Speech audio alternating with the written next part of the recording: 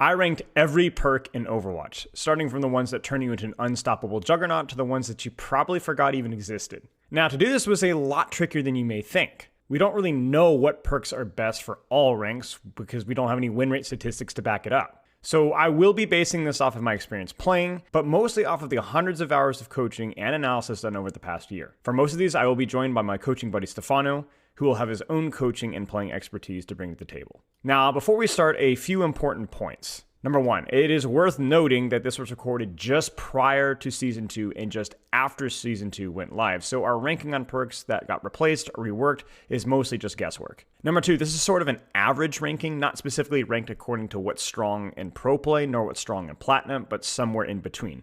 Stuff like on a headshot perk, I think would be an A or an S tier perk at very high level play, but obviously it may not get as much value in low rank play. But that doesn't mean that it's bad, it's just somewhere in between. Third, this is not a ranking of how strong certain heroes are, but how much stronger the hero gets once that perk is selected. A bad hero can have an A tier perk. Number four, we will be ranking perks as much as we can in a vacuum, as in we're not going to rank one perk lower just because it's competing with an even better perk. A good example of this is Moira's Reversal Orb perk, which is actually a really good perk in of its own. It's just competing with one of the best perks in the game in the Fade perk. Finally, this list is insanely subjective, and even though I feel like I am uniquely qualified to do a tier list like this, it doesn't mean that it's anything approaching perfect, especially for those new perks that we haven't even tested yet. Obviously, your subjective experience may disagree with me at more than a few points. As always, I appreciate you guys watching, and if you want to support me more and coincidentally enjoy a few channel perks, make sure to check out my Patreon in the description. Enjoy the video. Okay, urgent care. Let's just, I think I'm going to speed run some of these. Urgent care is the faster movement speed, correct? For faster movement speeds on low HP targets. Fortune teller is automatic heal when you're doing damage. Ready step. Pedal protection plus 30 healing per second on platform. That's pretty good. That's fairly useful. I know a lot of you guys are going to disagree with some of these right now, but bear with me. This isn't just like the start, but it's also like we're kind of finding our way through the tier list. In other words, like we're finding like where is the metric for certain tiers. Because I'm going to go, oh shoot, I forgot that perk is way better. Bring on a guest to do certain roles. Bring on Coach Stefano for DPS. Maybe you want to join now, Stefano? Hey. Hello? I think we're Lifeweaver now. So allies heal 20 healing per second while standing on pedal platform. But I think, does that include you? Yeah, I think so. We'll say maybe noticeably stronger. Dashing escape is good. I think dashing escape is also very good, like noticeably stronger. I've played a little bit with it and it feels like amazing. Like the distance is like really good. It's way better than like the Freja perk. Okay. Yeah, honestly, chat makes a good point. Maybe I drop pedal platform. Maybe the heal standing on pedal is not that dangerous. It's more along the lines of like it's a better defensive tool now. Like using your pedal. How long are you? How many reasonable times are like I'm chilling on my pedal? Oh man, I'm getting all this extra healing because I'm just standing here tanking all this like face tanking all this damage. Like, yeah. Most people like your DPS that you put up there are gonna just when they get shot, what are they gonna do? They're gonna just drop off the side of it pretty much every time. I'm thinking about it from a perspective of like you're playing Lifeweaver in the dive, you have your pedal next to you, you're kind of reacting to and then using the pedal to reposition yourself briefly and then dashing off of it. And that might give you 30, 40, 50 healing depending on how long you're up there. And like that, I think that adds up. I think 50 healing is a big deal. It's useful, yeah, and maybe I'm torn between C and D, useful or maybe helpful in niche situations, but I think it's useful enough that it can go to C. Super Bloom top of B probably. I think we should Super kind Bloom of owns. Yeah, maybe A actually, maybe A tentatively. I feel like for now. You get the Super Bloom, I'm like, oh yeah, I got like. You pick that and you're like, oh, I got Super Bloom. Next time that Winston comes after me, I'm feeling like pretty. Yeah. I'm feeling pretty confident that I can like fight to the death. I actually like Sow the Seed is another great one that like nobody will ever pick Sow the Seed, but honestly it's not that bad. Like you can pick it up for overhealth and movement speed. I've seen a lot of situations where that actually is really, really cool. It's just always worse than dashing or the Super Bloom. So maybe like I'll put it here. I've never seen anybody use Sow the Seed ever. I have. It's actually pretty good. It's just so much worse than Super Bloom. Yeah. It's so much worse. Because it's overhealth, which means I remember it's when really I good saw, for when squishies. When I first saw it in the patch notes, I was like, oh, that actually kind of rocks. And the movement speed's good too. That's a massive power spike. It's not like, oh, this character's broken now or anything. Like Yeah. I'm feeling like if I don't have Super Bloom, I can't play the hero. But like I definitely, I'm feeling really strong when I get that. Yeah. All right, next one. Soundwave Rider is the building the boop. I think that's probably useful. What is that? You build more boops along yeah, your wall ride? the more you wall ride, you build up to a certain level and you can boop further. Fairly, I think it also boops the damage. It busts the damage. It buffs the damage as well. Yeah, 50%. Again, it's just a situation where I rarely will see it used because even in ranked, amp it up during Sunbarrier is crazy. Like even just in an uncoordinated ranked environment. Yeah, but again, that's like the other one is really good. How good is Soundwave Rider? I'd say it's helpful in very niche situations. It's got to be. Yeah, beat drop is just massive power spike, I think. Like it's one of the best ult perks in the game. Noise violation, people are gonna hate me for this, but I actually think range. Yeah, I think it's range when I think it's good. I don't know. It's fine. I think that's the one you always take, pretty much. Right? I think Accelerando is underrated for ranked. I think it's underrated for ranked with how you have to play a lot more aggressively generally in ranked because you're like playing hit scan. True. Like, so it helps a lot with duels, which you're going to be dueling a lot more compared to like whereas scrims, like you're going to almost always use noise violation. Exactly. Yeah. Like I think there's a lot of perks that we're going to come across that are like. Yeah, but I'm factoring. Sometimes this for it's better just. The one that's better in rank typically is the one that lets you kick somebody's ass and do shit on your own. Yeah. Angelic Resurrection's the HP. That perk is massive power spike. I think that one. That one really do. There's no way res is that. Like I would always choose Divine Momentum. I think. Was that the 30% GA? Yeah, faster movement speed. I don't know. Maybe I'm just jaded because Angelic Restoration tilts me. Like the game. I think that perk pisses me off. Well, that's the thing. Look. Helpful in niche situations. I think getting your res off and getting over health is the definition of a niche situation. And the other niche is pissing somebody off that you're against. That's true. It's mental damage. Yeah, mental damage. Yeah. But I don't. GA speed is always useful. I'll put it. I might even bump it up a little bit because it's effective HP essentially. It's like it makes you a lot more slippery, and you could tell the difference in mercies that get it and versus before. They're a lot harder to hit. I don't take that perk, and I'm like, oh, I'm the strongest mercy ever now. Like now I can play my hero, but I definitely feel. Okay, so this is a good one. I actually think Chain Boost is quite a useful perk. Quite useful as a perk, but it's never going to beat Flash Heal, I think. Yeah, that's an issue. That's always been an issue. Yeah, but it's like, oh, you can damage boost your tank and your DPS if you're in plat, and like, okay, cool, they're all grouped up. But like Flash Heal is that enough to put it in niche situations? I put it in useful, or are you saying? Oh, I mean, I don't know. Like, is it enough of a niche to be actually damage boosting 2 people and getting value out of that? Yeah. Like, okay, maybe. Here's how I'm thinking about it. It's like, okay. Already when you're damage boosting one person, you're sort of like, okay, I hope this guy shoots somebody, and you can inform your positioning to like go after somebody who is being useful. But it's so rare that I think you find a situation where not only am I actually hitting 2 people with a damage boost, but they're also both doing meaningful damage or like playing. And I don't want to be healing in that situation. Like if this perk was heal beam perk, it'd be broken. If this was a heal beam perk, it would be broken. But it's not. Yeah. So maybe you're right. Maybe it's just so conditional. Yeah. Because I think if you're grouped up, you're more likely to be healing more often than not. I wish that perk was sick. Yeah. And then I think you're right. What's the other one? The Flash Heal? Flash Heal. Yeah, Flash Heal. Where'd we put that? Strong. We put it noticeably stronger. Yeah. I mean, I would say, I would even maybe argue for massive power spike on that one. I don't know what you think, but. Yeah, you might be right. Yeah, it's probably more impactful than Dashing Escape. Yeah. Yeah. People want that in tour base kit. I think that's one of those ones where people are always like, whinging about that needs to be base kit. I don't know what you think about that, but I have mixed feelings on that. I have mixed feelings because I think if she put it in the base kit, it's actually so strong. It's going to be insanely strong. Yeah, and there's also like it's not really a meaningful choice. It's just a more heal thing. And anything that's just a more heal thing is always dangerous. So I know Mercy players want it, but Mercy players just, I think, want anything. What is Wellspring? Is that the Wuyang? Mizuki? No, it's Mizuki. Something to do with his resource decay slower? No, it generates faster. I don't know. No. What does it even mean? It just means that he gets his passive aura faster. Like he builds it faster or it heals faster? It builds it faster. Generation increased. Yeah, but the point thing is that like when you're like 2 seconds into a fight, you're already like full max out anyway.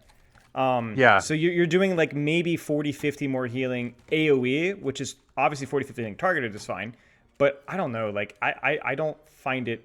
I don't know. It's like you do like 3 shots and you get like 1 tier. What this perk needs to say for this perk to be good is it needs to remedy aura charge lasts 25% longer. I would maybe take that. Yeah. Where it like doesn't, or like the decay is 25% slower, I guess would be the word. Yeah. Wording. Yeah. That seems more. Yeah, go ahead. I mean, just that would be more useful than just like, I don't need to build it faster, but I would like to hold on to it longer. Yeah. Yeah, maybe. Yeah, maybe Flash Shield deserves... Flash Shield definitely deserves massive power spike, yeah. Okay, Exposed Soul, I think also is like... That's the I chain you? Bottom. Yeah. The reason why I'll put it in the bottom of C a little higher is that it does change breakpoints on squishies. Like if you root somebody, you have to hit one fewer shot, whether it's 300, 250, 200, 175, whatever else. It's one fewer shot, which is kind of a big deal. The first thing I thought when I saw that one originally, though, is like it's kind of the same thing where there's a lot of perks that are like this, where it's like, Slay the Spire, like there's certain cards that are just like, this is just too many, there are too many conditions behind this thing for it to be good. And I think that's the case with a lot of perks like this one, where it's like, it isn't bad. The effect is fine. Like, it's good. But the thing is just like, just because of the condition of like, I have to be chaining somebody that people are looking at and stuff like that for it to get the value, already puts it a little, but I mean, just doesn't make it as good. Yeah, the reason why I think I rate it like maybe even a little higher than like the Sleep Dart perk, well, I don't know. It's tricky because the Sleep Dart perk has is slow for tank, which is like useful if you're a mid rank or low rank player. But like, I think the reason is that like if you do like you're gonna probably be hitting more roots than Ana's hitting Sleep Darts. I think it's like one of those free value. It's just like it's boring. I take it. I get free value, and I don't have to think about it ever. Right. Resonant Return I think is probably noticeably stronger. Because that also, so that is like, it goes, the description kind of fooled me because it goes, healing cost of bounce is 1 additional time. Each bounce increases its healing by 10. That means it goes 10, 20, 30, 40, 50, 60, like whatever. So like if your hat bounces, like let's say 2 or 3 times, it increases from, it goes to 90 to 100, and then it goes to 90 on the second bounce, then it goes to 80 on the third bounce, and then it can go as high as 70 on the self bounce. So it's like, and you got 2 of them, right? So like that one I think is really good, not just for healing output, but it's actually pretty good for self heal too. But yeah, I think Resonant Return is another go-to stronger. Like free value. Yeah, and it's like not only just free value that doesn't like whatever, it's like free value that's not conditional, right? It's pretty strong. Right. Quick Step I think is the one I like better, but I think it's not as useful.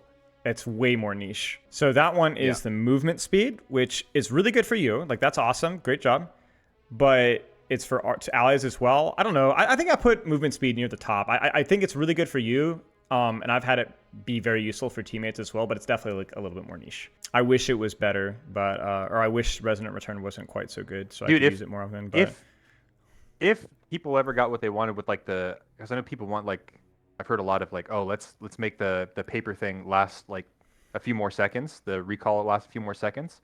This perk would go nuts. Yeah, I think I agree with you kind of, Surly. Like, I'm always going to choose the Quick Step perk, almost always. But the reality is the way that most players play, they're going to get more value out of Resonant Return. So there's like part of me that's like, I'm going to have to find a balance because I don't want to say for bronze players, this perk is better, But if like 95% of players are playing Mizuki more heal body, or 90% of players are playing more heal body, they're just going to get more value out of Resonant Return. Like, that's just how it is.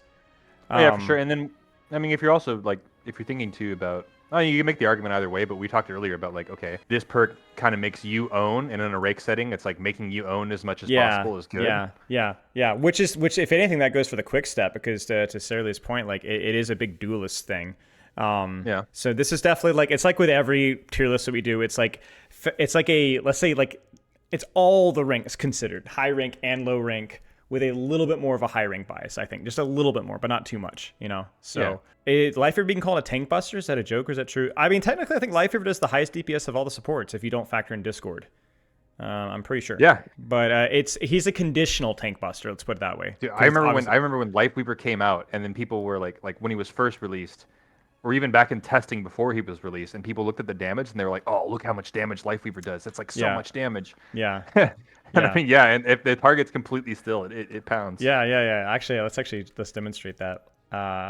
We'll do a practice. And it's only gone up from there, dude. He's gotten like 18 consecutive buffs, man.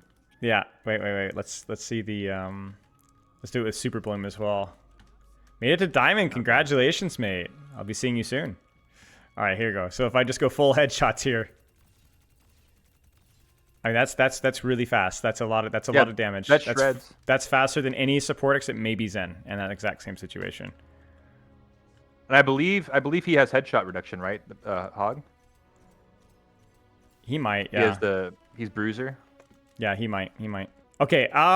Ethical nourishment. I placed the Moira, the ult perk in niche, because I think it's one of the weaker ult perks. But they did buff it a little bit recently, so it's okay. Like it's gonna. I don't remember how much more. Let's actually check. Ethical nourishment. That's the one that like does like a little bit of bonus healing. Yeah. 30% damage, 30% more healing. That's okay. Like, that's okay. Like, I don't know that I would choose it over ethical nourishment, but I also am a lot less sold on ethical nourishment now that everybody has a DPS passive, basically. I'm just like, oh, yeah, true. Well, I already think it's kind of troll to throw healing orbs most of the time. Like, yeah, it's more for yourself. Like, it's almost exclusively for yourself, basically. Yeah.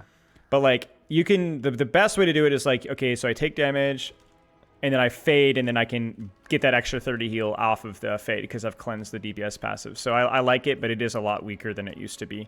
So I would say probably ethical nourishment is going to be top of C, I think. Yeah, I think it fits. I think it fits nicely with those C tiers. This is a useful thing. It's a very useful thing, and then that is all. Maybe not even behind quick step and noise violation, honestly. Yeah, I'm not sure. I think it is less useful than a lot of those. Okay, so here's a really fun one. Here's a really, really fun one. Reversal's actually B tier, straight up. But it competes with Phantom Step, which is like top of A tier, mid A tier. So I love Reversal. I just don't think so much fun. It's so much fun. Yeah, the fun is like trying to yank it higher into the tiers. There's like a fun demon that's standing above that has a rope attached to it, and he's like trying to pull it up to the top. But... Yeah. Reversal is actually not only fun, but actually like noticeably stronger. Like you feel it. Like you get way more consistent value. It's better in duels. It's better in poking. It's super annoying for backliners. But Phantom Step. This is like so everything I want in a good. perk. It's like it's fun to use, but it's also strong and it's also creative. Yeah, and you have to think about it. So many situations. You have to use it. That is a very, very well designed perk. Yeah, and it's just a shame that the other perk is like dope. The other perk is just I don't think people even realize that you can cancel the fade as well. So it literally has faster fade, longer fade, cancelable fade. Yeah. You can go higher with it. It's literally like 4-in-1, you know? It's just insane. Yeah, it's just too good. It's just too good. Like, Moira just becomes a different animal. She's like one of the few heroes up there with like Wrecking Ball that actually like change lanes, you know? Like you go from right flank to left flank, you could just fade from right flank to left flank or left flank to right flank. Like there are so few heroes that can do that. It's one of those perks where like in terms of like the massive power spike ones, I think can mostly apply to this, where it's like when I'm playing this character and I don't have that perk and I'm used to playing this character a lot, I'm like, man, I feel weak right now. Like I'm even playing differently because I don't have that thing. Yeah. And I'm trying to rush my perks to just get that out. I just want to get that perk as soon as I can. Exactly.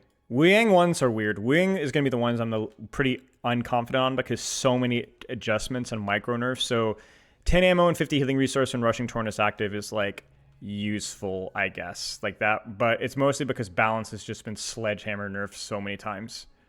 Yeah. It's because wave cooldown got hammered really hard, and then also they nerfed the passive healing. I'm pretty sure. I swear it used to be stronger. I'd say I think I'd still favor it over Overflow, but not by much. Yeah, I think balance feels like one of those ones where it fits very nicely in the C tier of just like this is generic value. Free value. Yeah, you do more healing when you're damaging people. Your orb does more. That's and then overflow is free value but conditional. It's like free value, but it's only actually going to be valuable in certain situations. Yeah. The overflow is going to be like, oh shoot, I have to disengage. Oh wait, I have a little bit more healer resource. That's nice.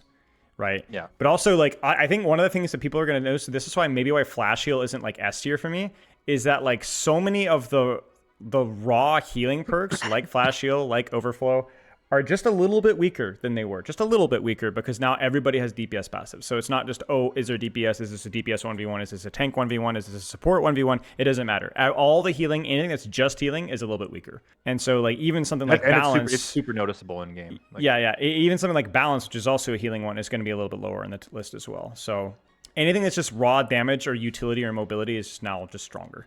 So Ebb and Flow, I think, is much weaker than it used to be. Again, I'll put it in C tier. I actually favored this one over Falling Rain a lot of the time, depending on what your whether you had 225 matchups or not. That's the wave comes out, wave comes back. That's the wave rewind. Yeah, it's a wave rewind. But crucially, the wave rewind is a lot worse now because a couple of reasons. They nerf wave cooldown, healing is weaker, even though it reapplies the amp heal, the problem is that you used to be able to play Wuyang in more like mid-range off angles where you could consistently hit yourself with a wave twice. And if you get dove, for example, in a small room, you get wave, double heal, double amp, whatever.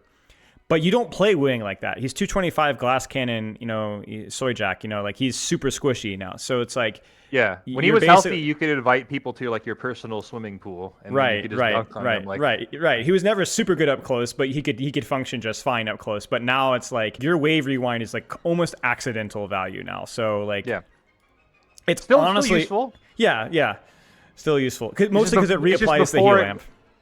Yeah, before the way things were before, it felt like a strong perk. Now it just feels like, it's just another one of those free value ones. I don't feel like I'm missing something when I don't have it. Yeah. Falling Rain, useful mostly for 225 HP breakpoint, just changing breakpoints and also doing more damage to tanks. There are situations where you're going to catch your orb on the edge and do less damage than a normal orb, but like there are situations where the matchups are just better. So just a good perk. Yeah. Great perk. Okay. Discordant Repair. That one I'm torn on. I still don't know if that's good. I think it's trash. I did the math on it. Okay, so here's just the problem with Discordant Repair. It sounds good on paper.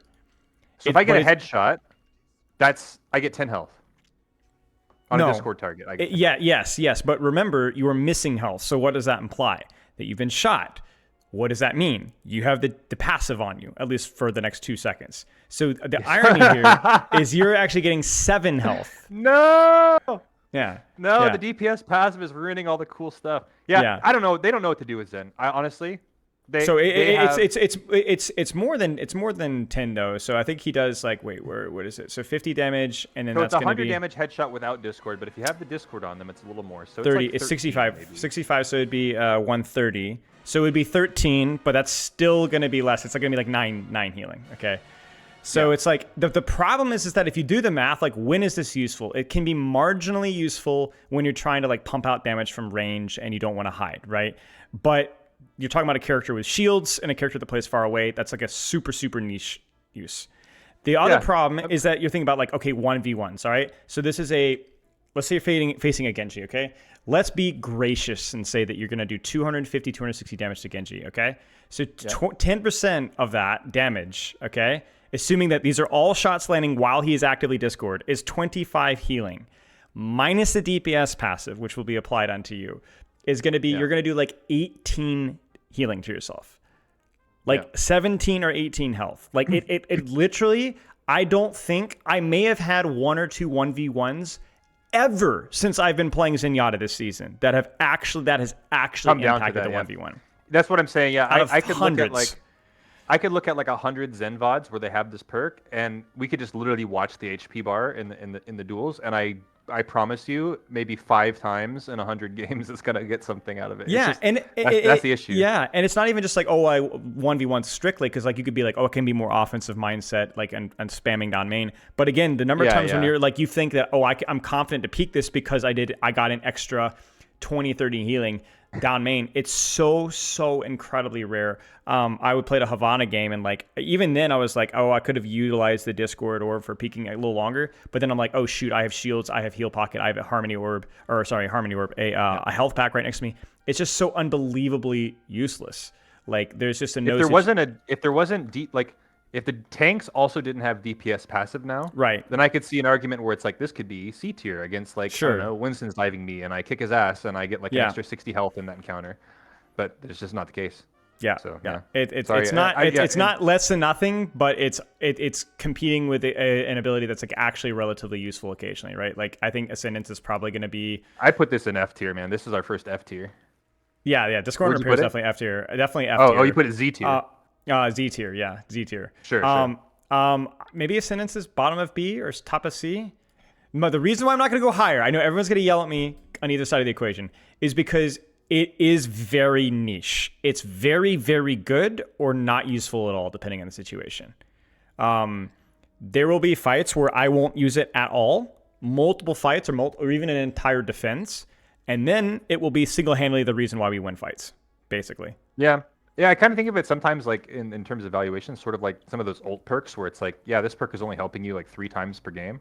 But it matters a lot when it does. Like that. but it matters a lot when it does. This Yeah. one, it only helps you like maybe 3, 4, 5 times per game, and it doesn't matter that much in those situations. But it's definitely way better than the other one. So I mean, you just take this. Yeah. The reason why I And it's don't really put it in fun. D is because it's not helpful in these situations. It's actually super helpful, like extra helpful, like extra helpful. Like there are situations where it's like, okay, it's okay. I'm not saying it's going to single-handedly win you every fight, but there are certain maps, certain points, certain matchups where it's like, wow, that was the only reason that we won the fight. I mean, you guys saw the Junkerqueen game, right, where that Zenyatta was utilizing it. He used it like 3 or 4 times, and they literally won the game off of that passive. Yeah, it has its place. It has its place for sure. My favorite is Wrecking Ball knocks me up, and then I just stay up, and he gets confused.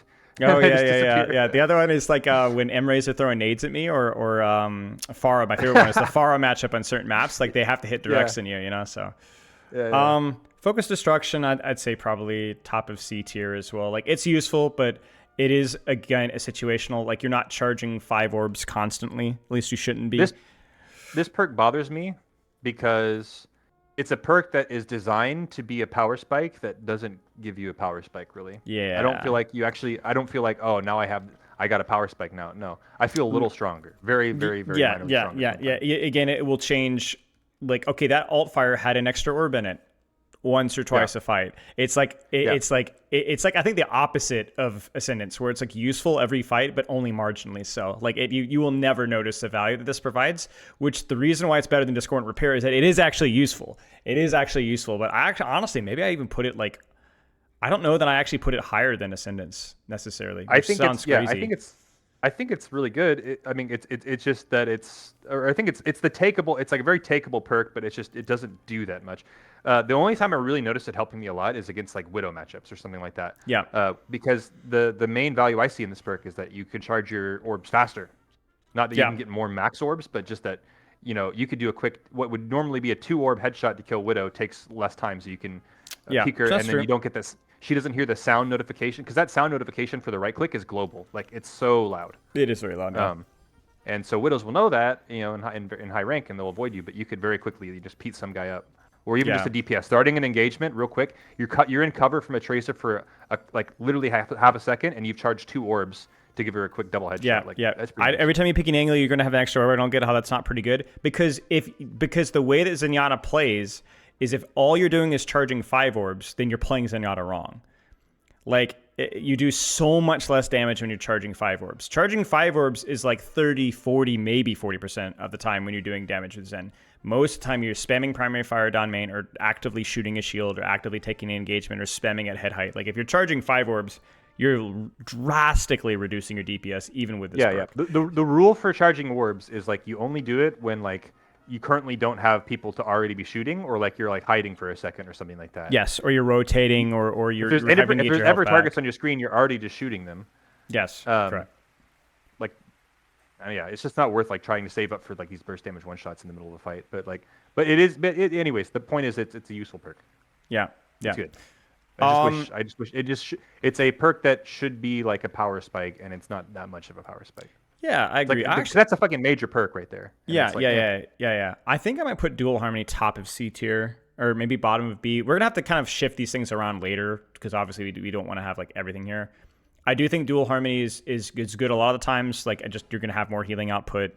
It's 70%, 140% with 100% uptime. Realistically, you're not gonna have 2 orbs up all the time, but I still find myself doing 25, 30% more healing consistently. I noticeably build Transcendence faster. I'm noticeably helping tank trades more often. Yep. This is the perk of like, the problem with this perk is it's the perk of, man, does this seem like it has potential, but like in practice, it just doesn't really pan out. Like this seems like it could again be like a power spike, but it doesn't actually pan out. The reason it's not a power spike is it's restrictive towards you having to play around it and hope that you have people in your sight lanes at all times. So would this perk be busted if it didn't have like a huge downside like it does? Like what is it now? Is it 25%? 70? I think it's 70%. 30%. So 30% less, I think. Yeah. Like if it was like less. I don't think this perk would be. It would be I don't busted. think it would be busted if it was like 20%.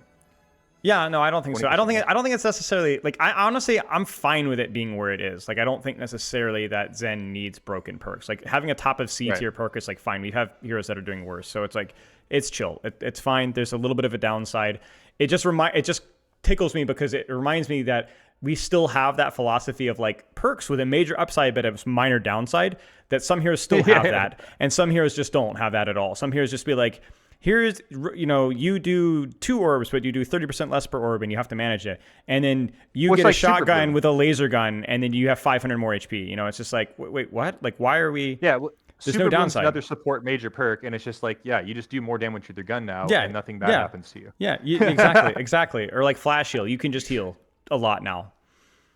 Yeah, it's like if they did the other way, it'd be like Super Bloom. You could do 40 more damage after you super combine, but like every time you do that, like somebody you love dies or something. And that would be like yeah. No. Every time you Super Bloom somebody, you lose 1%. You lose 1 max HP. Yeah. 249, 248. Yeah. But there's so many perks just don't have downsides, which is just kind of, it is what it is. That's support. I think support perks are decent, but I don't think support perks. I think this kind of plays out of what I expected. Maybe it's not everybody. I'm pretty sure. Yeah, it can't be. I think. Wait, I don't know if they're Brigitte. We're missing Brig. Yeah, we're definitely missing Anna. Brig and Anna. Yeah, true. I'm not freaking going all the way down. And we're just, yeah. We're just gonna keep going. I'm not gonna freaking go all the way down there.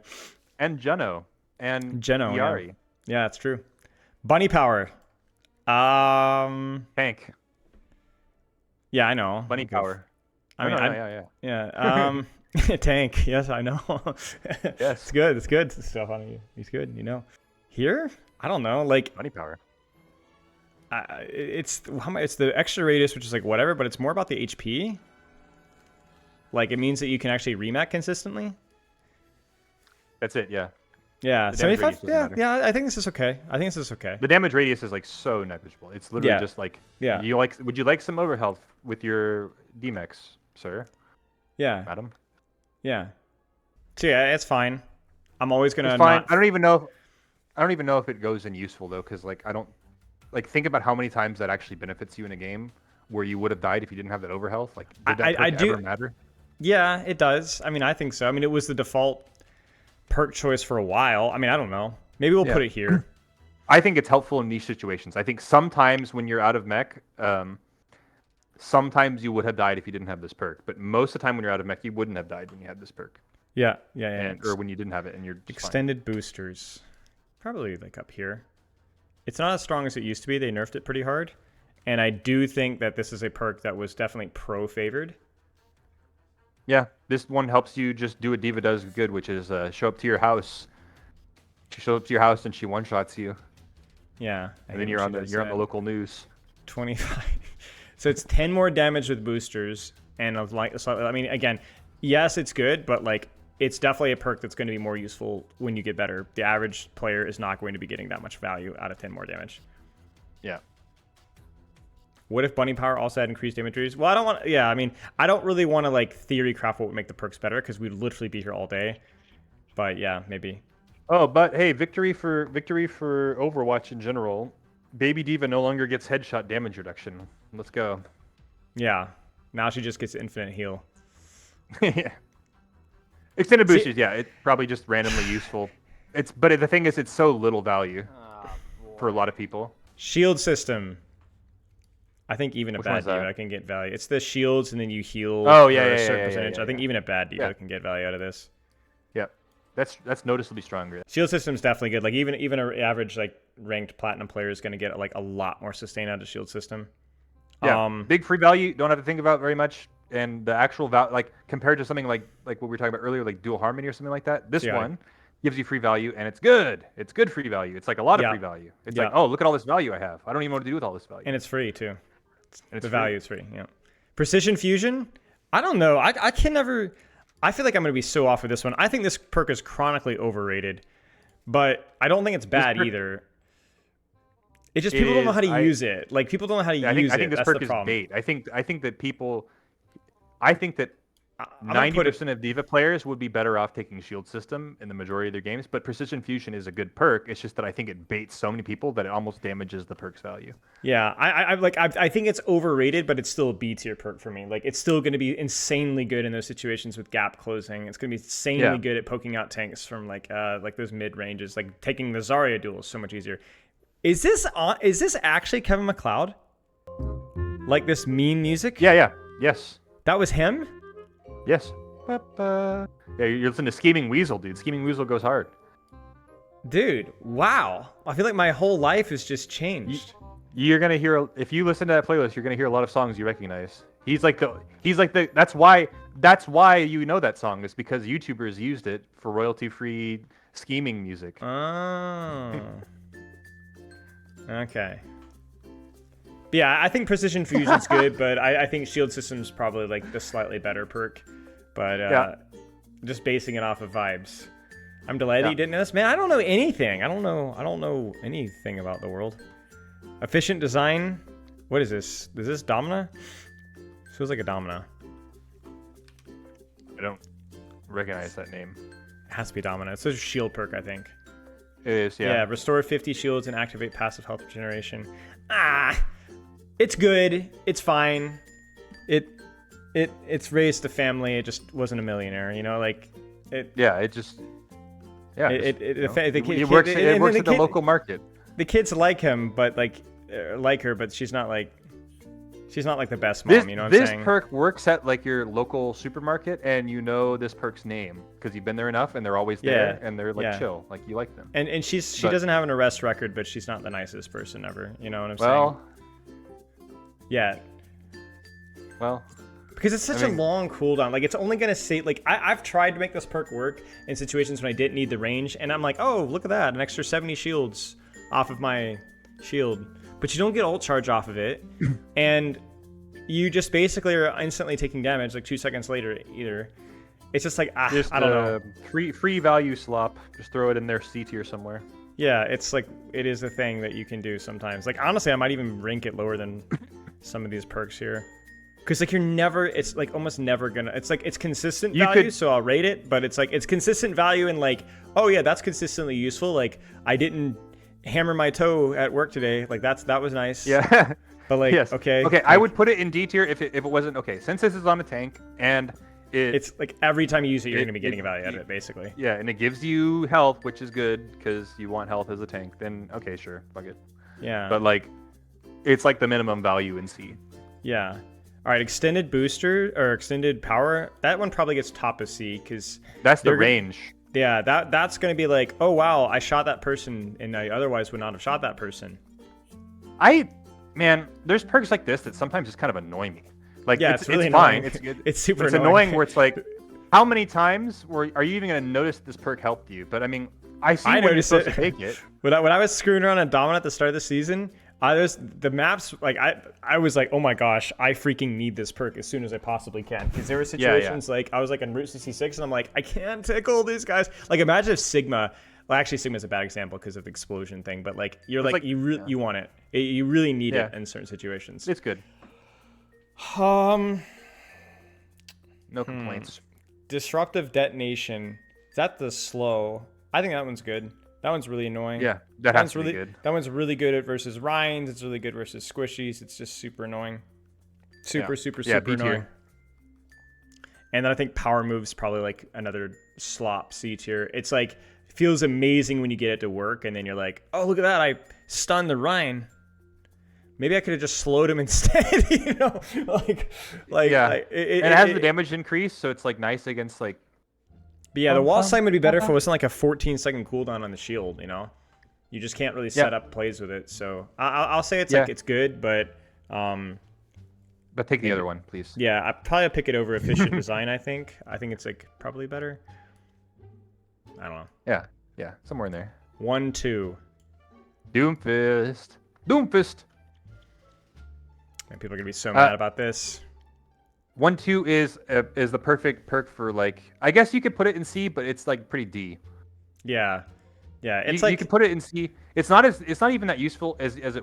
I think before it was like solidly C, but now that I apply DPS passive as Doomfist, I'm not as in need of the extra damage. Yeah. For like squishies and stuff. But then it's just like, this helps me against very specific tank matchups sometimes to help a little bit more, but not most of the time. Yeah, people are gonna be super mad about this because I don't know why there are like certain.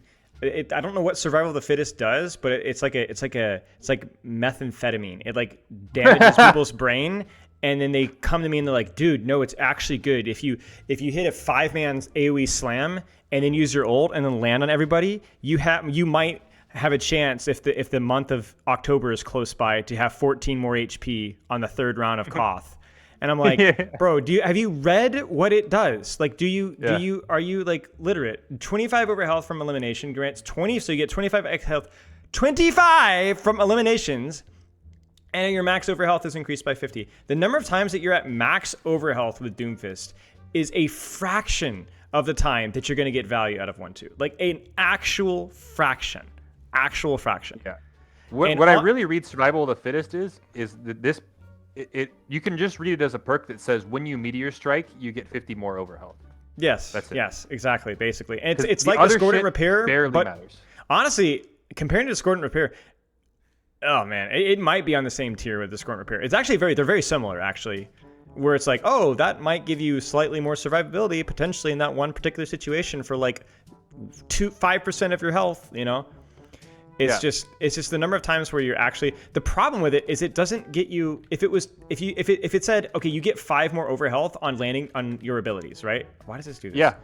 That would be so much better because it would be tiny, but it'd be consistent. Like it wouldn't be off of eliminations. Like you would proc that, you know, a dozen times, 20 times a fight, and you'd end up getting an extra 100 health out of it, right? Or whatever, 150 health. This is not. Like this is, especially on Elim stuff, no way.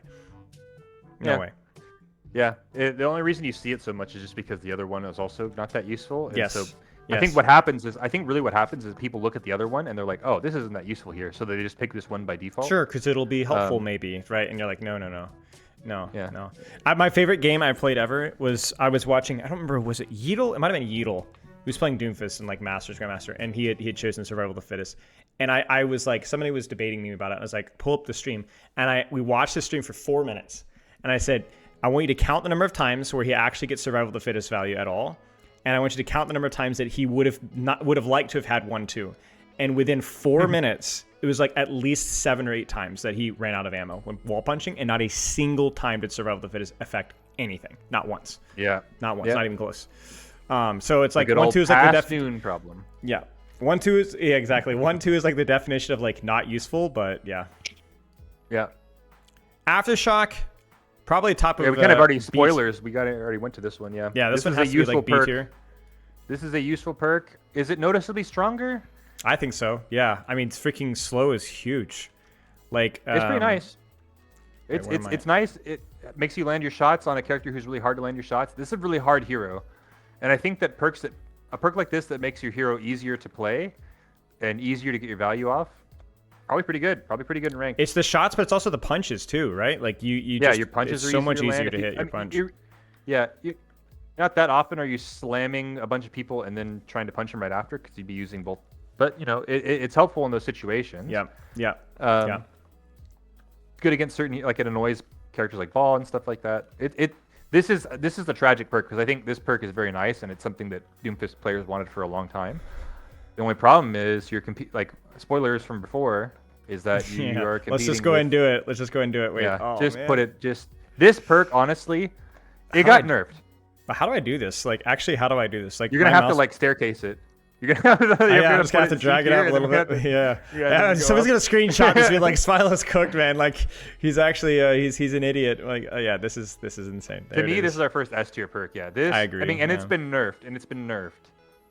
This perk, for the majority of its existence, has been probably top 3 perks in the game. Very annoying strong perk. Yeah. And it's you play Doomfist and you don't have this perk and you want to find the nearest river, cut off your head and throw it, cast it into the sea. And that's like the key thing for me. Like that's like the litmus test for me is it's like, do you notice when the person gets the perk? And for some of these are like, yeah. Some of these I definitely notice, like Flash Heal, maybe Super Bloomed, right? I'm gonna notice. And you're like, Power Matrix, oh my gosh, yes. It doesn't matter what role you are. It doesn't matter what hero you are, whether you're tank, DPS, or support, rich or poor, white or black. You're going to notice when Power Matrix is on the field. It completely changes. It doesn't just change like how much stronger Doomfist is. It changes how you take engagements with the character fundamentally. It changed everything. And when the perks were first announced and this was the thing, I didn't actually think it would be that good. Because the other one was slam a bunch of dudes and get empowered punch. Yeah. And when I first saw them, I was like, oh, well, this perk's so not that bad. good. I mean, it was so bad. Yeah, but I was like, Power Matrix isn't that good because I saw it as just like, oh, you just use this to like block a sleep dart or like a nade or something like that. That's actually quite hard. That's like quite hard to do. It'll not be always useful. They might switch their characters or something. No.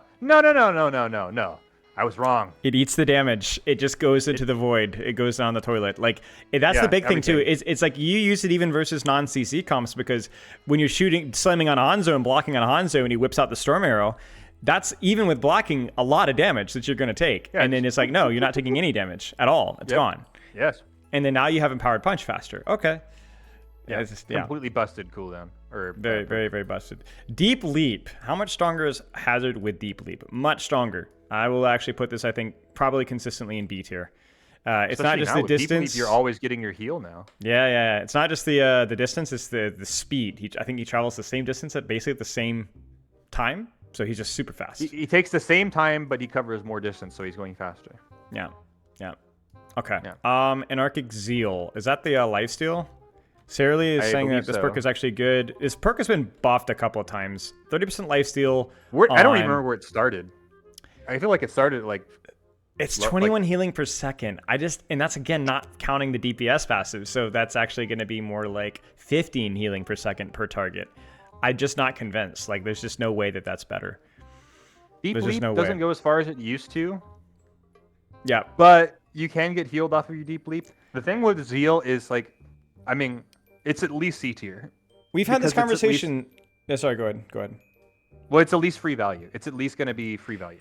Yeah, I mean, armor, you're right. Like, healing is more effective on armor. But the problem is that you have to remember being faster is better than having 50 more HP. And that's best case scenario. Like, being fast means you go in faster and you get out faster. You go side to side. You visit your grandparents faster. Like, everything is faster. Speed is defense. Like we should know that by now. And I think Spike Guard to be a viable solution...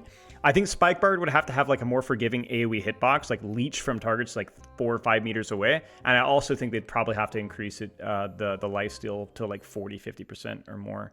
The other thing with Spike Guard is like, and I don't know if this is true anymore, but what I knew from the past is that all of the best hazards never took Anarchic Zeal.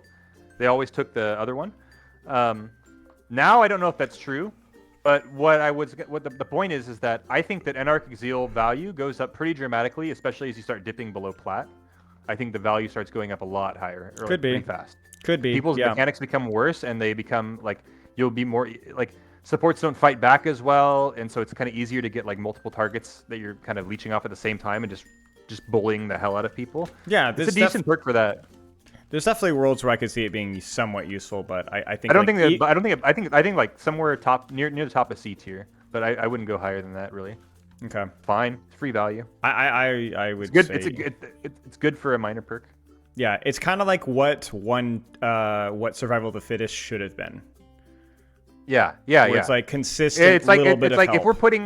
if we're putting the Domina perk. Where did we put the Domina perk? Efficient design. Yeah, if we're putting that in C tier, then we're putting this in C tier. Yeah, it's about the same amount of, not the same amount of HP actually, but it could be. Reconstitution, I think it's okay. More block That's the is wall. good. Yeah, you hit a wall, you get gives you certain percentage. Yeah. I think this is probably top of C tier. This is the consistently valuable one. And then I'd probably say something similar for explosive impalements, maybe a little lower, but honestly, it feels. The only reason I'd say it's lower is that it's more situational with the matchups. Like if you're taking extended trades, it's good, right? But if you're playing versus like poke, like you don't want to play explosive impalements. Yeah, I don't know. Have you coached hazards recently and this has come up? No, this perk? Not recently. No, but I've had this, a couple. I had this conversation before, like months ago, when he still had him. Yeah, I've had a couple people recently, and I didn't really know what to tell them because I know there's like a popular hazard right now that's been inspiring a lot of people to play hazard, but I haven't actually researched it myself, so I didn't really know what to say when it came to do you want to be taking reconstitution or do you want to be taking explosive impalements? And I just left it at the preference, but I can see the value in it. But I think they're kind of both. Yeah. The way that I look at it, explosive impalements is the tank trade / you're playing versus May Reaper, anything with higher breakpoints, right? Bastion, stuff like that can be useful. Reconstitution is if you're playing versus heavy poke and you're basically playing like Dead by Daylight, trying to hide, trying to build up block resource, trying to hit people. Like it's more static people that you can hit with your wall. I think Bone Spurs also is like even if they don't have higher health, if you have worse mechanics, somebody with 250 health, you kill him faster, probably. Yeah. I don't know. I'm not sure. In ranked, I honestly don't know what's more. I think this is a good. useful. This is a good old C. I think really all of don't Hazard's perks are useful. They're all useful. They're all fine. You can pick any of them. Like he's a character. I feel like I can pick any perk on him, and I'm not trolling whichever I go with. But I think there's some slightly better options. Rampant Charge is probably one of the best ult perks in the game, so we're gonna put it up top. I will say that I don't know that I'd value it over like these perks, just based off of the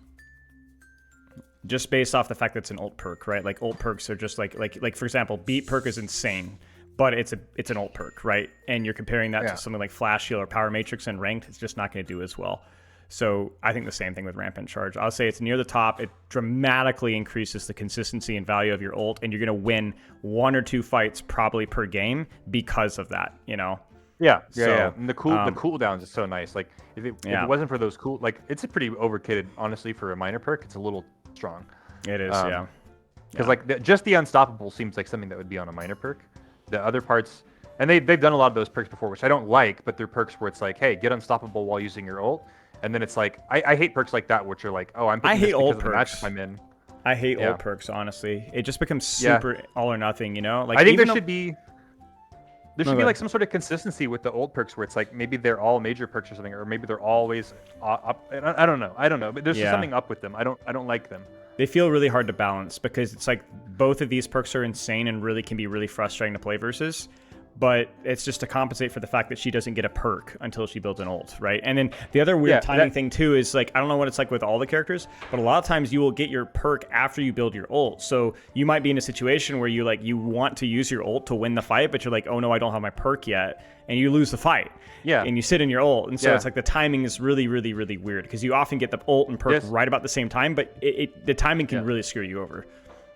It's how I feel like on Junkrat all the time. He's another one of those like minor perfect example. With Ana, with an right? old perk. Yeah. And I'm like, oh, I want to tire right now, but I don't actually have Nitro Boost yet. Yeah. And I feel like I should try to leverage that value. But yeah, anyways, perk's still good. It's a good perk. The other one is not good, I don't think. Battle Shout. It's not trash. It's just not great. It's like another one of those Doomfist perks or Domina perks. It's like that's nice. That's nice. Like reloading with Shout and increasing your reload speed is nice. Like, yay, okay, cool. Yeah, Battle Shout goes into my tier of I think if it was me, I wouldn't put it in useful because useful perks are the perks that are like pretty much always doing something. Whereas this perk is like, it is useful, but it's just like, how many times is it actually like, like kind of like Bunny Power where it's like, how many times do I actually get anything out of this? Like, I know it's useful. I know it does something and it's free value, but how much times is that free value ever going to be relevant? Yeah. It's good. It's like also hard to measure I have to its get value. some ammo back from it.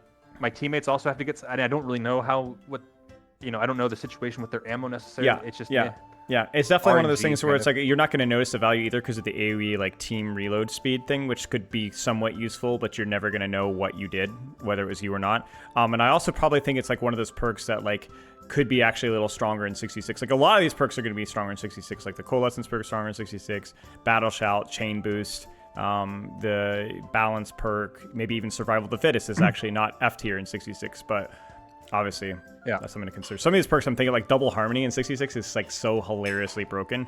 Not hilariously broken, I guess, but it's solidly B tier. Let's put it that way. It's hilariously better than it is. Yes, exactly. In the other mode. Exactly. It's like Willy Willy, I think is probably. I actually might put Willy Willy in the bottom of B tier. Because Jagged Blade. Its radius goes up by 100% and deals extra impact damage. Yes, so it's like when you just drag that shit through a team or something. Yeah, well, not even. You hit a knife on a squishy, like it dramatically changes breakpoints. Yeah, just even when I stab you in the chest with it. Yeah. So it's not just the AoE cleave. It's not just like the explosive impalements like in tank traits. It's a little bit helpful as well. But even just I hooked a squishy and now they're freaking dead. This is just my knife is always better. My knife is always better, basically. That's what it should be called, really. My knife is always better. Exactly. So, I mean, I can go for Savage Satiation or my knife is always better. Yeah, basically. Now, Savage Satiation kind of makes your Carnage always better, but the way the gameplay loop of Junkerqueen is that your knife is more important than your axe. That's just kind of the way it works. because it's what you're using more often, and the Savage Satiation is more of the finishing blow if you can get it, and there's a lot of counterplay for it. There's a lot less counterplay for knife. Yeah. I'd say so let's put Satiation in C, and we'll put the knife in B. My knife is always better B tier. Yeah, agreed. Satiation. My axe is always better C tier. Yeah, Satiation can be good in certain matchups. Like I'll value it. You know, if I'm playing, Rhine Mirror can be useful, or playing versus a Rhine rather can be useful. Ram, anything that you're hitting it consistently on is decent. But I think Willy Willy is just like most of the time, especially in ranked, you're gonna want that better knife. Connect Bandolier. It used to be trash. I'll give it like okay, that's nice. Front loading the reload is nice. That's Mauga's reload. Instant charge? reload, yeah, instant reload. It's nice. It's like Battle Shot, but I think a little bit better. I think it makes out. I think that one's important because it makes Mauga a lot easier to play. Yeah. I think there's a lot of a very common mistake I've seen from Maugas that I've worked with is like they're not thinking about the reload at all, and they find themselves in some bullshit situations. That they could have solved if they either reloaded before. So you can kind of skill check yourself out of taking this one. Yeah. And I think Pyromaniac is kind of like we've had so many of these. It's like a better version of Anarchic Seal. It's better, probably like up there with Efficient Design, where it's like, hey, imagine if you just kind of did what you were doing, but you got health out of it, right? Like it's not a lot of health, but it's 50, right? And it's you're gonna consistently get 50, and it's also over health too. So it's not like, oh well, I was full HP, so I got nothing out of it. It's like, well, you can be full HP and you can still get something out of it. So it's like, I think it's like the classic minor perk of like, it's going to make you do what you do, but a little bit more better.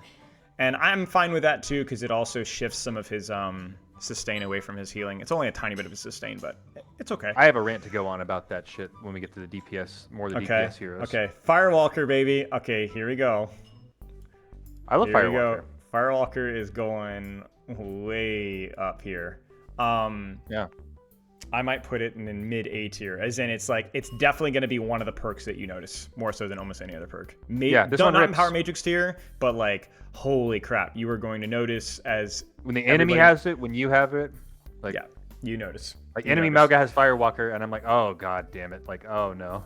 That I'm gonna put it in top of A for now, but depending on how things shift down, it might be bottom of S. It's insanely good. Insanely good perk. And it's hilarious because I still see people picking Combat Fuel. Let me make sure I've got the numbers of this right. I think it's Overhealth that charges up that you can use when you get Cardiac. 3 temporary Overhealth and Cardiac up to 150. I mean, it's not trash. It's probably a slightly better version of the this is one of those free value heal swap perks, but I think I think this one goes top of C. This one's like quite useful for one of these kind of C tier useful all the time perks. Yeah, we'll say just right like near the top, mid top of C. It's definitely better than Pyromaniac, but not by a ton. It's a comfy perk. It's nice. It feels nice to have it. Yeah. Okay. But yeah, obviously you're competing with freaking Firewalker, so it's over. Yeah, setting people on fire with your body. Defense Protocol. Mid bottom C. It is noticeably useful. Even the pros this find perk ways trolls of getting... me. Yeah. But it's not again when I'm playing Orisa, but when I'm against Orisa, this trolls my ass. Yeah. You always think that she's my franked. Minecraft house. Yeah. But hey, again, it's another healing perk, not an overhealth perk, but a healing perk where you're going to go, oh, I'm getting so much healing, and I have seen a lot of Orisas die right through this because they think that they got it. So it's going to troll you, but it's also going to troll the Orisa occasionally too, where they're like, oh, I'm popping off. There are a lot of problems with this perk where passed. I would put it. I'm leaning towards D tier for it, honestly, even though like, it does troll me and I hate it, like it bothers me. But here's my argument for D tier is, again, so first off, it's an ult perk, so already it's like its value cases are somewhat intermittent, or conditional, you could say. Then it has to be an ult, like to get value, it has to be an ult where you're taking damage where that would have mattered. And maybe, then on top of that, it has to be because you do take like it's like you're going to be taking damage when you're using your ult, and it is like if we ignore, you're instantly DPS passive. Like let's just go ahead and say it's 70 healing per second, but that is 350 health if you fully charge it. And if you don't fully charge it, which most people won't, I would say it's probably realistically going to be around 200 healing when you use your ult. That seems pretty reasonable. If you have an ult that has a condition where that would benefit you, then you're chilling. Yeah, but and there's with going to armor be games as well. this isn't the cool thing about it is that it opens up the option of like I can now use my ult in a situation where I couldn't use it before because it provides me some sort of new value. But on the other hand, you can't just blindly take this perk because you could go 4 ranked games in a row where it doesn't really do much. Like it's just like, oh, I'm taking this perk, but like it just I don't know if I'd say that all the time.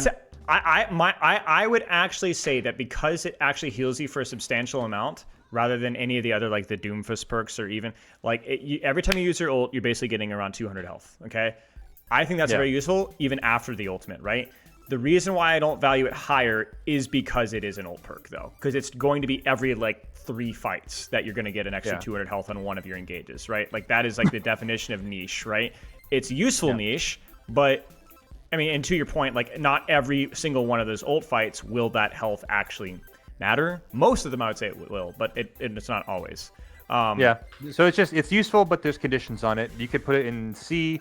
I could see it in D. It's just I agree. I'll say lower in C just because it's an ult perk. It's not going to be providing consistent value, but I'm not sure. Mobile fortification probably is somewhere actually similar. I'd say mobile fortification maybe a tad higher just because it's consistently available. But again, it's like I have a really hard time measuring speed value because it's so hard to quantify. Like me moving faster while fortified, like how useful is that? Like that's pretty. Honk shoe, my friend. Honk shoe, another C tier. It's useful, but like, it's useful, but like, I don't know. Like, I don't think it's actually that much better. And I think that like, even like pro player, it might actually be better to play around the ult one. It's no overheat. Oh, right. I forgot about that. You're right. Yeah. You can shoot as much of your gun as you'd like. It's kind of like that. Remember when she had that perk where when you got headshots, you didn't. That's true. That's true. I think that's what they did with that one. We can bump that up off of the no overheat. I think a few positions, a few spots. Yeah. So Cager is saying, like, never pick mobile fortification. Well, Cager has a pro perspective, and I think Cager's dead wrong. I think you're crazy if you think mobile fortification is not very useful in a lot of situations. It dramatically increases your pressure output while you are fortified, and it also allows you to disengage and engage a lot more consistently. I would agree with that. I would say that whichever one of the I don't every fight. I'm never like, gonna every fight you're gonna get value to mobile fortification. Like every fight. If I'm coaching in Orisa, I wouldn't think twice about which minor perk that they picked. And if I have an Orisa on my team and I'm not pressing tab and being like, oh yeah, exactly. Orisa picked mobile fortification. What a noob. Like we're screwed. This guy doesn't know shit. Like I'm not thinking that. So like it's I think it's either one. They're both kind of fine. Yeah. A lot of it is because pros may not be push pulling with fortify, they might be push pulling with javelin spin, but like I think that's such a isometric. Like again, this is why you don't ask pro players their opinions on things, because they're going to say it from their perspective with their bias or their and with their matchups, and that's just not the way that a plat player is going to get so much value out of no overheat with fortify. It's super free value. So, and again, it's one of those things where being able to move is really freaking good. So, and also I think that there have even been times. I'm trying to think of like one that immediately comes to mind. I honestly can't tell you, but I feel like there have been times that even from the pro player's perspective, they've been wrong about perks. Like even from in their world, I think they've been wrong. But maybe that's a conversation. I'd actually have to think about which perks I felt like that, because I swear there's a couple, but I don't remember which ones. Maybe chat can remember. Yeah, like the Genji perk, right? Like all the higher ranked Genji players are picking the horrible on kill dash damage perk instead of the deflect heal, and I'm like, bro, you guys are killing me, right? Charge Javelin, I'm going to give, like, C tier. Bottom C tier. Well, no, I'm going to give Charge Javelin D tier. And the reason why is even for the average ranked player, I actually think it really is clunky. I think it's clunky. Oh, yeah, bubble healing and chain lightning, right? Dude, everybody was like, oh, yeah, chain lightning is objectively better. Chain lightning is objectively better. Chain lightning is objectively better. I'm like, no, in dive mirrors, bubble heal is, like, actually okay if your bubble lasts. And then all of a sudden, all the Korean Winstons were picking Bubble Heal, and then all the Western players were like, "Oh, actually, Bubble Heal is better." I'm like, it's like everybody was like high bind until the Korean players. Yeah. But yeah, Charge Javelin, I think is like one that is like has immense potential, but is a little awkward. And for whatever reason, it makes it feel like Javelin's a skill shot, and also it adds a little bit of a delay. So I don't know if you've ever played with it, but like Javelin's like really snappy. Yeah, I know what you're talking about. Like when you have that perk. It makes the javelin like it takes longer to throw, so you end up missing it more. Yeah, exactly. There's an extra delay. So honestly, maybe I'll even put it lower. I'll say bottom of D tier. I'll say bottom of D tier because like I feel like it might still be an upgrade, maybe, because you just need to know what you're doing with it. Like, yeah. But like if for the average rank player, they're probably going to get value out of the AoE. They're probably going to get value out of charging it. They're probably going to get value out of the extra boop. But if you're a higher rank player, this might be one of those rare situations. Maybe the first one that we've come to, I think, in this review, where you don't actually choose a perk. Yeah, I mean, you could hold. I think this was the thing back when perks first came out. Was you remember how like sometimes people were talking about the idea of like, what if you hold perks, right? Yeah. So like I have my second perk available. I'm not taking it. I might not take Sombra it. had that situation for a while. Yeah. Yeah. Sombra had like it was just better not to because they all kind of had downsides associated with them. Yeah. But there was a lot of characters like where I don't know exactly what I'm going to be up against in this game. I don't really know how this game's going to progress. So, but I don't need either one of the perks really right now. Yeah. So I can just hold this, and then if I see a situation coming up where like, oh man, I'd really like to have this for like right now, boom, I can instantly put the point into it. Yeah. And I think Orisa might be a character for that because the shield has a considerable drawback. Yeah. And I think that we'll go right into it. I think shield is actually probably in like I'd say C tier. And the only reason I'll put it in C tier is because there are some circumstances when you're not moving around a lot, and it is really nice to have. But it is like, I would say 75% of the time, I prefer my javelin spin over shield. But the other crazy thing about this perk is it's a major, because it's a major perk and you get it late. It's like, I don't know, because I don't like that so many of these, like this perk seemed clearly to me as Blizzard saying, hey, would you like, here's a perk for young Orisa main. Here's a perk that you can take to counter some sort of matchup that you're against. Like you don't like the matchup you're in, you feel like you need a shield for what you're playing into. So go ahead, you have this to like help you. But it's a major perk, so it comes so late that it's like I have to be on Orisa this whole time. It's too late. I'm playing Orisa into freaking Cassidy knocking my head. Now you know my problems with transformative perks being majors. It's the same thing with Sigma. It's like you have to sit there and suffer for 9 minutes, and ironically, you have a harder time building that major perk to help you in the bad matchup because you can't do any damage because you suck. Yeah. So it's like this is why I've always liked transformative perks to be minors. If they have to make them weaker, that's fine because the bad matchups, by the time you get the tool to deal with the bad matchup, the game's already over. Yeah, exactly. And but the thing is also it's also super committal. So it's like let's say I do take that shield perk and then they end up changing characters. Yeah. Yeah, and now they're on characters where I'd really like to have my my spin. But now I'm boned. Yeah. I'm screwed. Yeah. Because I can't go back. Yeah. Yeah. So, I mean, it's not even that much better versus poke because if you're playing Orisa, a lot of time versus poke, at least on maps when you have speed or maps like Flashpoint, you actually want to gap close. You actually want to be like javelin spinning, flanking, and getting close with your fortifying crap. And then it's like I see a lot of Orisas get baited into playing like the traditional poke style with Orisa versus comps that they really shouldn't be doing that. Like if you're playing on circuit or like let's say Flashpoint, and you're playing into like a damage boosted Sojourn or a damage boosted Emre or an Ashe, you don't want to sit back there and play patty cake. You're gonna explode. Yeah, I mean, I cringe every time I see people swap to Orisa on like Havana and to Zenyatta or something. I'm like, no, we've lost. This is like an OP. This is like a pretty strong perk, I think, against people who don't really take angles on you.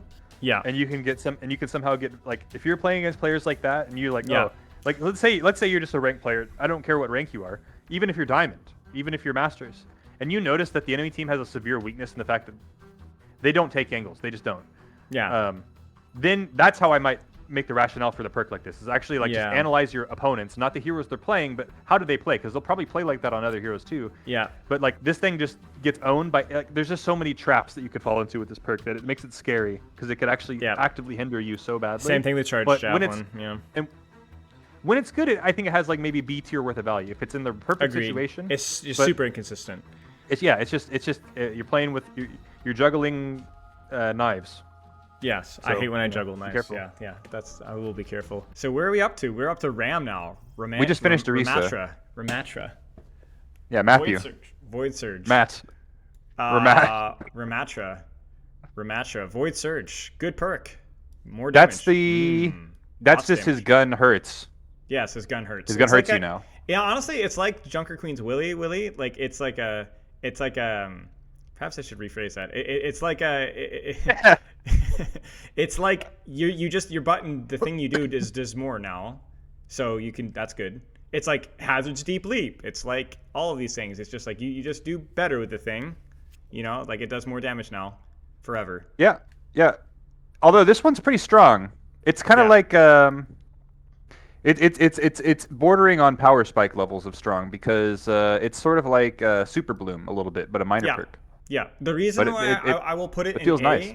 or like B-ish is because not everyone will notice it's strong.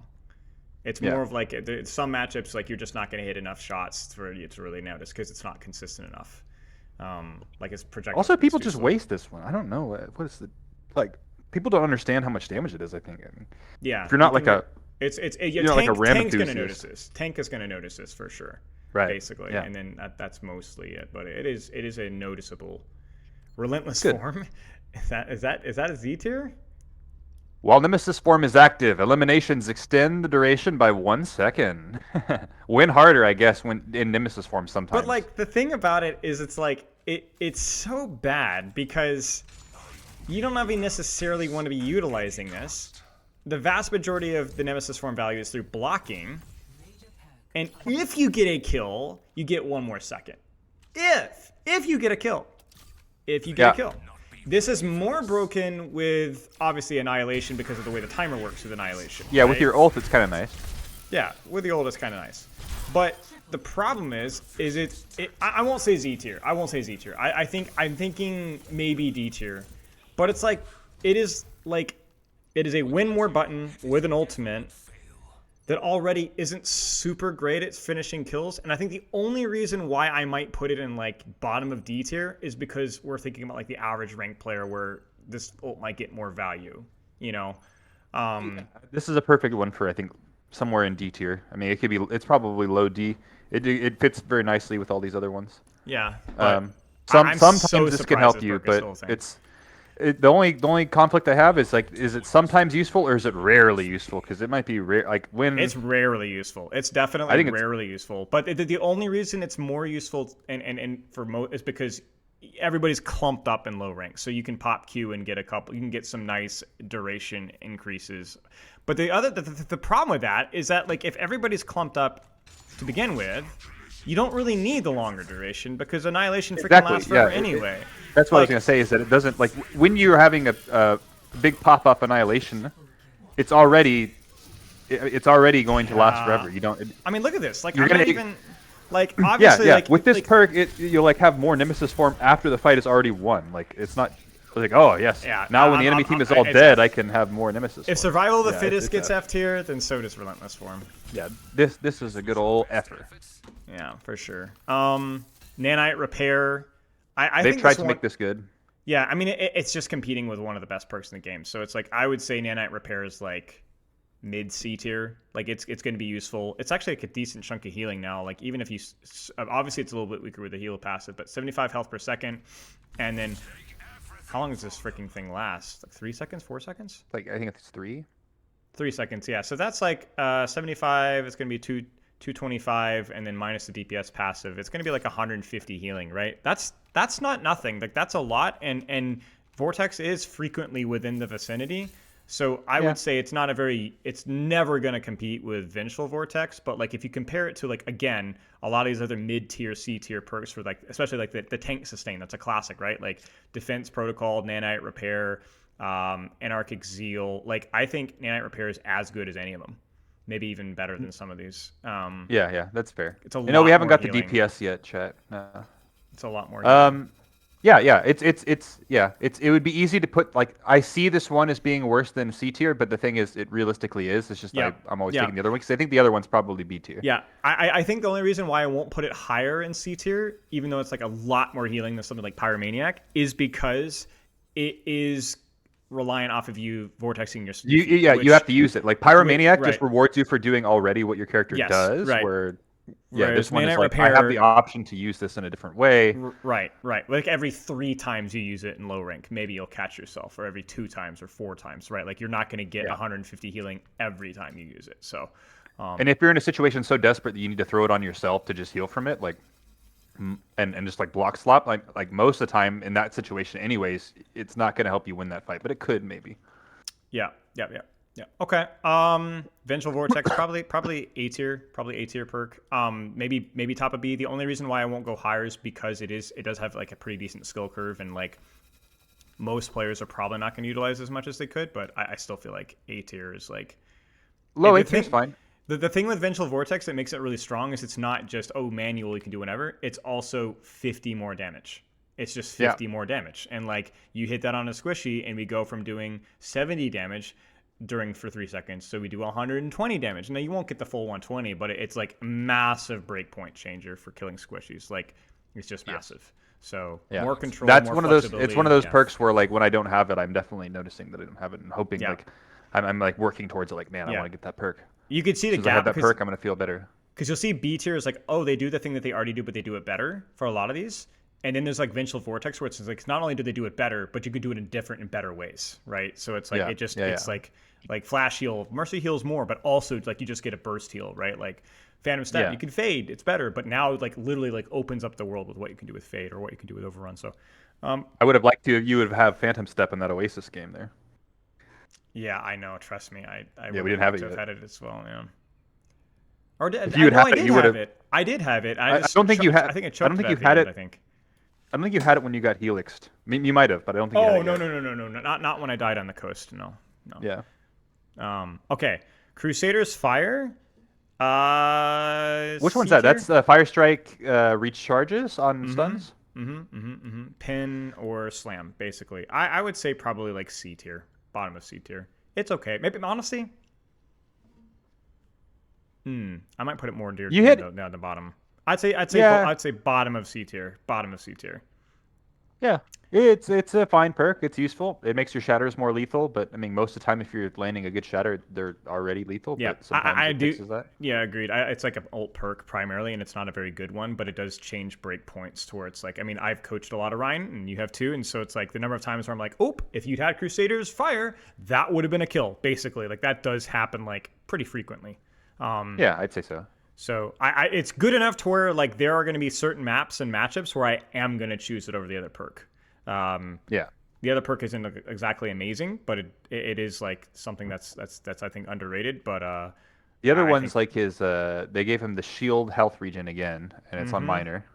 Yeah, that's pretty good. I'm gonna rate that a little higher, but it's still a C tier perk, I think. Yeah. I think that one's more often useful than this one, but not in a massive degree. However, there's certain comps where it does there's certain comps where man that perk actually carries you. Yeah.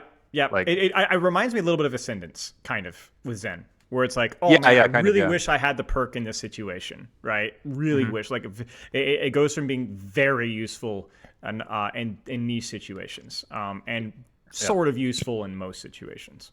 It's never useful, but yeah. I think it's also like not super intuitive how to use it. I think a lot of people misuse that perk, so they just go with the. Which is why I got removed. Which is why I got removed in the first place. Which my argument with Costa was like, you remove that, but you keep the freaking blink melee perk, which 90% of Tracer players can't use. So it's like double standards here. So I'm glad they put it back. Shield Slam. I know this is going to be a classic example of like. The high rank Rein mains hate this perk, and for good reason, because of the way it screws with your key. There isn't a keybind for it, and so you can't third person peek.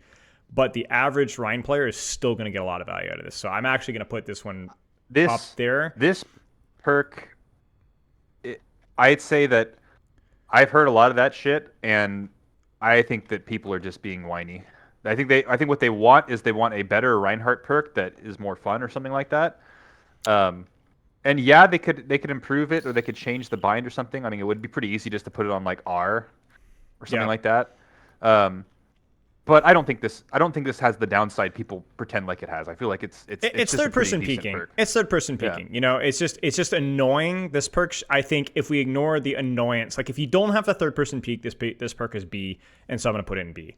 Sure. Yeah. And it's like, it's good for finishing off kills. It's really good versus CC. It's really good in bad tank matchups. It's even good for a little bit of mobility. It's just good. It does everything that you do, but you just do it better. It's a shame that there's not a. It's the one that you take most of the time, I think. Yeah, it is a lot like Willy Willy. Like it's just I get to do all the Rein things just a bit better. And yeah, Ignited Fury, probably bottom of C tier, mid C tier. Again, not totally useless. I like Ignited Fury in the same way that I like Crusaders, not Crusaders Resolve. What's the one we just talked about? Crusaders Fire, where it's like if me fight in small spaces and blood and fire, then me get lots of attack speed, right? Like if I'm playing Honor and Glory, King's Row, Reinmere, there is a legitimate like thought process in me. Do I choose this or do I choose the Shield Bash, right? But I don't know. Yeah, if you have like speed and stuff, it's pretty nice. Because then you can more reliably close the distance on people without having to shield bash after them and stuff. It's fine. It's more I think it's like a C tier perk. I don't know. Now I'm thinking about it. Maybe it's like bottom of D. No, I'll keep it. I'll keep it in C tier. It's bottom of C is fine. Yeah. The attack speed is nice. If it was movement speed, it'd be broken. It'd be very good. You can shatter from so far as Reinhardt. You can just shatter so far. Yeah. Okay. As Ryan, you can almost never free single off for it to do any meaningful extra damage. Yeah, no, I agree. Yeah, exactly. It's like it's a good point. It's like you're not increasing the damage of your hammer, you're increasing your DPS, but it's like how many situations where is it actually valuable to be able to swing that much faster where you're not getting killed or you're not already going to kill them because they're already, Yeah, I see this would be amazing if you get nano boosted. Like this is the perk of choice because you have movement speed, now you have attack speed, you're gonna cook, right? So this to me feels like one of those perks where do you remember the Cassidy roll perk with we're gonna get to it, the reload off of the reduction. I remember I coached reduction, yeah. Yeah, I remember I coached a Masters Cassidy player and he said that he like studied like a dozen pro VODs. And he like looked at they almost always chose that perk back in the day. And he's like, I think they're all bad because I watched them and they never got value out of the roll reduction, even just from moving around. Like they never really used it. And I was like, because I'd always told people the one where when you hit headshots, you got the cooldown reduction, right? Exactly. And so I actually was like, okay, let's actually take a look. And I was like, oh, actually, I think you're right. I think Ignited Fury kind of feels like that, where somebody's gonna come up to me like, so I watched like 100 Ryan VODs from LH Cloudy, and he never got value out of this once. Like not once. And I'd be like, oh yeah, maybe actually you're right. So it's like, this is definitely an on paper perk for me where I could just be dead wrong for this one. Like it could actually just be horrible. But then also maybe there's like a way, do you wind up pin faster? I honestly don't know. There's like a lot of details here that I feel like I'm a little bit ignorant of, but on paper, it's a safe place. Yeah. For it. Okay. Scrap hook. That's how scrap hook is the one where if you're a dumbass, it makes you less dumb. Yeah, yeah. It just increases your uptime basically because you don't have to sit there and reload if you see a hook opportunity. I think the main reason why this is good is because hook is opportunistic, and so you can be opportunistic, and it doesn't matter what your MOs is. You can always hook, right? So like you get caught in a reload, and you're like, oh shoot, I can hook like right away. Yeah, so and the thing is, like, I'd say the majority of hogs spent most of their life like licking lead bricks, and so this kind of compensates for that. Where like when you do something completely stupid, like it'll, it's decent. It's one of those always useful slop perks. Yeah. I'd say. Shrapnel but if you're playing hog right, you probably don't. If you're playing hog right, you probably don't need the chain or the scrap hook that much. Yeah. I'm gonna put these next to each other. Same kind of thing. Dude, shrapnel launcher jump scared me literally last night. It'll get you. Yeah. It's a lot more consistency. What did the actual hell just happen to me? Yeah. I got like sniped by Roadhog. Yeah. It's a lot easier to do when you good old C. Yeah. I like alt fire like for Roadhog. I'm glad they brought it back instead of the stupid trap, but it still is pretty random, like whether you're gonna get it or not. So it's like another one of the scrap hook things where it's like you could see an argument for either one, more consistent neutral pressure with Roadhog, but the reality is that in solo tank environment, I think Shrapnel Launcher might actually be really strong in 66 because you're not the solo tank, so like you can get spend a lot more time poking, but I'm not really sure. Yeah, it hits insanely hard too. It's fine. Well, here comes the perk. Wait for it. This one needs to. Yeah, this one's probably going really high. We're climbing. Whee! Yeah. Come to the stairs. I literally think this might be like a top of B or bottom of A perk. Maybe bottom A. It's just ridiculous. I feel this perk is like more powerful than Super Bloom. I think it's like sure. I don't know. This is on the same level as like Firewalker to me. This is Sure. like this perk makes me rage quit. Yeah. I hate this perk. It's good. In no situations is it not a massive power spike. It's amazing versus counters because you can walk away. It's amazing. Yeah, it changes so much stuff you can do. It helps you to rotate. It helps you to come back from spawn faster. It helps you to stage faster. It helps you. It helps everything. It helps your aggression, everything. helps your defensive. It's just hog, and it's a really big help. It's a really big help. And now, I don't know how it works now because he's Mr. Roadhouse. He's a bruiser now. So I'm pretty sure when he gets critical health, doesn't he get a ton of move speed on top of that? I don't know how it stacks. I don't actually know. Yeah, that's actually a good question. I don't know if But that yeah, would he's be. a bruiser. I don't know if that would be like noticeable or not, but the effects stack. Dude, Yes, turbo hogs. Didact would know. Didact would know. Okay, well the effects stack according to Didact. So we go from 30% to 20% Yeah, you just become move, hog. 50% move speed. Drifting around Tokyo, throwing Isn't that amp cigarettes. speed? Or no, that's not amp speed. Isn't that Juno's speed ring? I think that's Juno's speed ring speed. I thought hers is 50%. I don't know. Or you can see it. Look at that. Like I'm cruising, man. Wait for it. Wait for it. Looking. Look at me. Oh, dude, look at you, dude. Oh my gosh. Yeah, that's Juno's speed ring speed. That's insane. Yeah. That's ridiculous. That's ridiculous. Pretty good. I think even better now. So yeah.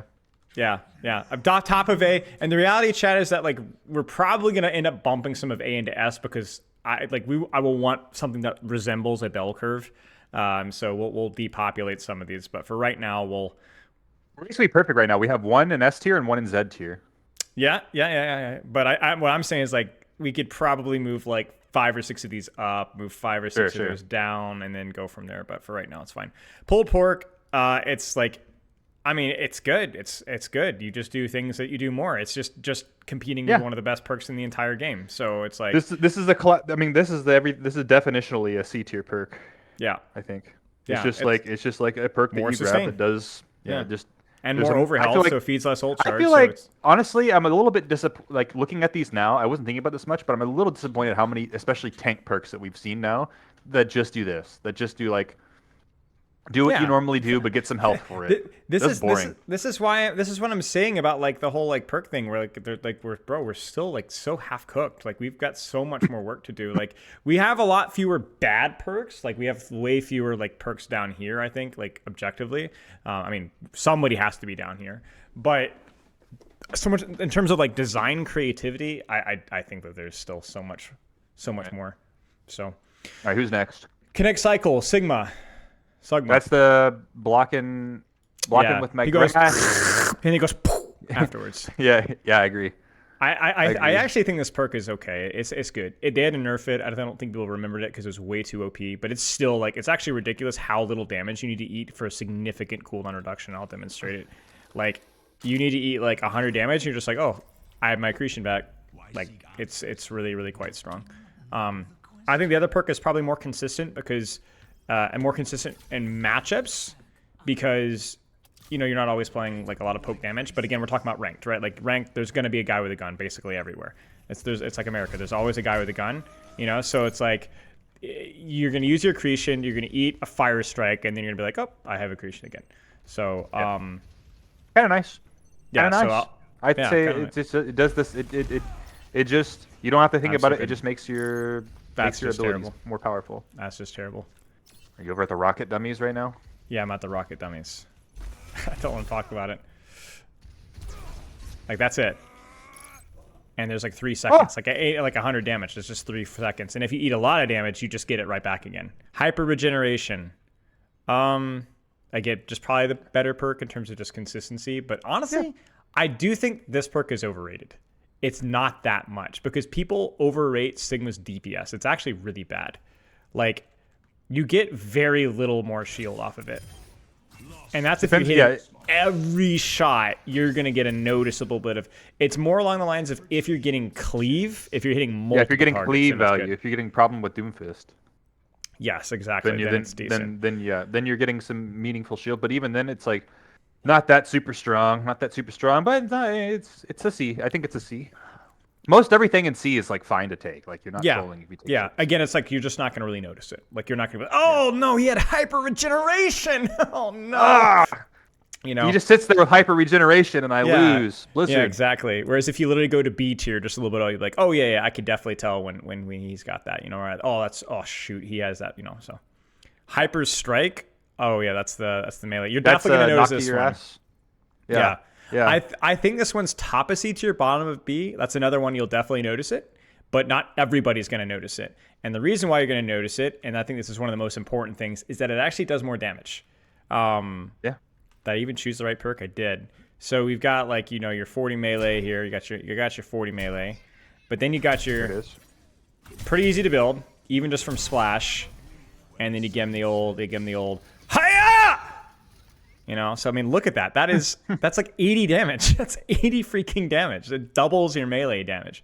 So yeah, like, this perk for me borders between B and C tier, where it's like, especially when it's in a good situation for it. Man, it feels very valuable. Yeah, it's amazing in a good situation. It's one of the better perks for tank, I think. But it does. I think worst case it's C, and then like worst, and in the worst case of situations it's still C because it's like a bonus little melee damage. It is. Has some effect. Lines up some shots for you, but in a situation where you need it to be useful, it's definitely like it's pretty decent. It's B-ful. Yeah. So we'll leave it there, but there's a chance that it jumps up. Like I'm not sure if it's better than Willy Willy or Shield Slam, which is why I'm like Right. Sure. Okay. And then Levitation, another very impactful perk, I think. Yeah, same one. Same kind of thing. Yeah, My only thing is maybe Levitation is slightly better because there's more situations in which you would choose it. I think Levitation really opened up. I mean, since he's had the perk, he's been very playable in a lot of situations. Yeah. So I think because even just the verticality from it allows you to create new angles of distance, just in terms of like basic Sigma kiting that you. Yeah. Cheers, John. Feels just slightly more. I do think pick rate is going to influence things because like if something's really good, but it's only really good in that niche, then that does mean the perk is like not as OP.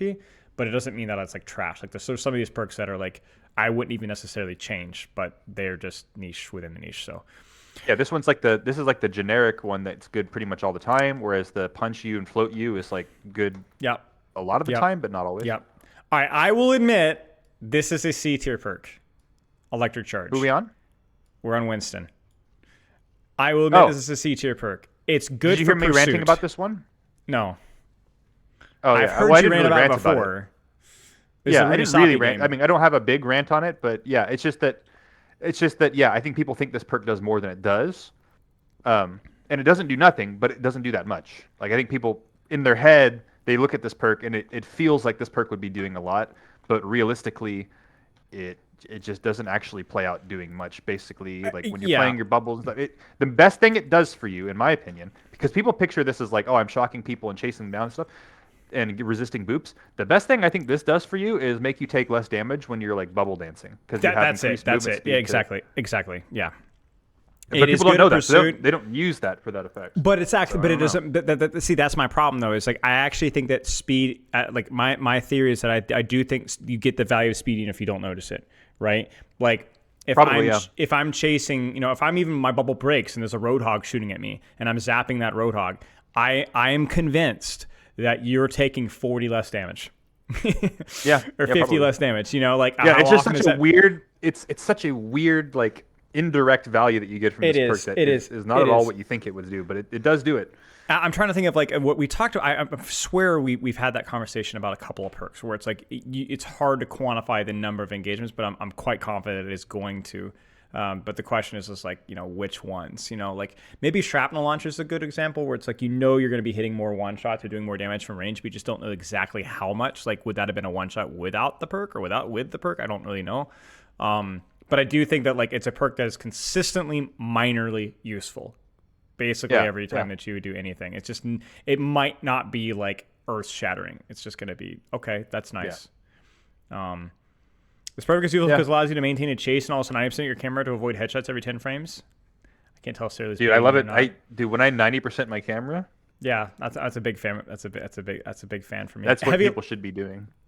Heavy landing, probably also top of seat. Probably the slightly better perk. Depends on if you exploit it or not, but you can finish off targets more consistently. It is an ultimate perk, so I'm not going to value it as much. I don't know. I'd put it somewhere in C. Yeah, this is getting awful. I've always hated that perk. Yeah, the challenging thing for it is you kind of have to. The only reason why it's not getting lower is because you don't have to try to use it. It's a little bit like the electric one, where it's like you could just kind of primal rage as normally, and just jump, and there you go. Like there's like an extra 15 damage right there. You know, it's like okay, there it is. You know, it's like it's not like you don't necessarily have to try to use it, but it is going to improve your breakpoints. And I do think that with Winston, there are a lot of circumstances where people will live with low HP that don't when you have this perk. Especially when they're getting healing and stuff like that. Yeah, so I think this perk is fine. It's good, but it is an ultimate perk, and so therefore I'm just going to value it less. So, it's fine. Chain Lightning, Revitalizing Barrier. These are good perks. Very situational for each of them, but I'm going to probably put Chain Lightning in B. Yeah, Chain Lightning I think is quite strong. It's like if you've probably been in situations recently as Ana against a Winston maybe who has it. Yeah. Where it just feels like really it feels annoying. like damn, that is so much value because like I remember I was playing Ana on like Samoa and it was like mid masters somewhere, and their Winston just had this perk somewhere on point, and he was just shooting into my team, and every time my team got hit, even though we were like around corners and stuff, 3 people just lose a ton of health. 60 damage now too, not 50. It's 60. So now I'm like, shoot, get him. Oh nope, we're all shocked again. Jesus. Yeah, it's really good, and it's really good versus his matchups. It's bad matchups too. The more clump they are, the more AOE you get. And it's also it's a problem with Doomfist on top of that.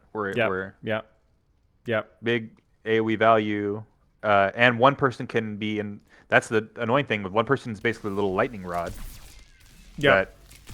That screws us all over. Yep. I like it a lot. You notice it. People talk a lot about ult charge, but I think that argument's stupid. Too, it's sure it builds ult charge, but it actually, like you said, it actually puts out serious pressure. And especially now that the support passives are all changed up, I'm freaking on and I'm like, dude, I can't heal the 60 damage back. Like it's just there forever now, I guess. Like, or it's like I'm like I don't like that. Like you take even 2 zaps and you're down half your health. So it's good. And in the comps when it's not good, this is good. This is a good bump. This is a good. I remember when this first came out, Karku screwed up his testing and was accidentally saying that this doesn't give ult charge, but it does. It does give ult charge. I think that has been busted for a while. And it's just free real estate. It gives ult charge. It helps you to sustain in your dives longer. I'm going to choose this 30% of the time when my shield isn't exploding, and when my shield is not exploding, it's amazing. Yeah, this perk is good, and it fits into my.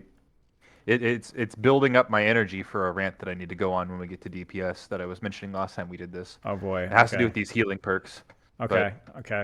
I'll probably put it B tier. I'll put it bottom of B tier. But I think it's a little bit more niche than Chain Lightning, just because if you're playing ranked, you're playing into Torbs, Bastions, Cassidys, I think Reapers. The interesting thing about both of these perks is that they're very much think about who you're against perks to decide which one you want to take. And I would take Chain Lightning a lot of the times when I know I can get problem with Doomfist value. Yeah. Whereas, because in those situations, your bubble is going to be exploding probably anyways. Yeah, exactly. And then when it's not, then you use the other one, because then you just unkillable healing nation. Also DPS passive, so this is probably a teeny bit weaker than it was before. You dive as support and you're actually debuffed. Like you're not getting full damage, which is crazy. Yeah. So all these perks are a tiny bit weaker. Steamroller. Good perk. Oh, ball. Good perk. Yeah, good perk. Definitely a bit overvalued. And ironically, I do see people actually playing worse with it because they try to make it good. And it's not good in that situation. This is a very difficult one. This perk I feel like is very, very strong if you're a very strong technical ball player. I really don't start to see that until Masters, but if you are somebody who plays 66. ball or 66 potentially, because it kind of cheats its value in that case. But I'm saying that if you are a powerful ball player and you know how to rebound off of walls, if you know how to do double boops, like pretty consistently, especially on tanks, this thing starts beating the shit out of people really fast. Like, really fast. Triple boops even. I've seen clips. I've seen value. It's not just clip farming. Just the other day, I was coaching a ball in Masters. He had this perk, and then he just double boops some guy in Hollywood, and I'm like, oh my god, that guy's health got deleted. That is stupid like 200 damage or something stupid like damage that. And ult charge. It's very, very nasty. But the thing is, if you're not exploiting balls, if you're not somebody who finds yourself frequently exploiting the value of ball's tech, so like your diamond level ball typically, who's like kind of having a little bit of trouble maneuvering the character still, and you're just like basically starting to get the hang of doing good roll throughs. Just doing roll throughs frequently, I don't think is enough value for this perk compared to the other one, when the other one's pretty strong. But I would say, personally, in my opinion, like I think that this perk is definitely the stronger perk once you're really good at ball. So I mean, unless there's a very specific niche case where maybe that's not, you'll know when that's the case. I would actually pick this perk basically 100% of the time now, though, because they removed the health pack perk, which I think was chronically undervalued. Like, I think it really helped with uptime. And part of the reason why I don't always recommend, or didn't always recommend Steamroller back in the day is exactly as you said. If you know the text, if the tank matchup is good, if you are finding a lot of time to spend to win on tank, it's great. But I saw a lot of like plat players trying their best to steamroller and just troll in the lobby. Just play ball, and then if you see opportunities, hit the tank, you know? Yeah, certainly good point. Double boops are much easier now because there so many more tanks don't move nowhere, so it's really easy to get. If you know how to do it, you can get LOS boops, you can get like those little strafe boops, or most commonly the one that I would see would be just a quick rebound. You roll into them, bounce off the wall, roll back through them. It's just so much. But Pack Rat's gone, so we don't even have to have that discussion. Pack Rat's gone. So now it's another ult perk, which is like fine, like it does something, which we can go and jump the multi ball. Like, okay, that's nice. Like it's an ult perk. It's like maybe defense protocol level, like Orisa. Like it's gonna spread your mines out. That's cool, but like it's not like game breaking at all. So I'm probably gonna say steamroller like 100% of the time at this point, and just be like, I'm just gonna be telling players, don't try to necessarily use steamroller until you get these fundamentals down. But hey, maybe you'll get value out of it. You probably will. I don't know. Yeah, and it's not outside of your reach. Like if you're a ball player listening to this, it's not out of your reach. That's the conversation I'd had recently. Is like people, they don't put in the effort into learning the tech because they think, oh well, I can just get to the high ranks without it if I play fundamentally really well. But it's like you can learn this stuff, and I promise you, it won't take you that long. It makes the character really fun, and it rewards you a lot. So like you can. It's okay to spend the time learning it. Sure. Just don't force tank engages when there's something else available, essentially. Yeah. Like you said, it really starts to shine when you talk about multi-hits. That's kind of like where it really starts to do well. Hang time. It's a good perk. Like it's actually good. It's maybe good or even better than Steamroller, but it's again, it's competing with Thanos. Like this perk is new, and this perk kind of rips. It's insane. It's the S tier. It's going to be our second S tier for sure. Crazy that both of these S tier perks do kind of the same thing. Yeah. For a very similar hero, really. Yeah. I agree. The hang time definitely helps Didact, but I think you have a bit of control, and it also significantly improves breakpoints for slower heroes. Like you're just going to be doing 40, 50, 30 more damage in every single slam, which I think it's okay. It's not the worst thing in the world. But I think Adaptive Barrier is just one of the best perks in the entire game. And the reason why that's the case, there's a lot of reasons why. Obviously, CC immunity, damage immunity. It's like the Doomfist Matrix thing where it's like it's not just good versus counters, it's just good, period. But if I remember correctly here, I might be wrong. So 725, it goes 825. But I swear, I don't remember the exact numbers here, but don't you just get more shielding? Like just more? Like it's not just it changes the way the shields work. I swear I'm pretty sure you do. I thought you get like 100 or something on top of whatever you have. Yeah, it's just more. How much shielding is this, guys? Zarya bubble HP. You don't even lose. No, you don't even lose 50, do you? Because I got 100 right there. 200. Like I'm 825. I was 825 before the perk. I remember that they buffed it. I remember they buffed it. I mean, you could probably look up the wiki. Like they used to be a little bit of a compensation, but then for whatever reason, they're just like, no, actually, there isn't a downside anymore. Like, yeah, they removed the losing 50 overshield. They're just like, oh, you just get free real estate now. So now it's literally just more. It's not just CC immunity. It's just 200 more shielding.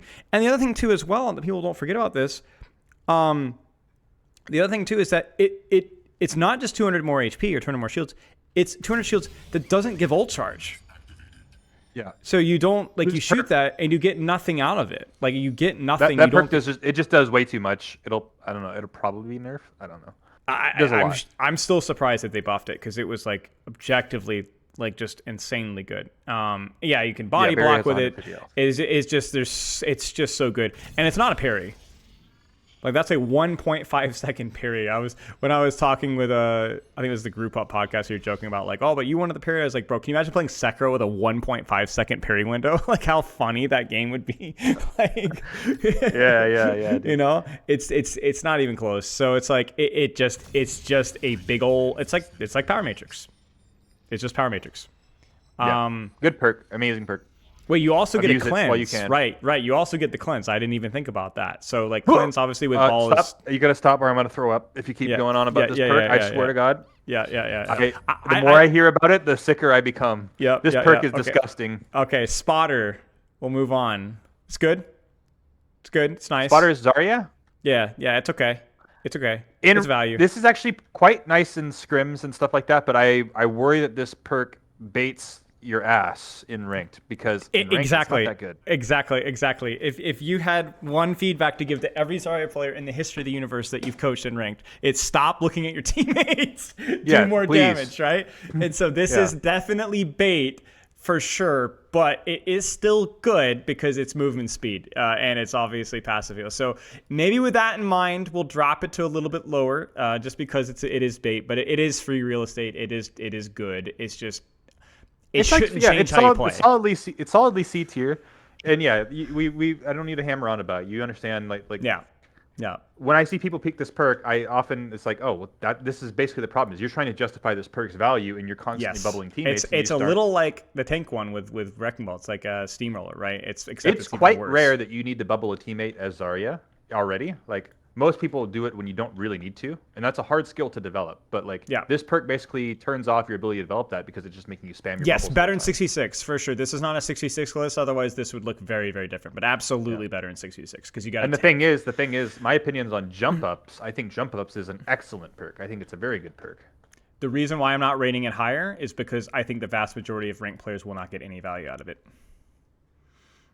And I know that is obviously tricky, but like we have obviously factored in that this is not for all pro players ever, right? Otherwise, some of these would look differently. And I think jump ups falls into that category. I think that like if a diamond player is using jump ups even occasionally, it's still going to be better than whatever the freaking other one was. But I would absolutely value this one probably closer to B tier if I was talking about like GM plus play. Yeah, jump up owns. It makes Zarya valuable on tons of maps. It does more than that though. It doesn't just make her viable on maps where she's not normally really realistic to play. Yeah. It also just makes her better on the maps that she's already good at. It's a great perk. Yeah, it is. It is a good perk. Always useful.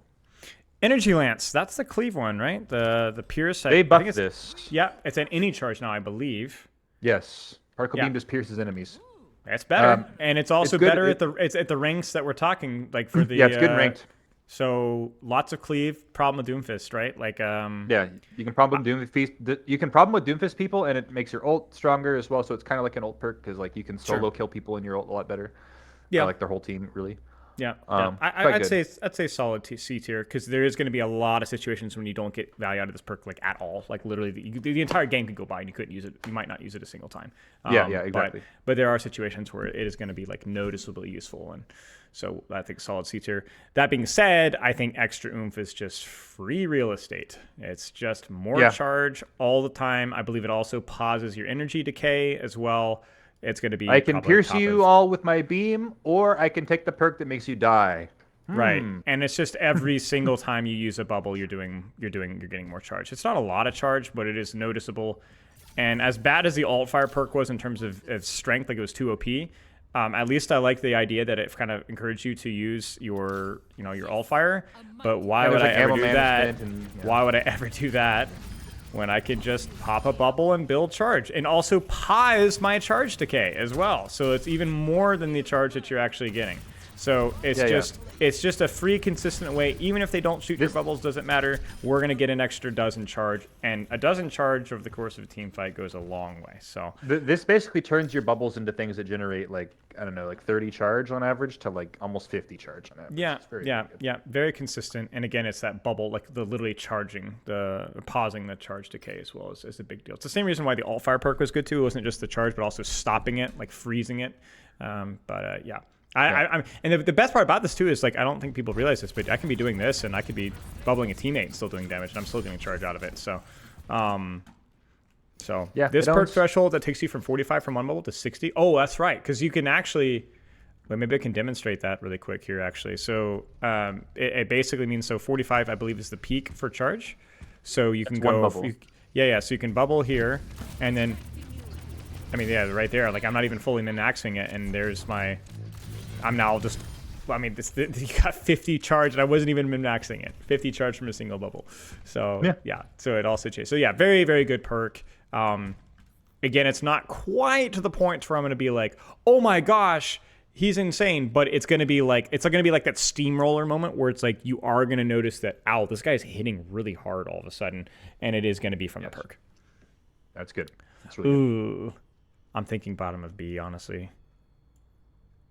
I think bottom of B. Here's why. Because I think the average player is going to absolutely abuse this and not even know it.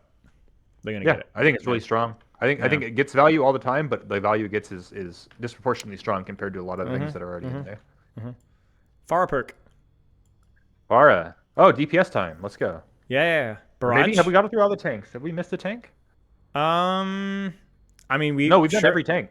We have? Yeah. Wait. The ordering of this is super weird.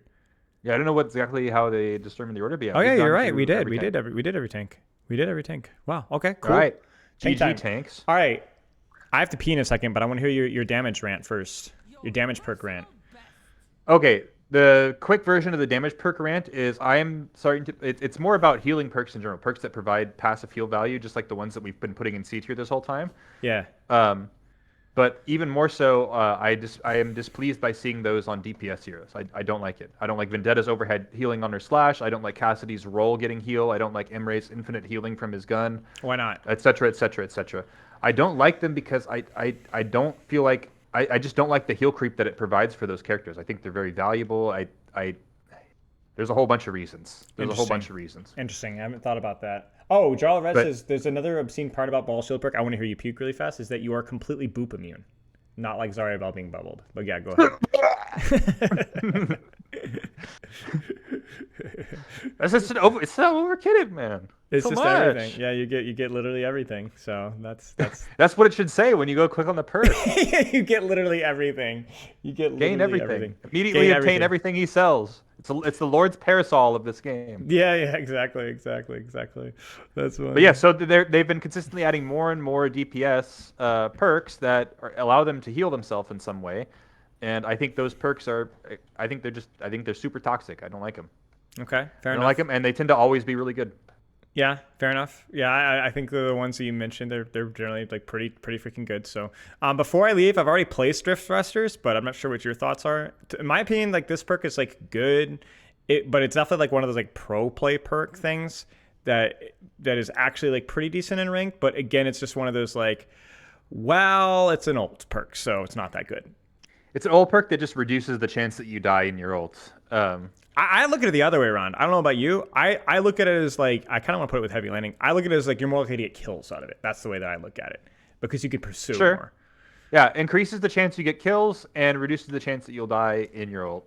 Okay, let me be fair. To your point, it means you live 1/2 of a second longer, if that makes sense. But that's how you kill people. That's how you kill people. Yeah. It's like you get that extra half a second, right? So I think it's a good perk, because I mean that's pretty much how you're using Barrage most of the time anyways. Just I'm gonna kill myself and then just kill everybody else too, and then I'm gonna bait a lot of resources. But I think it's heavy landing, right? It's like it's heavy landing. It's like you're gonna get a lot more kill value out of your ult, but like it's not like an auto pick necessarily. So Helix Shields, I think this perk is undervalued. It's kind of one of those perks that you're talking about, like sustain. It's not just the shields, it's also like you hit one direct and then now you heal again. So I think like the way that I want people to play Pharah is with Helix Shields in mind. And I think even if you're the average rank player and not playing the way I want you to play Pharah, I think you still get value out of Helix Shields. So yes, and it triggers fast, and the shield heals you pretty quickly. Yep. And I don't believe it was affected at all by the DPS passive, the universal. Don't think passive. so because it's shields regen. It's shield regeneration. Yeah. And it instantly triggers, and it goes up pretty quickly. Like you get like 50 healing out of this a lot of the time. Yeah. It's nice.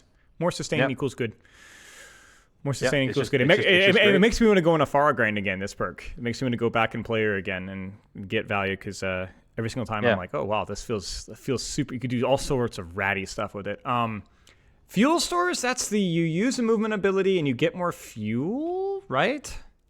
Jet dash gives you fuel, and then your maximum overfuel is increased. So you have overfuel, I think, off of your shift. I want to say. Yeah.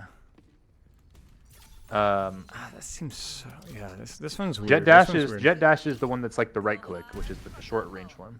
Yeah. So just more flying, and I think the other thing too with it as well is that it's like because you move faster while you're using fuel, it's like definitely nice for repositioning. It feels a little bit like Helix Shields, where it's like, oh, you can move around and be more self-sufficient and be a little quicker, but you're still not going to be hovering permanently, really. Yeah, it's whatever. You don't really need this perk, but I mean, it exists. But you don't super need it. It makes you faster. It's kind of nice. Yeah, the big one is I think the ability to get fuel from dash is like fairly nice. But even that's more about repositioning. Gosh, I hate Pharah's voice acting so incredibly much. I'm just confronted with that every single time. But somewhere it's fine. It's fine. It's good. You're just gonna do Pharah things more, but I still would prefer whatever the shield one was a little bit more. And then also, it doesn't help that's competing with Rocket Salvo, which is... This turns you into, like, fast Junkrat, or, like, flying Junkrat. I don't know flying Junkrat, yeah. This makes everything you do as Pharah a lot better, but also enables certain types of playstyles that you didn't have before as Pharah that are pretty easy to pull off to just wreck people. There's that.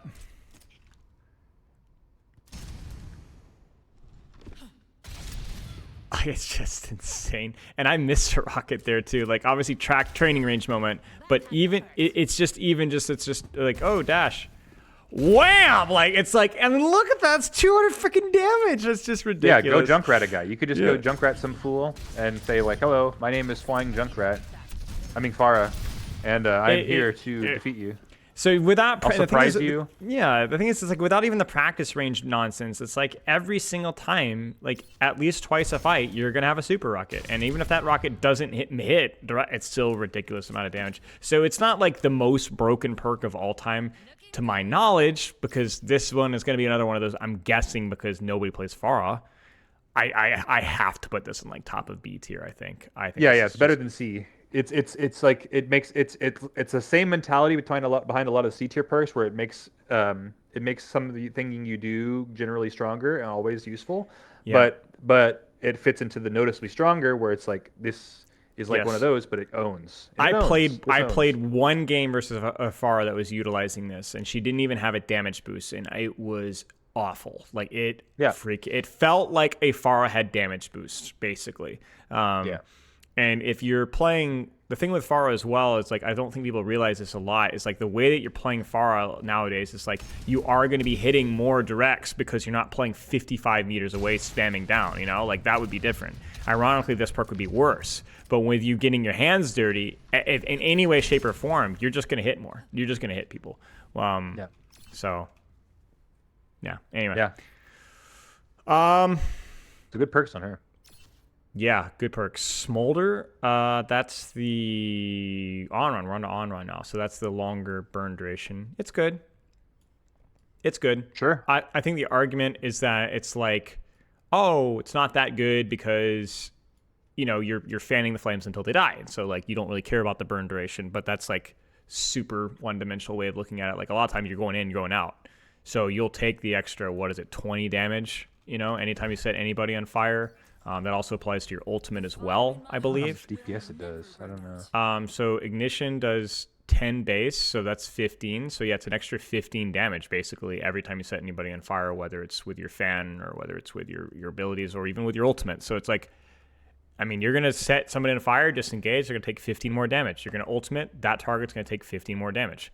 And then, if somebody's going to disengage, they're going to use a cleanse, or they're going to disengage more likely, and then you're going to get that extra 50 more damage, and then you're going to reapply. So it's like, it's going to make your dueling better. It just is. And also, right, Jacob, exactly, the DPS passive also lasts a little longer, so that's another 1.5 seconds of heal passive. So. DPS passive maxing, yeah. I mean, yeah, exactly. So it's good. It's good. It is competing with a perk that I think is decent because it makes that ultimate a lot better. So I'm not sure which one I'd favor more. I will personally... Yeah. And the reason why I like it, and this was bugged for a while, they fixed it, is because you get overhealth pressing Q. So that perk is the one that I find myself extremely annoyed by personally. Yeah, it's when I'm playing like support or something like that. It feels like that perk makes her ult very, very strong compared to before being kind of whatever. Yeah, I agree, and this is why I think we're probably gonna favor. It's a really good ult perk, but it's an ult perk. Where did I even put? I'm like, we're slowly losing track. Where did I put the burn perk? Chat, where is it? Find it for me. Oh, okay, Smolder, found it. Okay, so yeah, this seems pretty reasonable. It's good. Like, I'll put up there with like pulled pork or whatever. It's the best part about Smolder is like, is also just like when you're chasing somebody around a corner, somebody like that, and the burn's gonna fall off, or you're not able to hit the shots or whatever. Having that last a little bit longer means you can, like, once you do hit them, you can chain the burn to keep going rather than it falls off and then you're screwed. Yeah.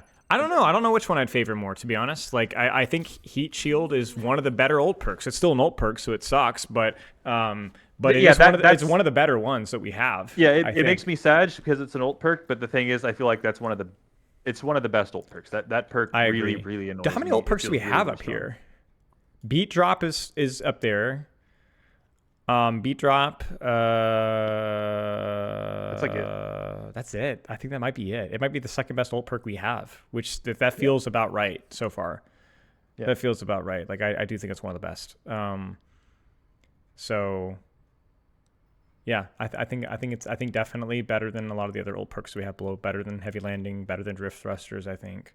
Yeah, seems fair. I don't know. I don't think you're stupid if you choose either of these perks. Let's put it that way. Like you're gonna. I think like Heat Shield turns Anran's ult into, oh wow, this is probably gonna win the fight now, because you just gain so much longevity from popping it now. Like you just stay there for an extra second, and that's all Anran needs to do a lot of stuff. So, JQ perk. It also works when you. It also works when you bring yourself back to life, which is annoying too, because like you could be in a situation where you've just lost a 1v1 on the angle at an important time. Now you come back to life, and you could probably 2v1 or 1v2 with the perk. Yeah. Short fuse. I think it's the inferior perk, but it is also the inferior perk in the same way that, like, I don't know, Roadhog's perk is the inferior perk. Maybe not quite that bad, where it's like, it's still a great perk. Like, it does a lot. Like, hitting people with dash gets a lower dash cooldown. Like, why the frick would you not take that? Why would you not take that? Like, of course, but then you're like, oh, but more sustain on my E. That feels really important. It's the problem with Doomfist. It is a good perk, and there are situations where this perk straight up feels overpowered. Where when you have a good problem with Doomfist moment or certain good ults and stuff, you can just dash like crazy. Yeah, and I know Poke, like Harmless Poke, saw that one. Clips of that. Yeah, I saw that. I think we're gonna put this one higher than either of the previous two perks, just because it is literally noticeable value basically every engagement. It's not going to be like, wow, I'm the most powerful, but it's like extended boosters is a good analogy actually, where it's like, yeah, you're going to do your diva things, you're going to do them better constantly. And I think like short fuse is definitely up there for that. Like it's going to make everything that you do better. The difference just comes down to like you're competing with a perk that feels like it's also very good, and it feels like it definitely scratches that itch that she needs. You know, she needs that sustain. Right, and like even if it's just the 50, DPS passive aside, like I don't know, like I'm still probably gonna prefer Dancing Blaze. This is one of those old heal DPS healing perks. Give her more effective HP. Makes me want to go to the supermarket and just hit a random elderly person out of raid. Preferably an Anran main. But like I can tell, dude. What would an old person play? Like, what would they main? I'm definitely Rein. Besides Rein, I mean, what else would they play? Mercy, Rein, Soldier 76. I feel like the jokes write themselves, but it is what it is. But yeah, I think my one disclaimer with Hungering Blaze is it could be that like I'm overvaluing this perk. Like maybe I could see somebody break me down with an Excel spreadsheet and be like, actually short fuse is better, and I'd be like, yeah, I believe that, but until I see that Excel spreadsheet, I'm gonna put Hungering Blaze higher. Yeah, Hungering Blaze pisses me off, man. Robert.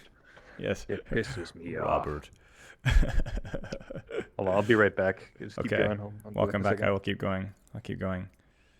What do you guys think, Chang, about remote detonator? I mean, it has to be like B tier, right? Like, has to be B tier, or bottom of B tier. No, like insanely good. Like insanely good. In no situations does this not provide insane value. Like just always good. Like it's good versus dive. It's good versus not dive. It helps you to win 1v1s. It helps you versus tanks. It helps versus supports. It's so freaking good. You might not even notice how OP it is, but it's like, it's just so good. Like, it's so good that the perk that is designated to be good for versus dive and double barreled is still the worst dive perk. The other one, welcome back. That was a fast P. No, so we were saying that the remote detonator perk for Ashe is bottom of B tier because it's so good. I'm flirting with A tier on that one. That feels like a perk where, yeah, I know it's a minor.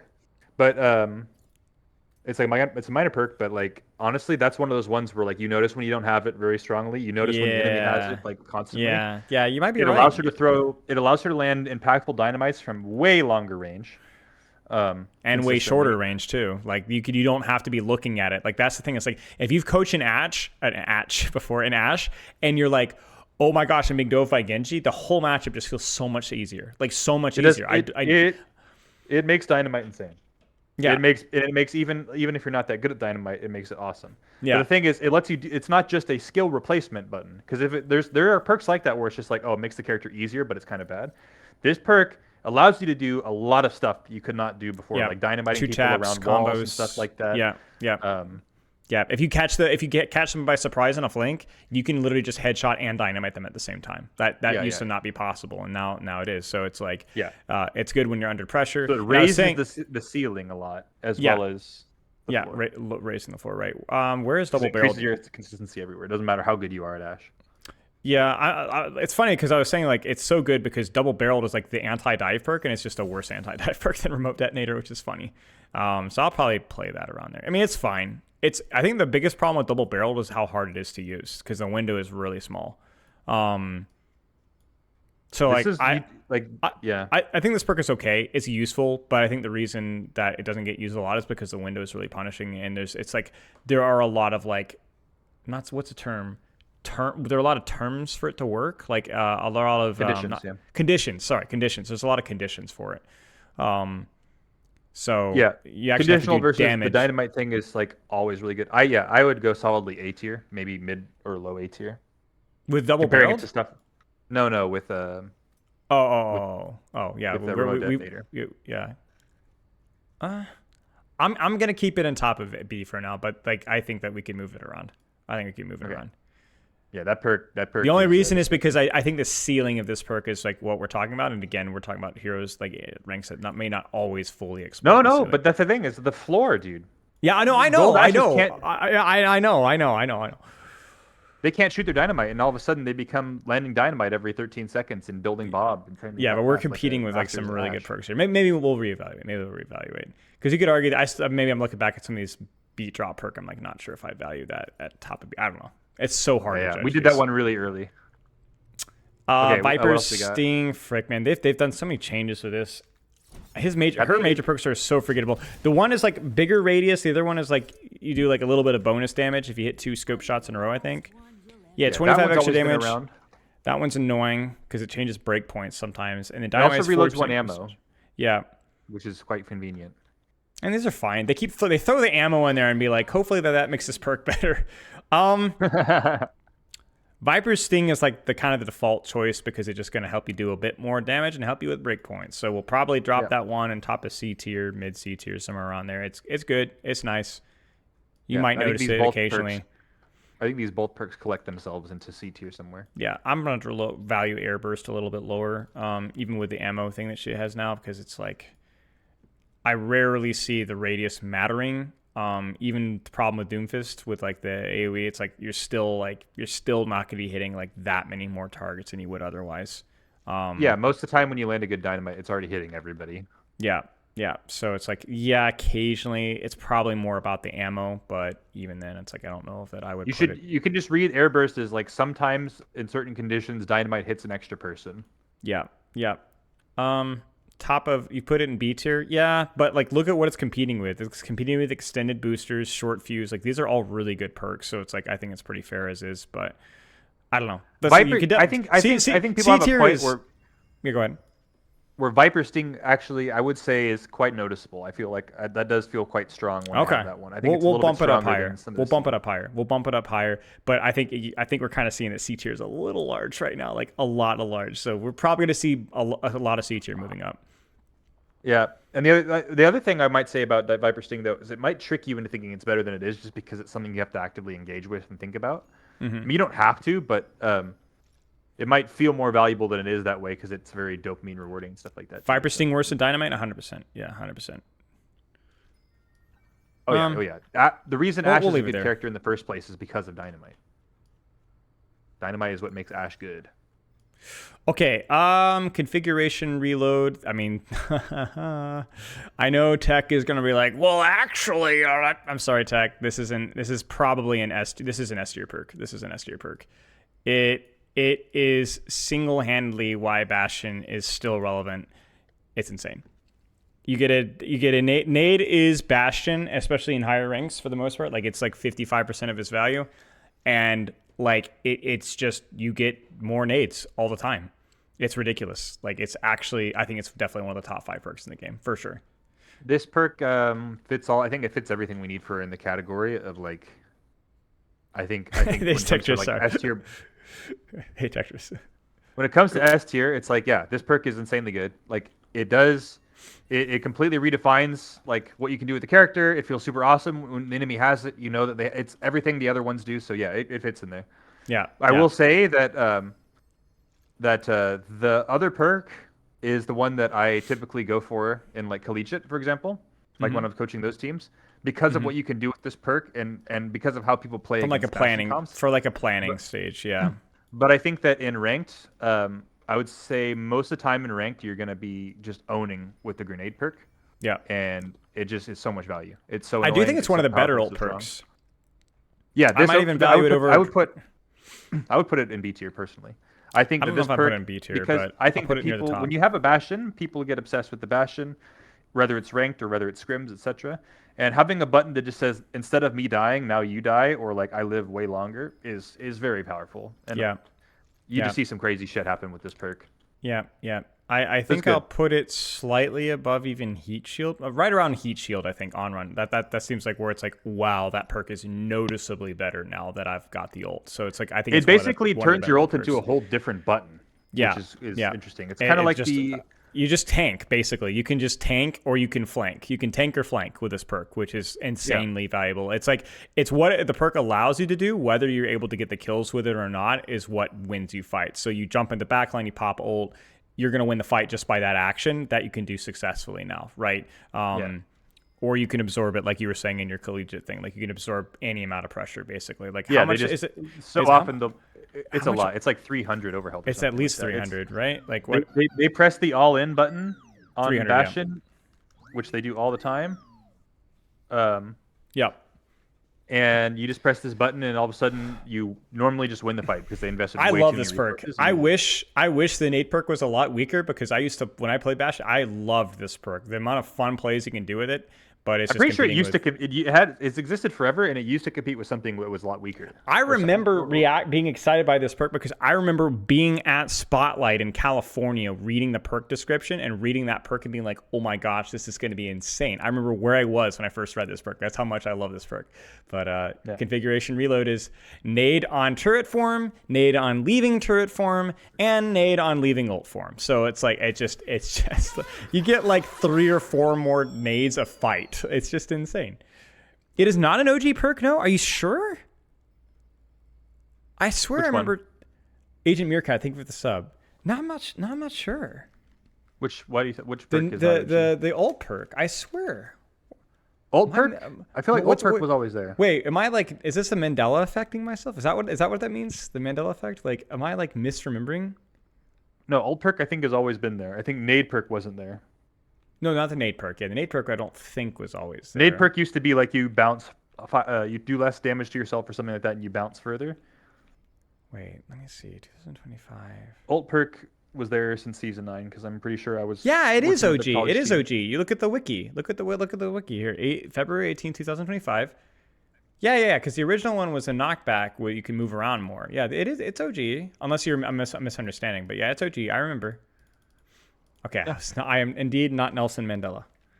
I know that's common. I get. It's a common misconception. So. That's what the Mandela effect is. That's what it means too. It means that you're Mandela. Oh, okay. I must have misunderstood that. Lindholm Explosives, I think it's another great perk. Probably B tier. It is. There are circumstances where it is like gonna be not the perk of choice. Oh yeah, this is just a Twitch. This is just a Twitch chat moment, Lube. I thought you were talking about the old perk. You're talking about the nade perk. Okay. It's really good. It's freaking good. It's like tie this to your Jetpack Cat and go in an overtime round. You're not even a Bastion player. Overtime round comes. Jetpack Cat sets up, straps you up to the machine. You take Lindholm Explosives. You fly across the sky and blast everybody apart, and they have no idea what's happening to them. It's amazing. And it's like World War II for them. And you're a sniper now too, so it's like the best thing about this is it's like really helps versus your bad matchups. Like I've seen. I've coached a lot of hit scan players, and they're on Circuit Royale, and they're like, oh, they got a Bastion player, and then he gets the major perk, and I'm like, oh no. Like this guy is actually lethal at ranges. And then the best part about this is you combine this with configuration reload, and it is a complete clown fiesta. You nade, turret, shoot, nade simultaneously. I really want to actually demonstrate this if I chose the right perk. It's hilarious what you can do with the nade reset. And then this perk, like you could do so much damage at range. Let's see if I get this right. So turret, what the frick are we doing here? It's just endless death. It's just ridiculous. It's so funny. You just go like, one more time. I just have to do this again. You go like, yeah, let's go nade this, then. Like just more and more and more explosions. It's just ridiculous. So there are situations where it's not better. I think if you're flanking a lot, if they're playing something like a Winston that you want to harass and ruin his day, then I think technically it's slower DPS than the turret. I might be misremembering, but it's freaking good. It's really good. Yeah. Self-repair is just normal. I think it's either C or B. I think it's just a normal value perk though. I think definitely top of C for me. I think it's more just like you take this when you can't take when you don't want to take Lindholm. Yeah. And then it just gets its regular value, but you're mostly not like, oh, I'm super excited to have self-repair because it really enables my. Yeah, I'm on the fence with this one. Bottom of B or top of C, I think for me. Like it is really good, and it's also ult charge too, so it makes you a lot more self-reliant. And even if you aren't like angle maxed, you can just be standing inside of your team and still getting value out of this. Mm-hmm. Like it's still good. Mm-hmm. So, it's just free real estate. It's good. Top of C, bottom of B. Probably will end up in B once we reconfigure the pyramid. So, Bang, bang. This perk is not broken, but it is definitely one of the perks that's like, wait, what? This is not even a choice. It's good. It's consistent. It doesn't require brains at all.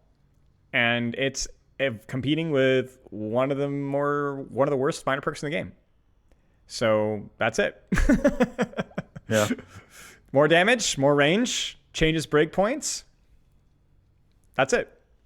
Yeah. Cassidy. They got nerfed recently, I think. You might be right. But it's still, but it's still good.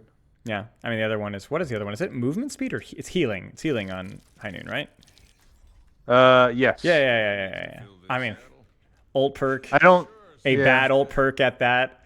The other thing with High Noon too is it's like, if you think about it, your sustain diminishes the longer you hold High Noon, right? Because your damage reduction is going longer. So like a heal over time is like fine, but really with High Noon, what's saving you is you're either full HP when you're using High Noon, or you're instantly like you're getting bursted down, in which case if they're healing per second, it's not that important. So it's not like useless. Like it would be like, it's one of those perks that like I would love for like an entire day, like 4 hours for me to play Cassidy. and for me to be fishing for a really cool clip utilizing the perk, you know? But I would have to go out of my way to try to make it work to get that cool clip. You know what I'm saying? I'm like never high nooning. Like every time I'm high nooning, I'm pretty much always high nooning until I get a skull on that one guy that I'm looking at, or maybe there's two guys sometimes. Yeah. And then I'm killing them. Right. I'm not sitting there holding high noon. Right. When I'm sitting there holding high noon, they're either not on my screen anymore. There's just no. Yeah, it's very rare that this perk gives me any more than 30 healing. Yeah, it's. I mean, we talked about survival of the fittest being like it makes your Doomfist hold a little bit better. Incredibly niche. Besides that, I mean, I think like even the odds has to be up there, like in terms of one of the worst perks in the game. So, like you said, it's like the number of times where that sustain actually matters, where you're peaking 6 people. And first off, does that healing even keep you alive? Or are you just not going to die through it? No, like in a situation where this is even getting multiple value, you're getting owned. Like you're going to get owned completely. Right. So it's I love what they've done with High Noon in terms of the damage reduction versus speed gradient, but this perk is useless. So yeah, and if you can live in that situation where they're all looking at you, you already would have lived because this is trash. You're getting like Suzu or something. Is this trash? I think it's pretty trash, especially when you like not only all of those things, but also you're competing. Yeah. Like I know we're not really putting that into context, but like if we know what's funny? Yeah. There's one situation in which this perk is actually good. There's one situation. Yeah. My YouTube chat got it. There's one situation in which this perk is good. I'm going to see if Twitch chat can tell me. What's the situation when this perk is good? One very niche matchup where, exactly. Cat Noon. It's good. Because then you're flying through the air with the greatest of ease. You should be seeing more targets. You're obviously moving relatively unpredictably, so you won't be taking damage consistently, which makes healing good.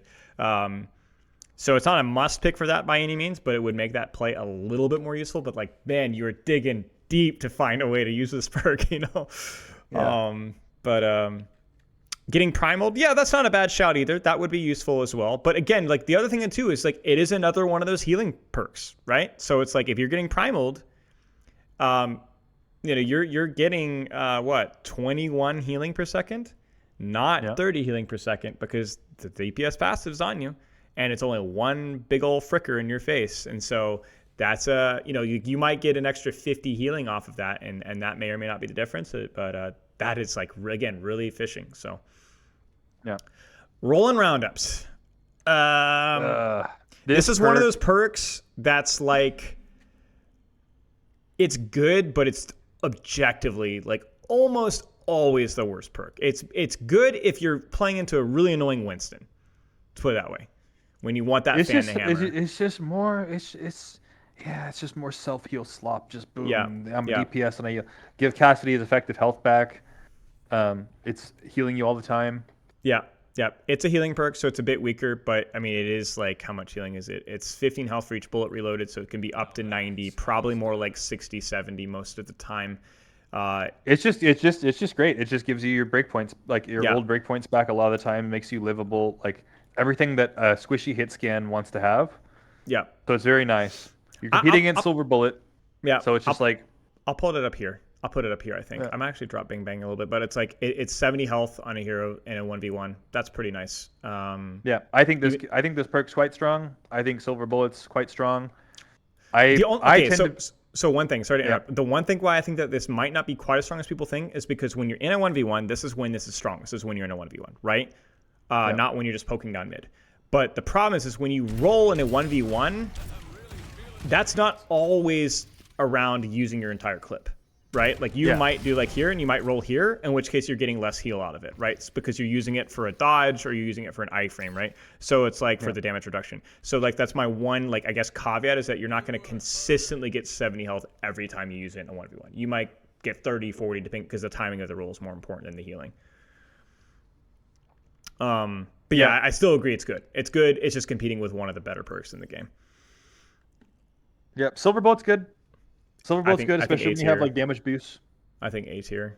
It's like, it's so obnoxious in 1v1s. It's 0 damage fall off, with the DOT, obviously, like you're going to be like, okay, well, I don't remember who was talking about like debating about Silver Bullet. And I was like, yo, it's like no fall off damage because it's literally just free real estate. Cause I don't remember exact numbers here. I could probably look in the wiki, maybe check. It's like 30 bleed or something like that. It's just no fall off damage, right? Like it's what it's gonna get.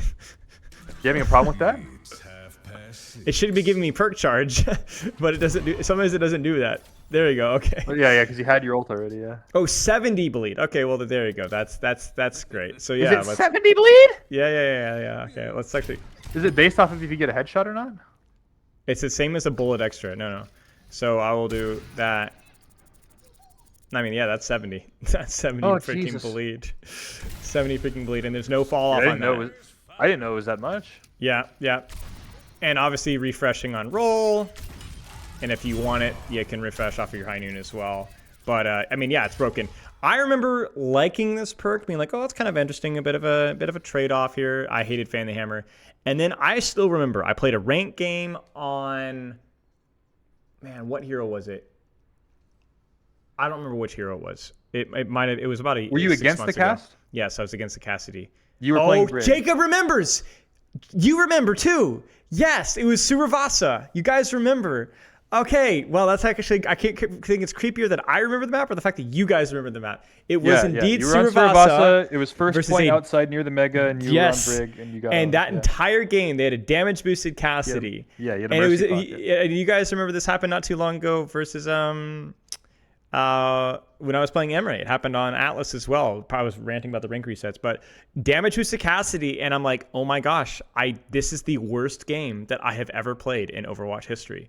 It was terrible. Like, it was legitimately terrible. And like, now you've got a 30% damage boost on top of that, so that's an extra 21 damage with no fall off. It is so good in the right circumstances. And even when I play Cassidy, with somebody as bad of mechanics as I am, when I hit this, it's a noticeable power spike. Just shooting tanks, even it hurts like butt. So I think this is one of the better perks in the game. I'm definitely going to be putting this easily in A tier. You could argue for it being higher. Yeah. It's a massive power spike, right? And the only reason why you could be like, well, you don't, is because you give up Fan the Hammer, but like even just a crappy player is going to be getting more value out of this. Like the funny thing about this is, it's like you're playing versus a Winston. I think I'm still choosing Silver Bullet. Like I'm going to poke out that. I'm going to make that Winston's life miserable trying to get in and out, right? I even I didn't know it did that much bleed. Yeah, I even freaking break his bubbles. Like, get an extra 70 damage on the bubble. Yeah, you give up Fan the Hammer, but like, it's always good. It's always good. So yeah, I mean, for context, it does 210 damage without damage boost with a headshot. 210 damage. And that's really important too, because if you, for example, Silver Bullet a Tracer, she has about 3/4 of a second to respond with recall. Otherwise, she dies. I wish that this perk didn't zoom me in. I hate this perk for that reason. Like, yeah. Personally taking it, I don't like that it does that weird zoom in shit. Yeah, most people are either going to hard scope with it or they're going to quick scope with it. I find myself doing both depending on the situation. But yeah, it is a bit odd. But yeah, this bullet, I say this perk is insane. Like, this actually. This bullet insane. is good. This bullet is insane. This is an insane bullet. This bullet is crazed. Wait, scroll down slightly. Oh man, I'm like thinking, do I even put it up there? Like, I think it might be better than Super Bloom. Oh, it's definitely. I think it's up there with like Firewalk or top of A tier. These are probably gonna end up being in S tier, but yeah, it's insane. Cassie's not super strong in a vacuum, like in terms of win rates, and he is a constant counter pick hero. So, but he's just insane with that perk, Scroll down a little bit. I need to see the void below us. It's not that big. We're getting there. Oh yeah. Yeah, I mean, it's a bit. Yeah. It's a little bit of a void. It's like. You know what this is? We've like this is like the number of slippery layers that freaking Doom boss has and Slay the Spire. Like we're playing 7-man Slay the Spire, 8-man, and they've broken the scaling, and he does like he takes 1 damage on 250 hits. So we're getting there. If I can do the math here, 1, 2, 3, 4, 5, 6, 7, 8, 9, 10. 1, 2, 3, 4, 5, 6, 7, 8, 9, 10, 11. Yeah, we're over halfway. So. Focus Rush. It's good. Echo. It's fine. It's good. It's competing with it's a consistently convenient perk. Yeah. Movement speed equals OP. This is like the equivalent of what was the one we were talking about? What's the electric charge? Winston's electric charge. It's good. Movement speed is hard to quantify. You know, like how useful is more speed when you're pursuing a target. I think Echo pretty important, right? 4 meters, the range as well is good. 20% is a big deal. I notice when I get this perk, especially now that she has like all this like flight control. You can do like, I mean, I can't do it, but there's a lot of like movement tech that you can do while you're flying that makes you even slipperier. But it's not broken. It's good. Yeah. So yeah, it's a C tier. Yeah. And then partial scan is quite good. Yeah, one of the better ult perks. I'd say it's 50-50. I'd probably give partial scan the edge in terms of consistency, but I could see an argument for either one. To me, it's probably more matchup related. I think Focused Rush, if anything, is maybe not quite as good simply because Echo nowadays stickies are so incredibly strong that it's like the vast majority. Like you hit your stickies and the target's dead. Like I remember back in the day, like this didn't equal an auto win. That's it. Like that target's dead now, right? But what you used Beam for were 66 and tanks. So like you would go like, okay, I'll go for the Diva, full sticky, and the Diva's not full HP, right? She's actually like 1 HP. And then that's when I'm doing this, right? And then that's where the movement speed and the range is really important. So she was a big tank burster. So maybe in 66, I mean, Didac can kind of confirm, but like I feel like Echo probably likes this one better in 66, maybe? Partial scan's still good in 66, but like you're going to find people at 50% HP more often because this is good when people have 400 health. This is not good when people have 200 health, essentially. Yeah. That was a lot of talking. Okay, what's the other one? I think that's fair scan, placement. Yeah, it's close. It's close. So full salvo. It's the auto pick. Like it's probably. I'm gonna say I'm a bottom one. Yeah. I think it's probably gonna be up there in B tier somewhere. Probably bottom of B tier. You're not gonna always get value out of it, but you're actually it's noticeably stronger. Yeah, you become noticeably stronger. Chat, is the animation slightly longer? Or am I crazy? When you have pretty full sure the salvo? animation's slightly longer. I don't think that's like the only downside, maybe. Yeah, it doesn't put the bombs out like faster to compensate for the extra bombs. I think it just takes longer to put them out.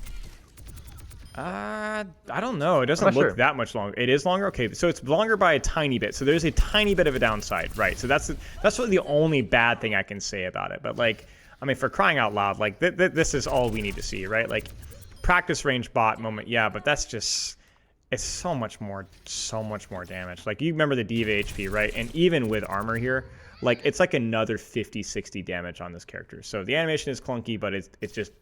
It makes Echo a lot better at what Echo is already good at, which is like your surprise birthday kind of action. Yeah. Showing up and just like adding that extra lethality is really good. Right. For a hero I mean, like look at that. That's just insane, right? Like it's the initial intention I believe was to have like some sort of a carpet bombing mentality, which is really funny. Like Overwatch loves its carpet bombing. But like it just makes the hero better at what it already does. And it's the most powerful ability that Echo has, arguably, and now it's better. So, yeah. And it's unfortunately competing with, I think, one of Echo's worst ultimates or perks, which is it's another one of those classic, hey, if you get a kill, you can get out, which is like cool because it rewards you for going for like these little assassination cycles. So I think it's one of the better elimination perks. Yeah, I think it's definitely more balanced than a lot of the elimination perks, but I guess if I got stuck taking this for like somebody trapped me in a oil tanker and said that I have to play Echo over and over and I can only take this perk, I could still win. Yeah. I'm gonna put it near the bottom of D tier or mid D tier because it's like it's not trash, but it's not gonna be that much better. Like again, this is the problem with kill reset perks is it's just so conditional that you're essentially forcing yourself, like you're going to notice this in a handful of fights per game, maybe, right? And like, again, that applies to all of these, right? Like it's helpful in niche situations. It's not trash, but it is not going to be competing with anything else above that. So, yeah. So it's such an odd choice to have that in a major perk position as well. Like it really does feel like that should swap with the beam range one or something, or like even like it just feels so strange that the better it used to be perk. Yeah, it feels so weird that the better perk is in the minor slot. It feels like really strange. Yeah, I think it used to be the other way around. Yeah. Okay. We'll do a few more here. Suppressive security. That's Emre. Yeah, that's the Emre. That's another ult perk. It's good. It's fine. I mean, it's going to be bottom of C tier, maybe even D tier for me, but that's because it's an ult perk. It's going to line up your overclock shots more often, but because it's such a forgiving hitbox anyway, I just don't think you really need it, and I don't think you're really going to notice it. Yeah, I'd say so. I'd say it's like bottom C. Bottom C. One of the weaker ult perks in the game, but it's like you put it. Oh yeah, you already got it there. Yeah, bottom C. Yeah, enhanced agility, mid C. This is consistent. Yeah, this is it's like it's just another kind of C. It's just like I'm not excited about this perk. No, I grab it does pretty things. much every time. Yeah, it does but I'm things. Just like, but you almost never notice it. The reason why I'll value it more is because it's another one of those hard to quantify what speed does moments. Like how much less damage am I taking? So it's like right? people. I think people read this as I can use my pistol to rotate like Counter-Strike or something. It is. But I think what it actually does is I think what it actually does is that when you're using your pistol to protect yourself from dying in a 1v1 to either they're tank diving you or somebody up in your shit, and you're using your pistol to protect yourself, it just makes you take less damage during that. It makes you harder to hit during that, which is I think the actual valuable part of it. But it's not super noticeable, but it is like psychically valuable. And I think that's probably why I'll value it more than like let's say electric charge, because it is going to be like electric charge is conditional off of you doing damage, but doesn't help you when you're leaving spawn. Enhanced agility does, right? So it's like it's always useful. So yeah. Heat sink. I mean, so the hot take with this one is I think this perk is conditionally one of the most ridiculous perks in the entire game, but conditionally also one of the most overrated perks in the entire game. So I'm gonna put it in like B tier, like top of B tier maybe. But I put like, at least top of B. But here's why. Because if you get dove by a tank, you have your shift, you are invulnerable. Okay? Yes. But I mean, just you saw me playing versus and with a lot of Emres just in the last couple of ranked games. Like you're watching me. Like, do you think how many times did that perk actually hold relevance in those games? Like maybe a handful of times, maybe. Now compare that with what's competing above it. Yeah. So you guys have swallowed the Kool-Aid. You guys have watched too much pro play. Yes, if you're playing versus Winston, if you're getting dove by Mauga, if you're dealing with a diva in your face, there's perk will literally single-handedly you win the fight. And then there will be matchups and situations when you will get almost zero value out of this perk in the entirety of the game. Now, if this guy's gameplay loop changes a little bit more to where you're rewarded getting a little bit closer more often, that might be the case. But a lot of Emre's value is in his gun and nade. You hold an off angle, and you're just not going to use it. You're just not going to use it. I want to at least put it bottom of A tier, though. Personally. Okay, all right. Heat sink does not make him unkillable. It does not make him unkillable. It makes him unkillable to a single target and a dive. That is like ridiculously conditional for a ridiculously overpowered perk. It also makes you do a lot of. I guess another part of it too is it makes you do a lot of damage too. Yeah, I see what you're saying, Shirley. Like I could see an argument for Super Bloom reducing, but saying that Super Bloom is not consistently useful is crazy. Like you could literally shoot a shield and get value out of Super Bloom. You could shoot a tank, you could shoot anything with Super Bloom. So Super Bloom definitely has a much lower ceiling of value output than Heat Sink does, but Super Bloom is always going to be useful. Always useful. Whereas Heat Sink, that's why Vengeful Vortex is so good, because it's literally, there's never a situation in which Vengeful Vortex is not good. So like, it's like the equivalent of like the practice range clip, where it's like Heat Sink is going to be absolutely ridiculous, the most broken thing that there's no way that a character can do that. Honestly, in many ways, like Rampant Charge, like that Junkerqueen ult perk, is kind of similar in that, like, why the frick does this character do this? So I mean, like, I think I can satisfiedly say that Heat Sink's value does go up when you in the very, very high ranks too, which is not what this list is necessarily for. Sure. And the very high ranks are also like organized play. It's not. This is kind of a rank. This is a list for everybody, and I think people really misuse how this character uses a lot of his cooldowns. They waste their grenades a lot. They don't use I see them using their gun just randomly because they feel like they have to reload. And it's like, I don't want to reload. I want to pull up my gun to chase that guy. It's like, no, it's not what it's for. Right. So it's good. It's good. It's also good because the alternative perk is like something I've been more and more like losing favor with, just because of what you lose by getting that perk. But that's not really what the tier list is about. We're not comparing perks to perks. We're just saying in a vacuum, this perk is good, so otherwise we'd have stuff like pulled pork being a lot worse. So Cyber Adhesion, I'm actually going to put in like maybe top of C tier. And the only Is reason that the sticky nade? Yeah, maybe mid C tier. The reason why is because I do think there's a lot of situations where this is actually a nerf. Because it does a lot more damage, and obviously a kill is a kill. It's like freaking amazing. But it not bouncing sucks sometimes. Like it really sucks. Playing Doomfist into Sims, Zarya, May, Brig, Mercy, Hauga's Power Matrix. Well, congratulations, you found the one situation where it may not be the most OP thing, and it will still be useful for eating May Icicles, Zarya Alt Fire, Symmetra Alt Fire, and so on. But yeah, I think the thing with Cyber Adhesion is like you losing bounce does kind of suck in a lot of situations. I've tried to use it many times, and there's some situations where I'm like, oh my gosh, that's so much more damage, and then I'm like, well. Okay, like that I wish that had bounced. Oh no, that caught a door frame. Oh, I think really with this perk is just like, you don't need it to stick. The grenades do just fine on their own, and the other perk is really strong. The other perk is a massive power spike. Remember, we're not comparing them. We're not comparing them. We're saying in a vacuum. Yeah. So if I'm just looking at it in a vacuum, it's like it's actually quite nice. I think it's like a good like top of C, maybe I guess potentially contending for B, but I think it's a good like C perk. Yeah.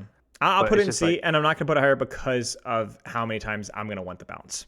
I think I want the bounce 2/3 of the time, which is, it's kind of weird to say a major, like I'm actually don't even want to choose a major perk here. Now, obviously, I'm going to choose the heatsink one, but like let's say I only had one perk choice. I'm like, well, there would be games where I actually just would not choose Cyber Adhesion. I'd literally rather take nothing over Cyber Adhesion, that's kind of, it's kind of tough.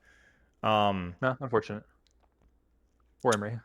But I mean, not poor Emre. He owns. Emre has good like mid C tier perk for your minor that you always choose, and then bottom of A tier or top of B tier for the perk that you almost always choose as well. I mean, like that's crazy. That's all right. Let's finish with this. Let's do Freya, and then we'll call it Relentless Barrage. That's the reload off of primary fire or reload off of what is that? Freya perks have changed so much. It's a reload somehow. Somehow I will reload. That was the description. Somehow you will reload. Direct hits with take aim. Give you a reward. Yes. A random reward, a random relic. It's 8 ammo, Sarah now. They definitely buffed it. Yeah. I remember that. They buffed it not too long ago. I don't know. This is whatever. I don't care. It's fine. It's good, but it's not great. It doesn't fit. Is it bottom C? I don't know. I'd say mid C. The thing is it's like it's one of those things where it's like it doesn't fit the gameplay loop of the character with how you're often playing her. Like even though she's had a lot of that shit with her freaking auto attack. Like they constantly like, oh, your auto attack does this. Like I don't care, man. Yeah. Now they have the one thing that highlight is they have made her primary fire better than it used to be. Let me turn this stupid thing off. So like it is better to get ammo back, and like Sarah said, they did double the amount of ammo. So it's like it's fine, but like you're rarely gonna notice this unless you're in a situation when you're literally just pumping as much damage as you possibly can into a tank, which is more situational than I think people think. Even after they've nerfed her breakpoints at 225. I still think you're fishing for squishies whenever you can, unless there's just a Mauga in your face. Like, I played Freya for 40 freaking hours, and obviously it was a slightly different iteration of Freya, but the number of times where I was like, oh, on theory, this feels amazing. Like, even Frostbolt, which was the slow on tank, I like, obviously there were better perks at the time here, but like, I remember in quick play, I would force choosing these perks to try to make them work, and it just wasn't super palpable what this did here. So yeah, I don't know. It's fine, but I'm like, it's mid. Yeah. And then momentum boost is the extra, is that the extra dash distance? This one's weird. This one is well done. It's funny because it's like, I'm not going to criticize you for choosing Relentless Barrage because momentum boost is fine, but it can definitely throw off your muscle memory. It is definitely a perk that I would not choose unless I need to move around or I'm getting dove. Both of these perks are just kind of like, there's some, you know what I mean? Like some perks where you see somebody pick it in a VOD review and it's like, oh, that's interesting. I really would advocate for this other thing or something like that. Or like, you should think about this one. These two, it's like, I will not literally give it a second thought. I don't care. Yeah, it doesn't matter. Like it's I would say, hey, they're playing Genji, Winston. You should probably choose a dash distance, or like, or if they're not repositioning at all and they're not choosing Relentless Barrage, be like, Joe, just choose Relentless Barrage. It's free real estate. You might as well just pick it, you know. But like, I mean, I've even got people it's like I just don't think it matters really all that much. Like, I think maybe more so than anything else is that like if you're doing your like whole like S key combo, which I popularized, thank you very much, which was basically how to keep your crosshairs still while you're going for your 2-cap combo, which is like here, right here. If you do choose the other minor perk, it is noticeably harder to do that. You do find yourself clonking around a lot more. So like if you're going for that obnoxious 2-tap combo, it can be a little awkward with the other minor perk. Yeah. Now major perks, aerial recovery using up to half heal for 30 health per second until Freja touches the ground. I don't feel like I think what's it's that good. I see? I think it's probably the default choice, but I can see like I don't know. Like let's just put it this way: having 30 health, even with the DPS passive, how much healing is that? 30 health per second until Freya touches the ground. Like 30 health per second. Like that's a lot of healing. I'm gonna keep healing. You get a Zen orb on you for just using your shit. Yeah. So it's really good in situations when you're just going for the gameplay loop. I'm gonna probably put this in the bottom B tier. Yeah, sure. Yeah, I think Freya is whatever. She hasn't been that popular lately because after they kind of have gone through different iterations. Your and voice nerfs, has just gotten like 10% louder. You've received because because this perk pisses me off. I don't like it. I hate it because it's just like I don't like DPS having access to free healing value like this. And this one's one of the stronger ones. This one just makes Freya like immune to like I'm Freya. I'm super hard to hit. I'm also healing with the Zen orb like without just by myself. That's me. That's what Freya says. She says no, that perk bothers me. It's good. And it's good because all those heal slot perks are just good. Like even the Cassidy one where it's like, silver bullet, bam, bam. I'm owning you. Even if I don't take that perk and I take the other one, I'm still owning you because I'm healing like crazy. Yeah. And it's funny too because it's competing with one of the weirder major perks in the game. Because you're like, the other one I think strange. Two boosts, which is like fine, but the problem is that it has an additional charge, which is like fine, but you have. It's only useful once per fight, basically, is the way to look at it, because you still have this 12-second cooldown. It's why I'm not a huge fan of the Symmetra turret perk, because you're like, oh my gosh, 4 turrets or whatever. It's like, well, you only get to use that once, because then you have to deal with the 12-second cooldown twice. So it's like, and then you get it twice, but... they're nerfed. They're weaker. So you get a slight spike in value early in the fight, but then you're cursed. Right? Exactly. You get the rare card, and then you have you have hemorrhoids for the rest of the game. It's like you get a rare card and a curse with this one. And honestly, what's so troll about this is that very frequently what I see is that the curse that comes along with this it actually ends up negating the upside.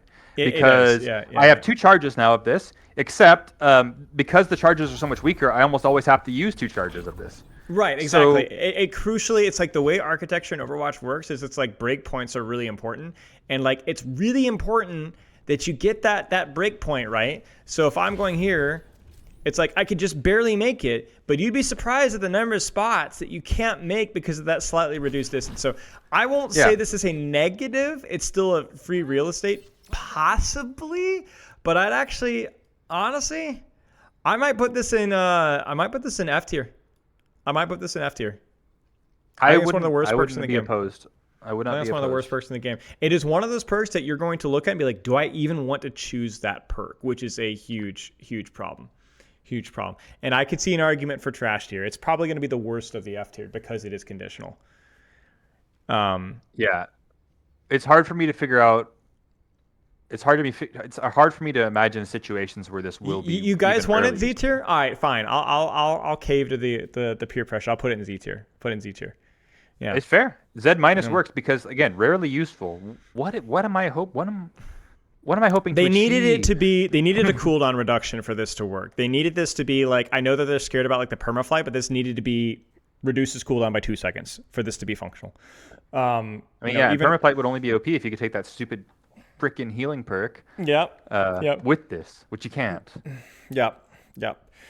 So in no circumstance do you choose this perk, but even if you ignore that, even if you replace it with like Freya occasionally spawns a little minion which does 5 damage within nearby enemies every hour, like that, you'd still choose that perk over this perk. I feel like this perk seems like it was designed with other perks in the game that don't exist anymore. Like this perk honestly seems like it was designed for like that perk that to go along with maybe a perk that gave her ammo. Is it the worst perk in the game? Now that I'm thinking about it, because I'm like, man, I'd take Discordant Repair. You know, might as well, I guess. Like it's 20 healing, maybe 15. I actually don't know if I'd take Rising Winds. There has to be like a map where it's worth it. Like you're like, oh, there's a crazy rollout. This is the moment. I honestly don't even know. Freya spawns a little helper who breaks boxes and does sinner sacrifices for you. She is Danish, so she's sinful. Yeah. Nice finishing Overwatch tournament at my school, and I came 3rd. Nice, Andrew. Well done. Well done. Yeah. Yeah, I'd say anywhere in Z tier. I don't know if it's the worst in the game, but it's probably the worst out of the ones we have right now. Yeah, like I can picture in my head Discord, even just the hope factor in my head. I can hope and cope about Discordant Repair more than I can about Rising Winds, and the same thing goes for Even the Odds. But I think they're kind of all the same perk. Yes. I don't know. It is what it is. It is what it is. Okay. Before, listen. I know we were supposed to be done, but I know Genji's next. I just want to do Genji. You want to do Genji? You want to do Genji? You want to do Genji real quick. You have you have big thoughts on this guy. Yeah. I mean, I have fewer big thoughts because they've actually. Here's the funny part about Genji is so many frickers out there where all these but Necros, whoever the freaking this Genji OTP picks this perk. Necros I don't care. They're wrong. They're wrong. They're choosing the wrong perk. And coincidentally, those perks got nerfed or those perks got buffed. Who would have thought the perk that all the Genji mains were telling me was the better perk needed to get buffed? Y'all are idiots. These perks, the old Genji perks, were not the better perks. I don't care who was picking. They're wrong. They're a lot better now, and I actually think there's definitely like an argument for choosing either one now. So Swift Cuts, Quick Melee reduces the cooldown of Swift Strike by 3 seconds. This is definitely one of those practice range perks that I was like, I wasn't really sure how good it was going to be. I definitely felt like it could have been nerfed, but it didn't because it's not that great. It's okay. It's like the number of situations where it matters is in the minority, but it's not bad. It just does things. So it's good. This is a useful perk. Yes.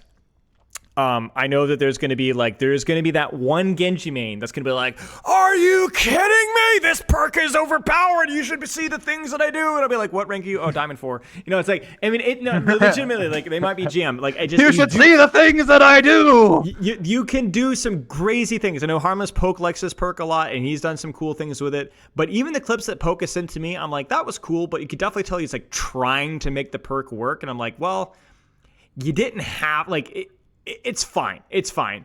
Because it's also like you could do the same thing and you could be like, yeah, witness the work that I commence. And you could be like, you could do the same thing with freaking Dragon's Thirst, which I think is one of the better ult perks in the game. You're like, oh my gosh, look what this guy did with Dragon Thirst. Right now, it is an ult perk, right? With that caveat aside, it's an ult perk. People like Poke are so confident in their blading ability too that they're almost like, yeah. First off, they don't really need it as much, but even then, I think there's also people who are like, they see this as like a crutch, and they like, I'm better than that. I can take this other perk. I don't need Dragon Thirst. I'm not some bad Genji that needs that. The way I look at it is like you're gonna take damage. That heals you. Yeah, go ahead. The way that I look at Dragon's Thirst is it's you're going to take damage when you pop your ultimate unless you're nano boosted, right? And everyone just cries and just gives up. So the way I look at it is it's like you're going to need the sustain, and this is not just a difference between making your ult better. It means you might actually win the fight when you press your blade instead of lose a fight when you press your blade, right? People always talk about the Dragon Blade debuff. Like this kind of helps remove that. So it's not just about making your ult better for more kills. It means that you dramatically increase your chances of winning the fight. Yeah, with take blade this higher. This is one of the best ult perks. Take this one up. Yeah, but it's still an ult perk, right? Like I know, but it's one of the best ones. This perk, I mean, we've already put it higher than Heat Shield, which is I think is one of the better ult perks in the game. So it's like I think it's probably fine. Well, yeah. So it's like I think we'll place it around here.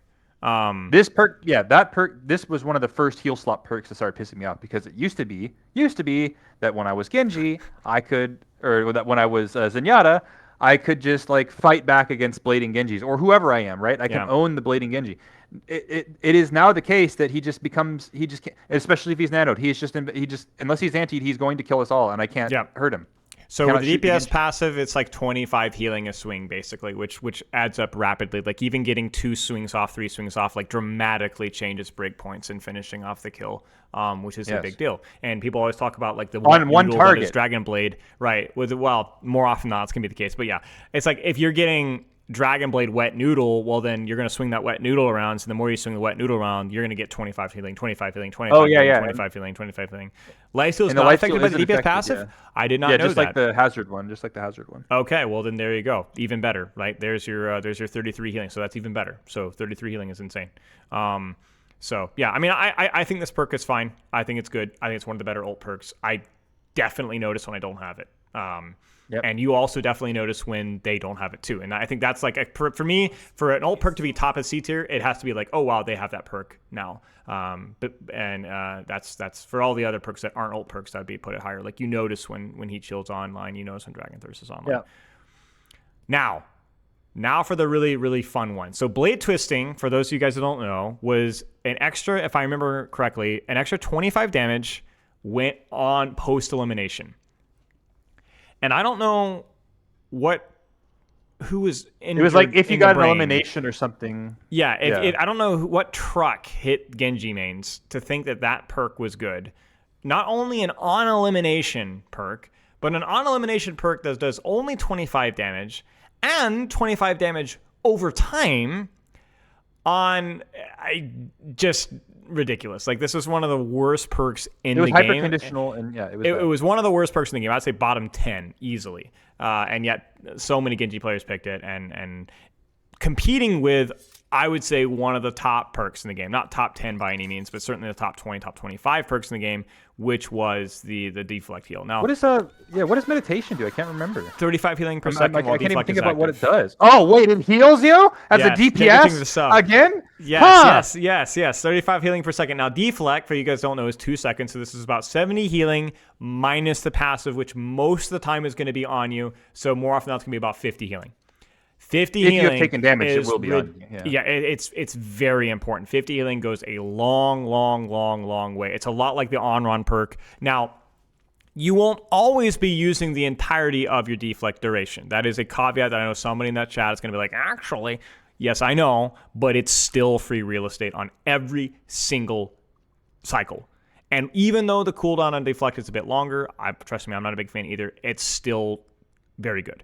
So what they did to the dash perk, Blade Twisting, which makes it now actually kind of an interesting conversation. I still will choose meditation all the time, but I understand, is that now it does that DOT, yeah, sure, but now it can be on half health enemies. So what that means is you get to these situations here, right, and you do this, and then if you dash, if you change the order of operations, that is going to change breakpoints on that target. So you're going to have an easier time finishing off. Wait here. Loves and kisses. I am streaming. Best coach from the island of men. So yeah, like it's good. I can see this like being quite good if you're getting pocketed a lot and you don't need the heal support and you just want a lot of an easier time bursting down targets. It's good. They made it way better, way less conditional, and it meaningful. My favorite thing about this perk is it also trains you to play Genji. I think one of the most common mistakes I find for Genji's diamond level and below that's like a micro mistake is that they use dash to deal damage. And dash is generally speaking just a cooldown that when being used, not for repositioning or getting out, it needs to be used on people who are going to die from it.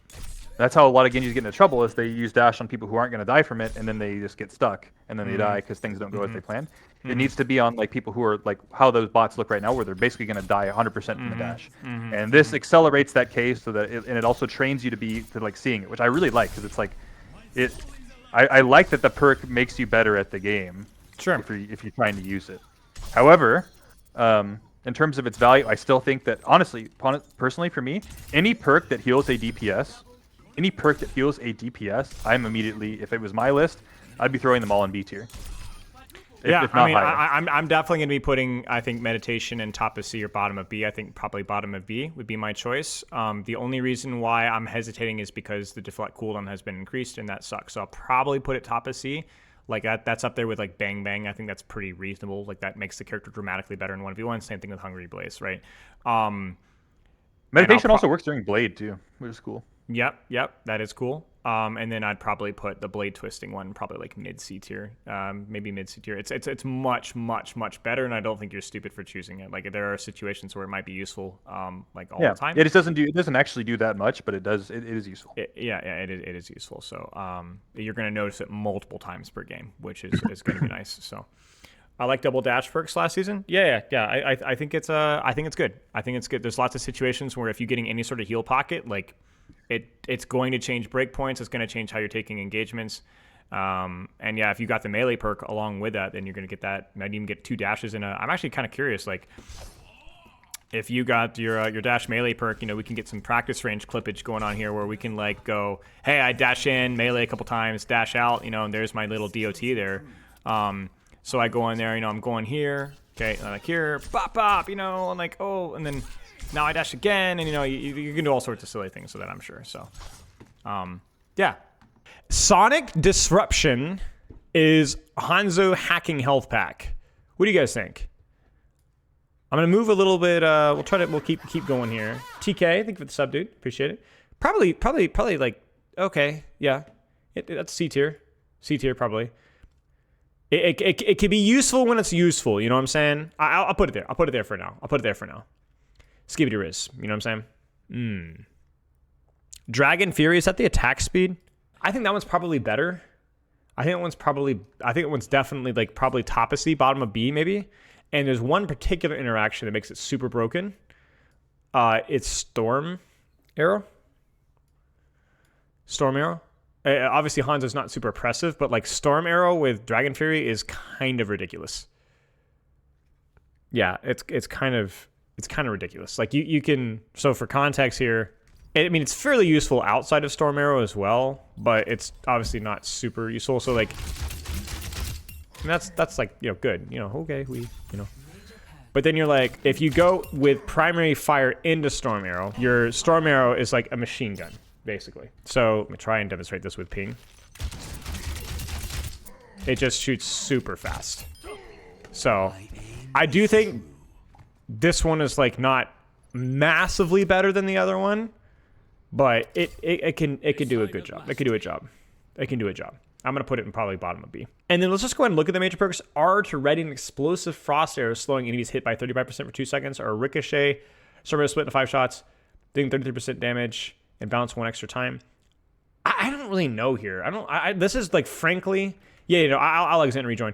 I really don't know which one is better here. Like, I feel like the Storm Arrow one is always like bait. It's just not really that good. But also Frost Arrow is like kind of like situational as well. Like, it's like annoying for tanks, but it's like they're just not that good. So I actually kind of feel like his minor perks are better.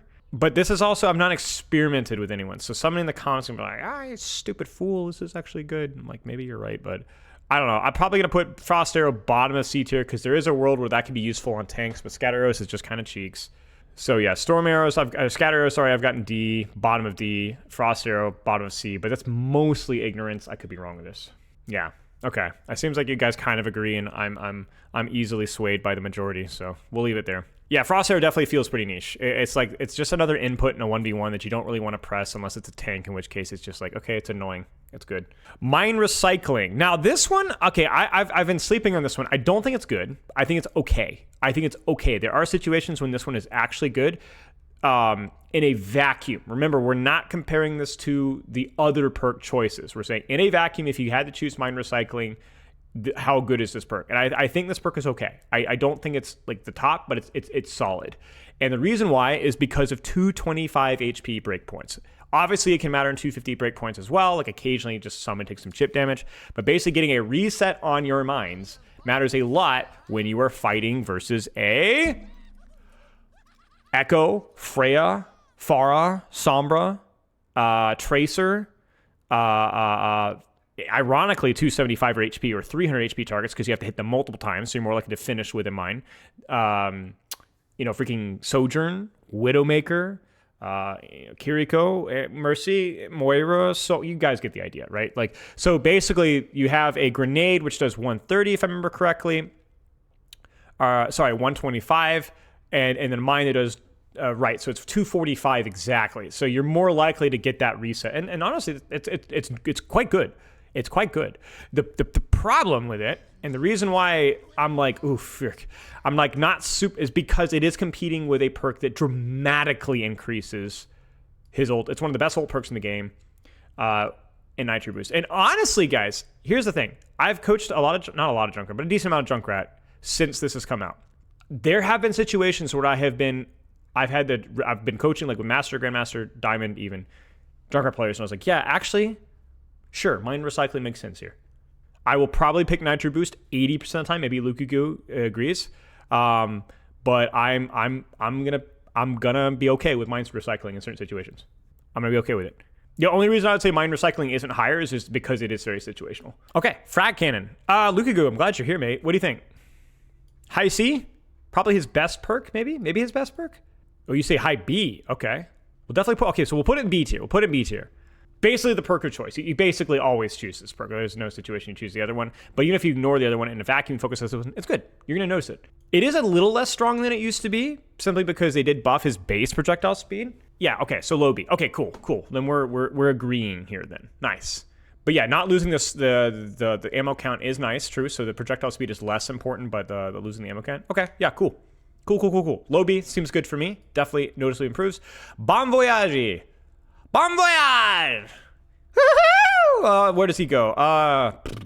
Low C. Like, I don't know. It's just like, it's not trash. It's just, okay, remember, in a vacuum, we're not comparing it to the other perk. If you had only one perk to choose, you could still be like, okay, that's kind of useful.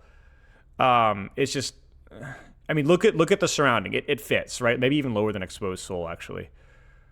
Honestly, maybe even lower than Kinetic Bandolier. Okay, maybe, actually, now I'm kind of feeling like, yeah, it is going to be bottom of C tier, which is probably going to end up being D tier once we can actually sort things around. Honestly, chat, I'm actually think the Rhine perks provide more consistent value. I'm going to say bottom of C tier. Maybe even lower.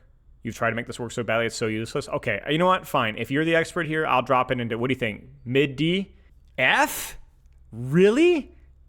Worse than scatter arrows? Worse than the muscle memory of charged javelin? You put scatter arrows F? Okay. All right, listen. I told you guys, I'm easily convinced. And we do have to populate these more later, so might as well know. All right. I'll put it in F. All right, good to know, Rumpiel. Dude, all the Junkrat players all have like Rumpelstiltskin or Scoot and Stop him or Gervlix or Pukelchaks or whatever. Like, you guys all have like creepy Nordic fairy tale evil villain names. Every like what are all the Gurkmeister, and I guess Vulture doesn't really fit it, but Goblin. Yeah, Goblin names. Yes, exactly. They're all Goblin names. Girthquake. Yeah, Goblin and Gremlin names, right. Okay, skating rink. Well, it's here. Okay. This is the perk that I came up with, and I like the concept a lot, but the numbers are so freaking bad. It's an ult perk. It's very, very useful, but it's one of the weaker perks because it's an ult perk, and it is competing with other ult perks that are just infinitely better. So it would need its. I don't necessarily have a problem with an ult perk being bottom of C tier, but the problem is that it's not good enough. The numbers are not high enough. The movement speed isn't high enough. The sustain isn't high enough. I would say marginally better than Bunny Power, I think. Yeah, it needs like over health and use or something. I still like the concept a lot. I wouldn't even mind if it was base kit, but yeah, it's not good enough. It's not good enough. It's one of those things that they kind of put out. They're like, that's a good idea. And this has like been my problem with perks as a whole. It's like there's a lot of perks down here that are like interesting ideas, but they just didn't finish the job, and that's just kind of how it is. Like that's kind of, and this is one of those things like, where I was like, I had this idea, and they're like, we're gonna use your idea. I'm like, and then they're like, oh, it's we didn't. Oh, okay, well, unlucky. So anyway, it's okay. It's not bad. It's probably, I think I'd probably argue it's better than most of the perks down here. But yeah, glacial propulsion. That's the Jumpy. The Jumpy's good. Jumpy's good. Jumpy is a little bit situational. There are situations when it's not great, but it's quite good on a lot of maps. I'll actually put it in top of C, probably near the top, because it's going to be about 75% of the time the perk of choice, and it is going to be noticeably good. Now, the reason why I won't put it higher is it is one of those skill perks. So you're going to look at some of these perks and be like, yo, extended boosters, why is that in C tier? That might get bumped to B, but like it's a perk that requires you to know what you're doing, and I think the same thing goes for Glacial Propulsion, and then the average rank player might not be using Glacial Propulsion even close to its potential. Same thing goes to something like,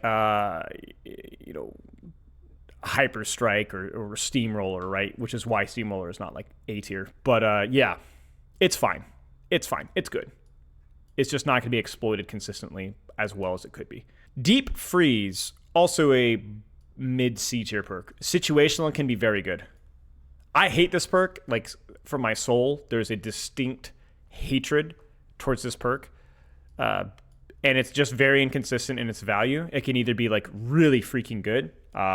Certain tank mirrors, really good. Certain matchups, I think this is really good versus Genji, for example. Genji cannot play with you because you're going to be mouse one and Genji most of the time anyway. There's other characters, even like Reaper. This could be quite good versus Reaper. So this is very, very strong versus certain heroes and kind of mid versus others. But again, in a vacuum, it's still fine. Like, it's still useful-ish. So it's not Deep Freeze is good versus some tanks, right? So the reason why I'm not ranking it higher is because it is one of those perks that sometimes often baits Mei players to play incorrectly and die a lot. Like, I see a lot of Mei players, they'll pick this and they're going to go try and freeze their Orisa or try and freeze their Rein, and they actually could do worse after the perk choice. They do worse after the perk choice. But there are certain circumstances where that's okay. Mauga, Ram is a huge one. Genji matchup's a lot easier. Reaper matchup's a lot easier. Ironically, the Mei mirror is a lot easier, but it is still pretty situational. And yeah. So the difference between this is, when I say situational, is this situationally can be very good or quite good. This is situationally helpful. Does that make sense? Like you could situationally be like, oh, that was nice that I had that. These perks a lot of the times are like that with a little bit of steroids. Like Deep Freeze cannot be situationally helpful. Deep Freeze might situationally just win you a fight. Like straight up. Well, that's the thing, Proob. If you crouch spam and a strafe spam and just hold freeze, that may and she tries to icicle you in the head, if you're close enough, her time to kill isn't fast enough necessarily before she gets concerned about freezing. She has to double DQ for that to work, and that can be kind of challenging to do. It gives you more options in the mirror, basically. I'm not necessarily saying that you should always do that, but yeah. It's a lot of it. It's like a worse version of Steamroller for Ball, where it's like a lot of bad players are going to try to get value out of it and throw the lobby. But if you're even, like, you might accidentally do some incredible things with it. And if you're good, which we are factoring some for good players here, like great players, then there's going to be some situations when it is oppressive, so. And Cryostorm, I think, is a great example of a perk that is not dependent on your skill. You're going to get value out of this perk, and I'm going to put this perk in top of B. It's insane. One of the most underrated perks in the game. This does not have any effect off of, remember, we're ranking perks in a vacuum, so there's no effect off of the freeze perk. But if it was a competition between perks, this destroys the freeze perk most of the time. And there's a couple of reasons why. So first off, with Mei, having more tools to keep people away from your ice block is always nice. That's the intent behind it. But the reality is this isn't just that. It's also ult charge, because you're doing a lot more damage, and it is a lot of damage. Cryostorm does 70 damage per second, which, for context, how much does Moira do in her ult fire? Yeah, it does more damage per second than a Moira ult fire, and it's area of effect. And it's the entire time that you're in ice block. I have seen more fight wins with this perk than I have seen off of the freeze perk, and it is significantly less situational. Significantly less situational. So I have seen more ceiling of output from this perk than the freeze perk. In other words, crazy circumstances where the single-handedly wins the fight than the freeze perk. And it is significantly less situational. So it has a higher ceiling, and it's also way more approachable, way more consistent. It's ridiculous. No, it's 70 DPS the entire time you're in ice block. And the range is ridiculous too. So you think like, oh, I'm not going to get this to proc.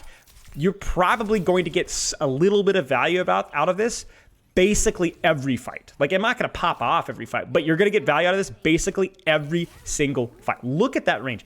Every fight. And then there's going to be some fights, every half a dozen fights, where it just single-handedly wins the fight. It's a ridiculous 1v1 tool. It's a ridiculous area of effect tool. It's ridiculous. It's just ridiculous. Yeah, and it stacks with your ult too, right? So I believe you actually freeze people faster when they're ice blocked. Oh, I missed it. Shoot. I'm pretty sure it actually freezes people faster with your ultimate as well. I remember testing this at one point. I'll try to demonstrate it here. But it just does everything. It does everything. Sorry if I can do that again. Yeah, you could see it just a split second faster, and I didn't even quite get it perfectly. So it's just a little bit faster. So it's insane. It's insane. This is one of the better DPS perks in the game. Top of B. Yeah, it's insane. It's ridiculous. Definitely going to be... It's definitely one of those... Honestly, oh man, I'm kind of tempted to put it into A. I'll put it top of B for right now, but it is approaching... Oh, wow, this hero has that perk kind of a moment, you know, along with a lot of the other perks up here. You think A is too much? Okay. I'll keep it in B. Lingering Wraith. That's the movement speed, right? After a Wraith. I think this perk's good. Again, it's another one of those moments where it's like really hard to quantify movement speed, but leaving Wraith form grants 40% movement speed for 2 seconds. That's a long time. It's a good perk. It's a good perk. It's quite a good perk. It's quite consistent. It's really good in 1v1s. It's really good at disengaging. I chose the freaking wrong perk. I don't know how I'm so bad at this. You weren't kidding. You weren't kidding. I don't know how I screw this up. Like, look at this. Look at the movement speed here. That's really fast. That makes your strafes better. That makes your repositions better. That makes your disengages better. And also, this is actually very sneakily a quiet buff to his ultimate as well. Getting into that Death Blossom post-Wraith, if you are the plat player that likes to Wraith in the ult, you're going to like having this perk because this is going to freaking make your ability to be tracked a lot harder going into it. So yeah, exactly. You could use it for ult. So this is just a really good perk. It's never not useful, basically. So it's not going to be like, oh my gosh, this is single-handedly winning every single team fight, but it's the definition of free value. It is going to absolutely save your life once or twice a game. It's absolutely going to help you provide more value a couple of times per game. And in the games where you're not really using it, even just freaking leaving spawn, you'll be there half a second faster. So it's just useful. It's just useful. There's never a situation in which I don't think you'd ever choose this perk, but even at a vacuum, it's just good. It's good. Yeah, it's a good perk. It's a good perk. It's a very, very solid perk. Now, the funny thing about this is somebody was telling me that Choice chooses the other minor perk, which just goes to show that even the high-rank players have a bit of a brain fart sometimes. Let's put it that way. I think what was I saying the other day? That sometimes we're talking about the Genji players that were choosing the wrong perks the previous seasons, right? It's just terrible. I'm going to go ahead and do it right now. Reaper Wraith Soul Reaving is a Z tier perk. I could see argument for bottom of F maybe, but we're going to leave it in Z just for the memes right now. It is terrible, okay? Now, let me explain why. First off, anything that is on elimination is niche because it requires you to already establish an advantage and then carry it forward. Now, to be fair, Reaper is oftentimes a character that gets a kill and then gets traded. Not as much as something like a Vendetta or Avenger, but that is fair. So having sustain after you secure a kill can be useful. Okay, that's fine. The problem here is that I chose the wrong perk. I chose the freaking... Wait, no, I didn't. Where's the orb? Oh, there it is. That was weird. Did I just not see it? Was it there? Did I literally just not see it? Okay, anyway. Let's try this again. So you could see... Okay, I'm not low. I'm really bad at demonstrating this. There you go. Hope you chose your epitaph. Where's the orb? Is there a cooldown? Or am I actually eating it? Okay, there you go. This is the problem. I was eating it. I was eating it. The problem here is that the hitbox on it isn't very good. So you could see it here where I'm absorbing it, sure. But if you have to kind of walk within a certain radius, it's not nearly as forgiving as it needs to be. It's better than, I swear it's better than it used to be. but the radius on absorbing it is a little bit close. Not the end of the world, because you're generally playing closer Reaper as a whole, but it should be incredibly forgiving. And am I crazy? Is it affected by the DPS passive? That might be the difference between F or D tier here, or F or Z tier here.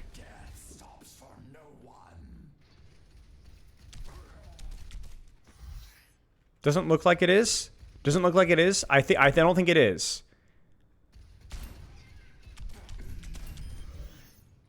I don't think it is. I don't know why I just killed myself there. Okay.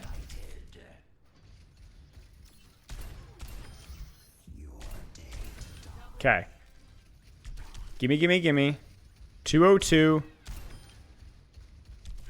203. No, it's not affected by the DPS passive. Okay. So then bottom of D tier. Or bottom of F tier. But yeah, it's bad. It's bad. It's even if we ignore the opportunity cost of going for probably one of the stronger DPS perks in the game. It's on elimination. The hitbox can be a bit wonky. It's only 50 healing in a situation where that is probably not going to be near enough. That's really all that needs to be said. That's really all that needs to be said. So it gets upgraded because it's not affected by the DPS passive. But it's still bad. What about 5k Death Blossom at low health? Sure, maybe, but you're already getting lifesteal from your damage as it is, and in that situation, we've already established that you're probably going to want the Wraith Speed perk anyway. You know? So, you know, if you're hitting multiple people, you don't really need Soul Reaving. So there's going to be, like, if you look down here at the bottom, it's Discord and Repair, Even the Odds, Survival of the Fittest. These perks aren't useless. Like, I don't think there's very, like, maybe Rising Winds. There's not really any perk down here that's, like, actively wish I didn't have. You know what I'm saying? Did the bots have the DPS passive, though? Yeah, everything has a DPS passive, but you can also see the purple arrow. Look in the bottom left there. Wait for it. You see that purple arrow? That implies the DPS passive. So, like, you're like, oh, yeah, there are going to be situations where this is useful for sure. It's just unbelievably rarely useful. It's the definition of rarely useful. So, I think the other reason why I just have, like, I'm doing my best to vote for this in a vacuum. So maybe I'm being too hard in this perk. Maybe it needs to be top of F tier. But it's so funny to me to see Reaper players picking this perk. Like, it's so much worse than the other choice. So much worse. So much worse. Dire triggers. It's good. It's good. It's not something that you always have to use. The main opportunity cost of this is that delay after initially shooting. Dire triggers. Using your alt fire to fire a volley with long range accuracy from both Hellfire shotguns. To my knowledge, obviously, like, the one shot is, like, really nice here as well. I actually don't know the stats in this. Maybe I'm kind of demonstrating my cluelessness here, but, like, I think the big thing there is, like, it's not just about the range, which is obviously useful, but it's also the fact that there is just certain situations when that breakpoint gamble can really pop off, right? Like, it's like I'm shooting him, and I'm like, finish him off. And if I get him with that shot, it does do more damage than a primary fire. 20 more damage for both volleys than normal guns do, right? So, like, that to me is, like, the big thing, but obviously the range is the main selling point. Really good versus Tracer KIRIKO, right? Anyone that you're struggling to hit that shot, you're just kind of like, get that chip damage. Now, the opportunity cost is that there is going to be a bit more of a delay here. Wait, did they remove the delay? Or reduced it? Am I crazy?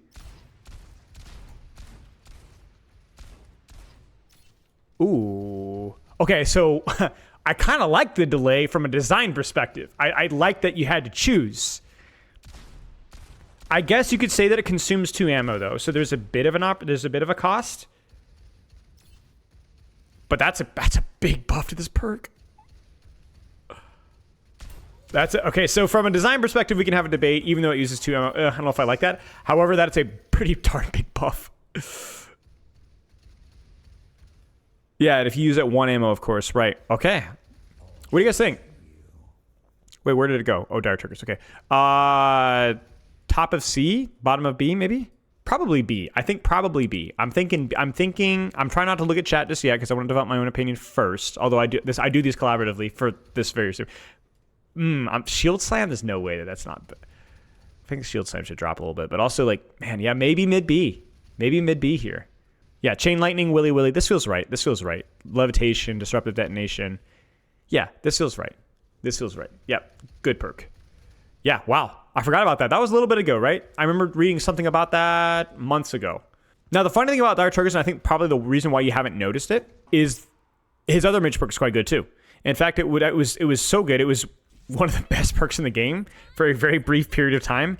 And I believe they nerfed it a bit, but it's still quite good. It's still quite good.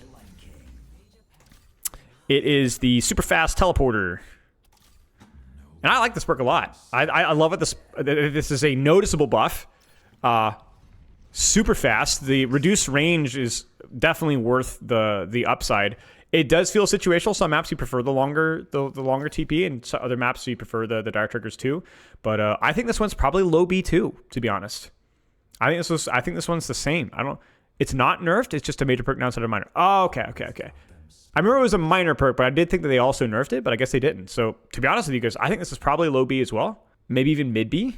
The only reason why I'm not going to put it higher is because it is a skill check perk. I know it sounds stupid to say that, but it is, again, another one of those perks where it's like you're not going to see most ranked players abusing this as much. So I'm going to put this one actually above Dire Triggers, I actually think. I actually think I'm going to put this one slightly above Dire Triggers.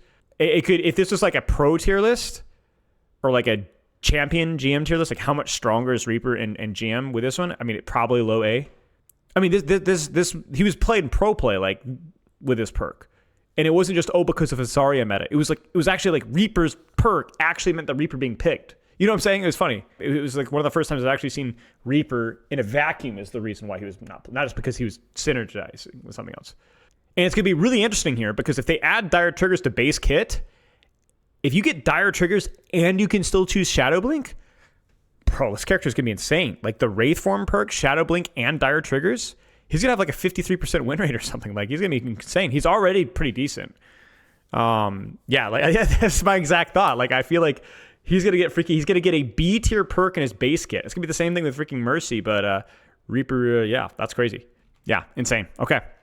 Let's keep going. Deceleration shot. Oh, deceleration field, sorry. So Sojourn's going to be fun because I think Sojourn is like, all of her perks are good. Like not a single of her perks is bad. They're all like solid. It just really kind of comes down to opportunity cost. Let me be very clear. Sojourn, there's going to be a bit of a disconnect between pro play and ranked play on both, actually, coincidentally, and both of her perk choices. So let's go ahead and kind of explain what I mean by that. Overcharged is objectively the higher ceiling. And I do think it is one of the strongest ult perks in the game, maybe top 2 or 3.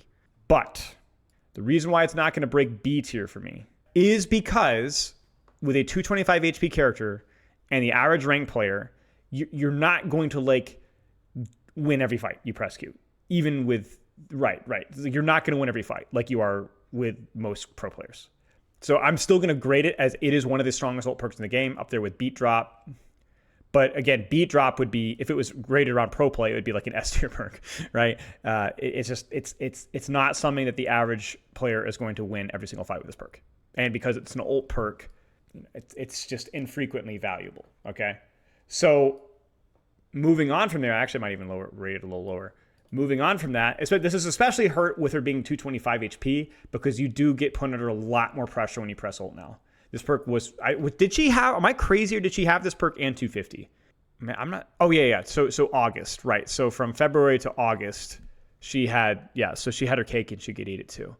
Right. So that was probably when that perk felt the strongest because it would be like if you gave Genji 275 HP during Blade, or like all of a sudden that Blade feels a lot more consistent. So yeah. And now off of that point, Deceleration Field it's a good perk. It's solid. It's top of C. It's not going to be as good, I would think, but I'm never going to flame anybody for picking this perk because it's really good. It's really good in chokes. It's really good in 1v1s. It's good for denying tanks. It's good for winning 1v1s. It's sorry, Anderson. I'm sorry, old dog, new tricks. You know what I'm saying? It's good. It's fine. Maybe I won't rate it that highly, but I'm going to rate it near the top of C. It might end up in B later. Yeah, the difference between Deceleration Field and where is Domina's slow perk, Disruptive Detonation, is that it's the cooldown, right? It's the cooldown. And it's also due to how frequently the slow affects a tank trade versus taking something else. So if you look at Sojourn Disruptor Shot right now, It's 15 seconds. Ouch. Ouchies. Right? Dominus Crystal, 8 seconds. That's why. So, I mean, honestly, maybe it's even lower because of that 15-second cooldown. But yeah, it's good, but it's coming up almost half the time, right? So I would say, again, I'm not going to really flame anybody for picking this. It is one of the better DPS perks. It's, you know, it's a solid tier DPS perk. But I would probably choose Overcharge most of the time. And certainly that becomes more and more important the higher rank you get. But this one can also be matchup dependent, right? If you get big choke value, it's pretty good. I mean, it's also going to mean you're going to be coincidentally doing more damage with your disruptor shot because they're going to be spending more time in it, getting out. So yeah, it's good. It's good. It's nice. If you're really thoughtful about your disruptor shot, you can get a lot of value out of it. Now, this is the other one, the same principle, where dual thrusters with the push-pull mindset, rotation, flanking, disengage with your ult or with the support ult, engage with your ult. Okay, I'm going to make myself do it. Nope. You know what we're going to do? Watch this, Anderson. Watch this. I'm putting it back. I'm putting it back. That's how you fix it. This one's going to be B tier for me. And the reason why it's not S or A tier is because the average ranked player is not going to get the full value out of this perk. They're not going to get the full value out of this perk. And even if they try, they're just not going to get as much out of it because ranked rotating is not as important as it is in pro play in terms of north-south rotations, pushes and pulls around support ults, okay? So this one is almost a must pick. I mean, it is a must pick in pro player scrimmage, even just scrimmaging. It's a must pick. You have to choose it. I don't know if Lexa's in chat here, but we had a conversation with her, and she was like, I think you should never choose the other perk. But the reality is that, like, if you're playing in ranked, you're probably not rotating as much, not as much north-south. So even if you are doing like a Spylo angle max thing, it's just not quite as important. And the other thing is that this friction generators is a really good perk. It's actually, I'm going to go as far to say, a low B perk. It is a dramatic increase in your rail uptime. Dramatic increase in your rail uptime. Right, also you're giving up some verticality, so there's some maps where the double slide not be as good. But for context here, I mean, I've coached several Sojourn players in the last couple of months that have utilized this perk and ranked. And it dramatically has a dramatic impact on how easily they build rail. Like, I don't think people realize, because nobody ever picks it, what it does. So 0, it's 50 rail charge just right there, just for moving. So you're entering an angle and you're already there. Even disengaging, like you get pushed as a Genji and all of a sudden you're like 30 charge or 40 charge or 20 charge or 50 charge more. 50 is the max, right? So that's huge. That's huge. And the difference between that and disruptor shot is you have a 7-second cooldown on your slide, not a 15-second cooldown. So even if you cancel slide early, it adds up. And the other thing, did you guys notice that? Watch carefully. Look at the rail charge. Look at the rail charge here. Watch for a second.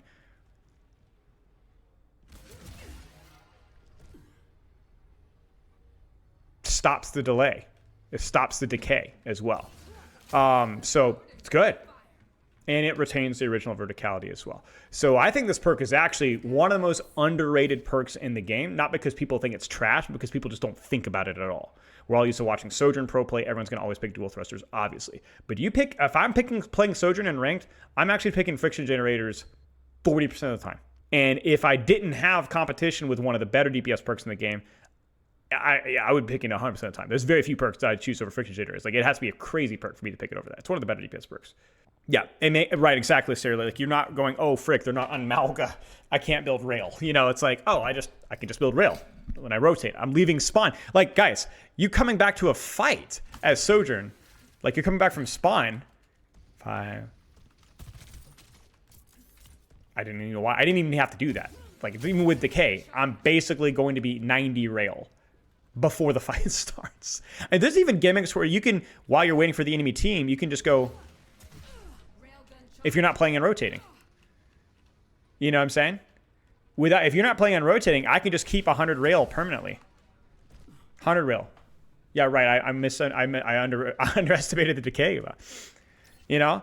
So, like, if you're willing to be like, okay, I'll 100 rail. Crazy. It's a good perk. It's a really good perk. And especially with the current position of Sojourn, Remember, we're not saying that like Sojourn's wildly OP with this perk necessarily. Like Sojourn's still a very like kind of hit or miss character quite literally, but like it makes the one thing that she does even more consistent. Good perk. Good, very good perk. Very, very good perk. Helix Propulsion. This is the faster projectile speed in Soldier. I have not played enough Soldier to really grade this one properly, but I conceptually, from like a patch notes reaction, I'm going to grade this one pretty high, like medium. It's good.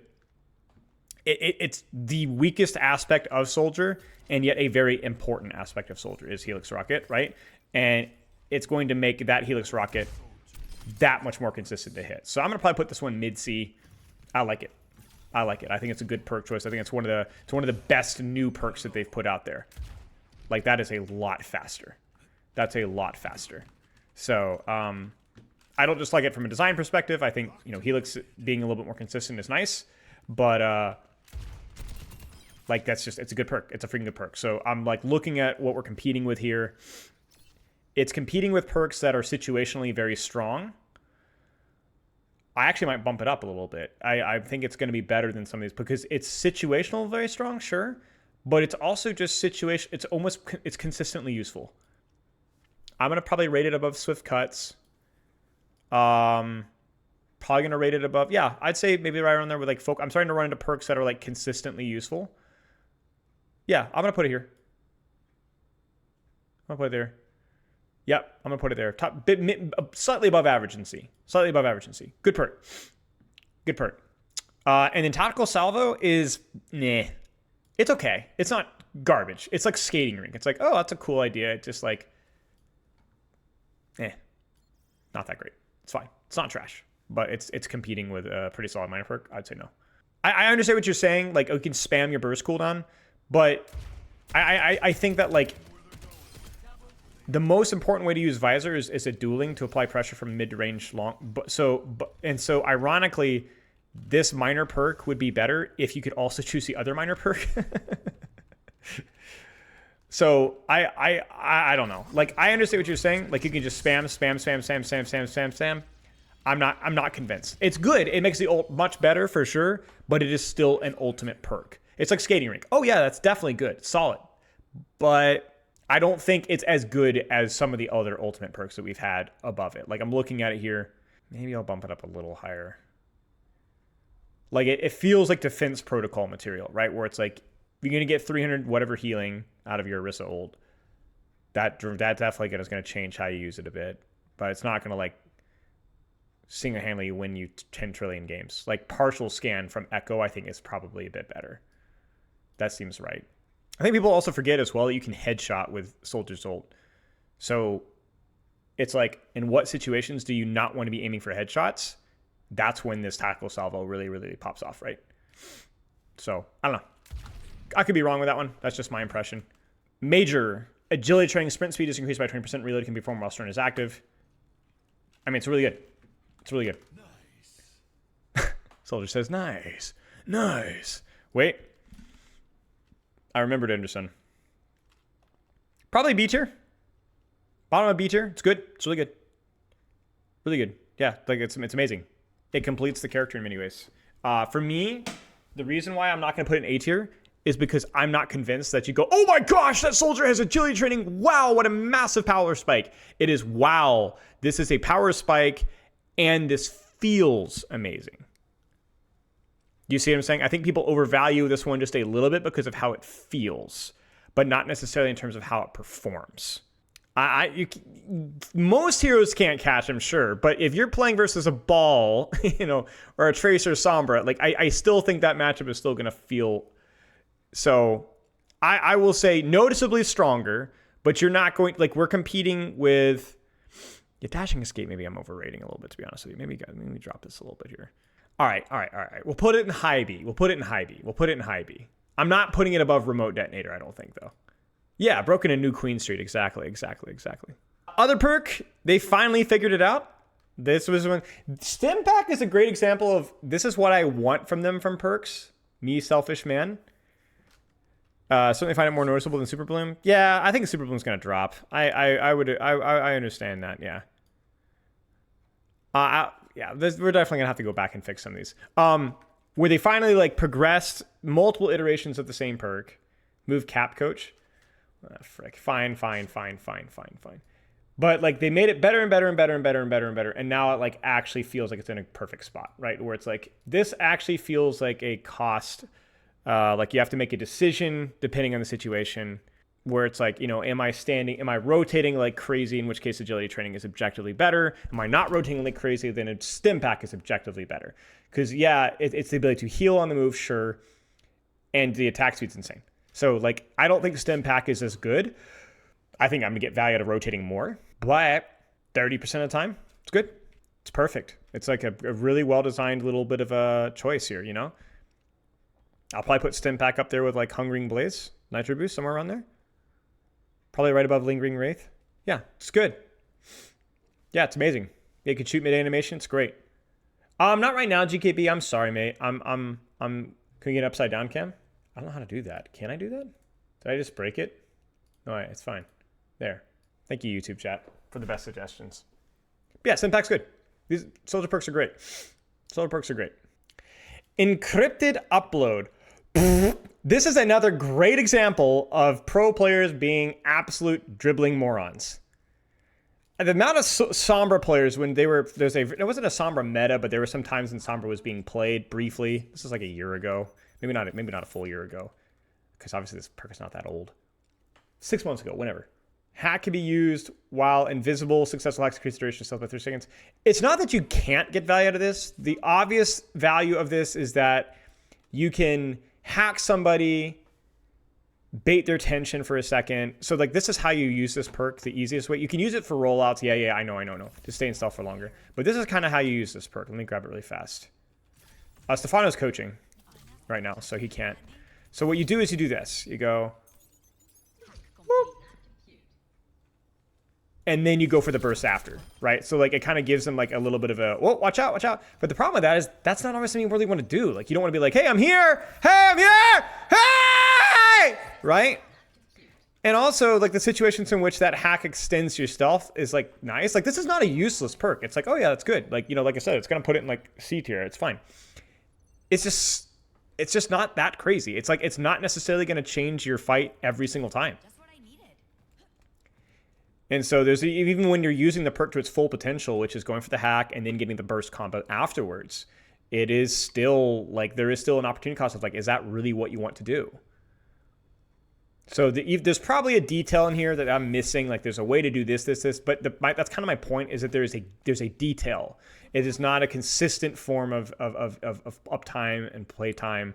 And it is competing with one of the better DPS perks in the game, which we've heard this before, and Control Alt Escape, which I'm gonna put this up there with Remote Detonator, I think.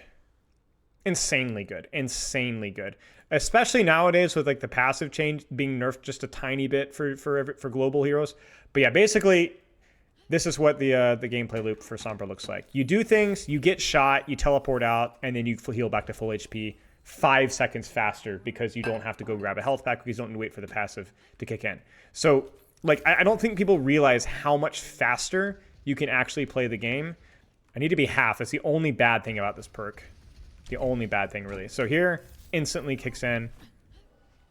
And then now my health passive would kick in. It literally is a difference of 5 seconds. 4 or 5 seconds consistently. 4 to 5 seconds consistently.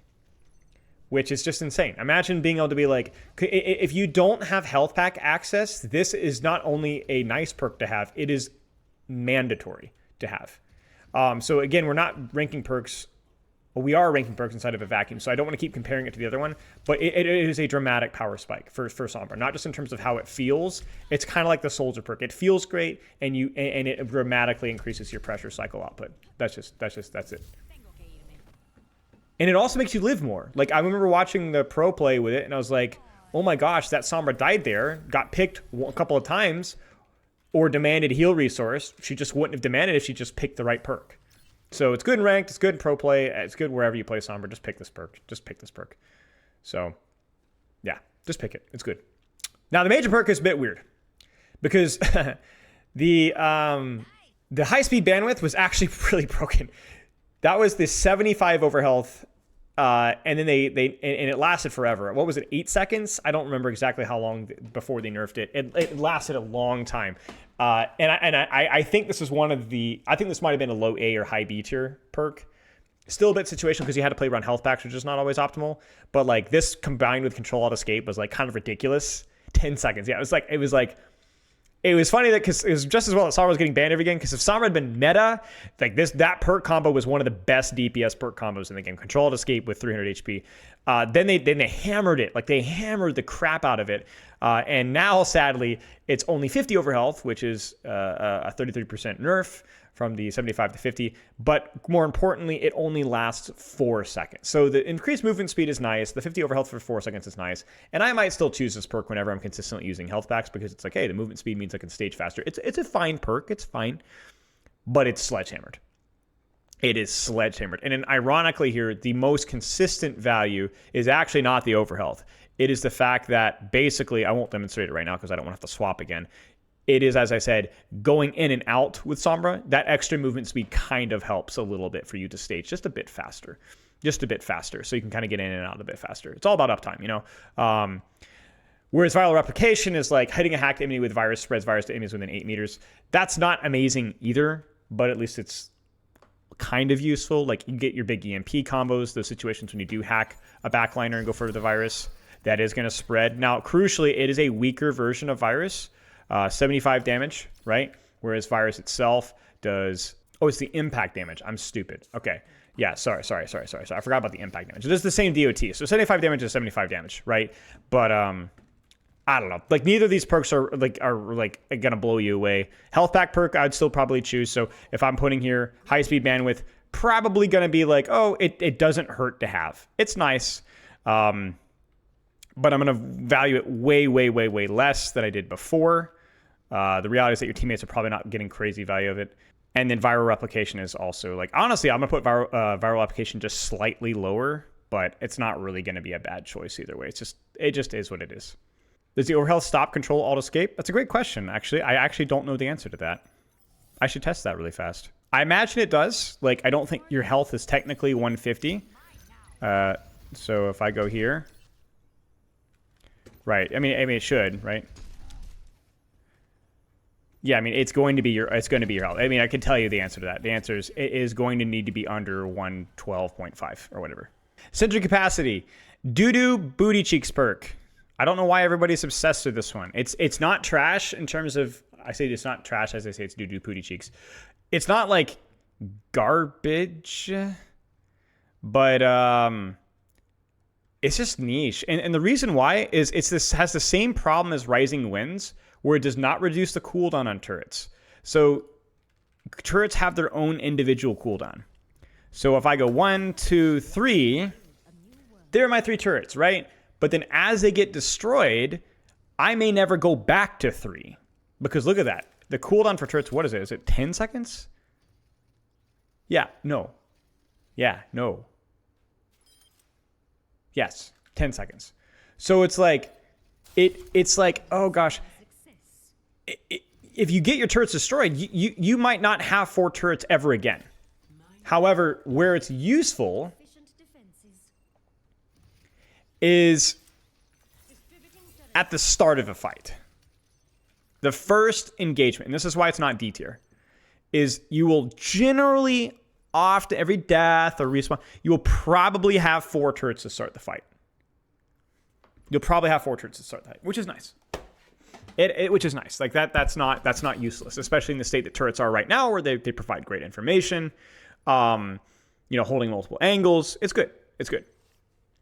But I do think that this is probably not the perk that I'm going to be choosing a lot of the time, given the fact that perfect alignment is pretty solid as well, which is increases the range of photon projectors' primary fire by 20%. It's not just about the percentage, though.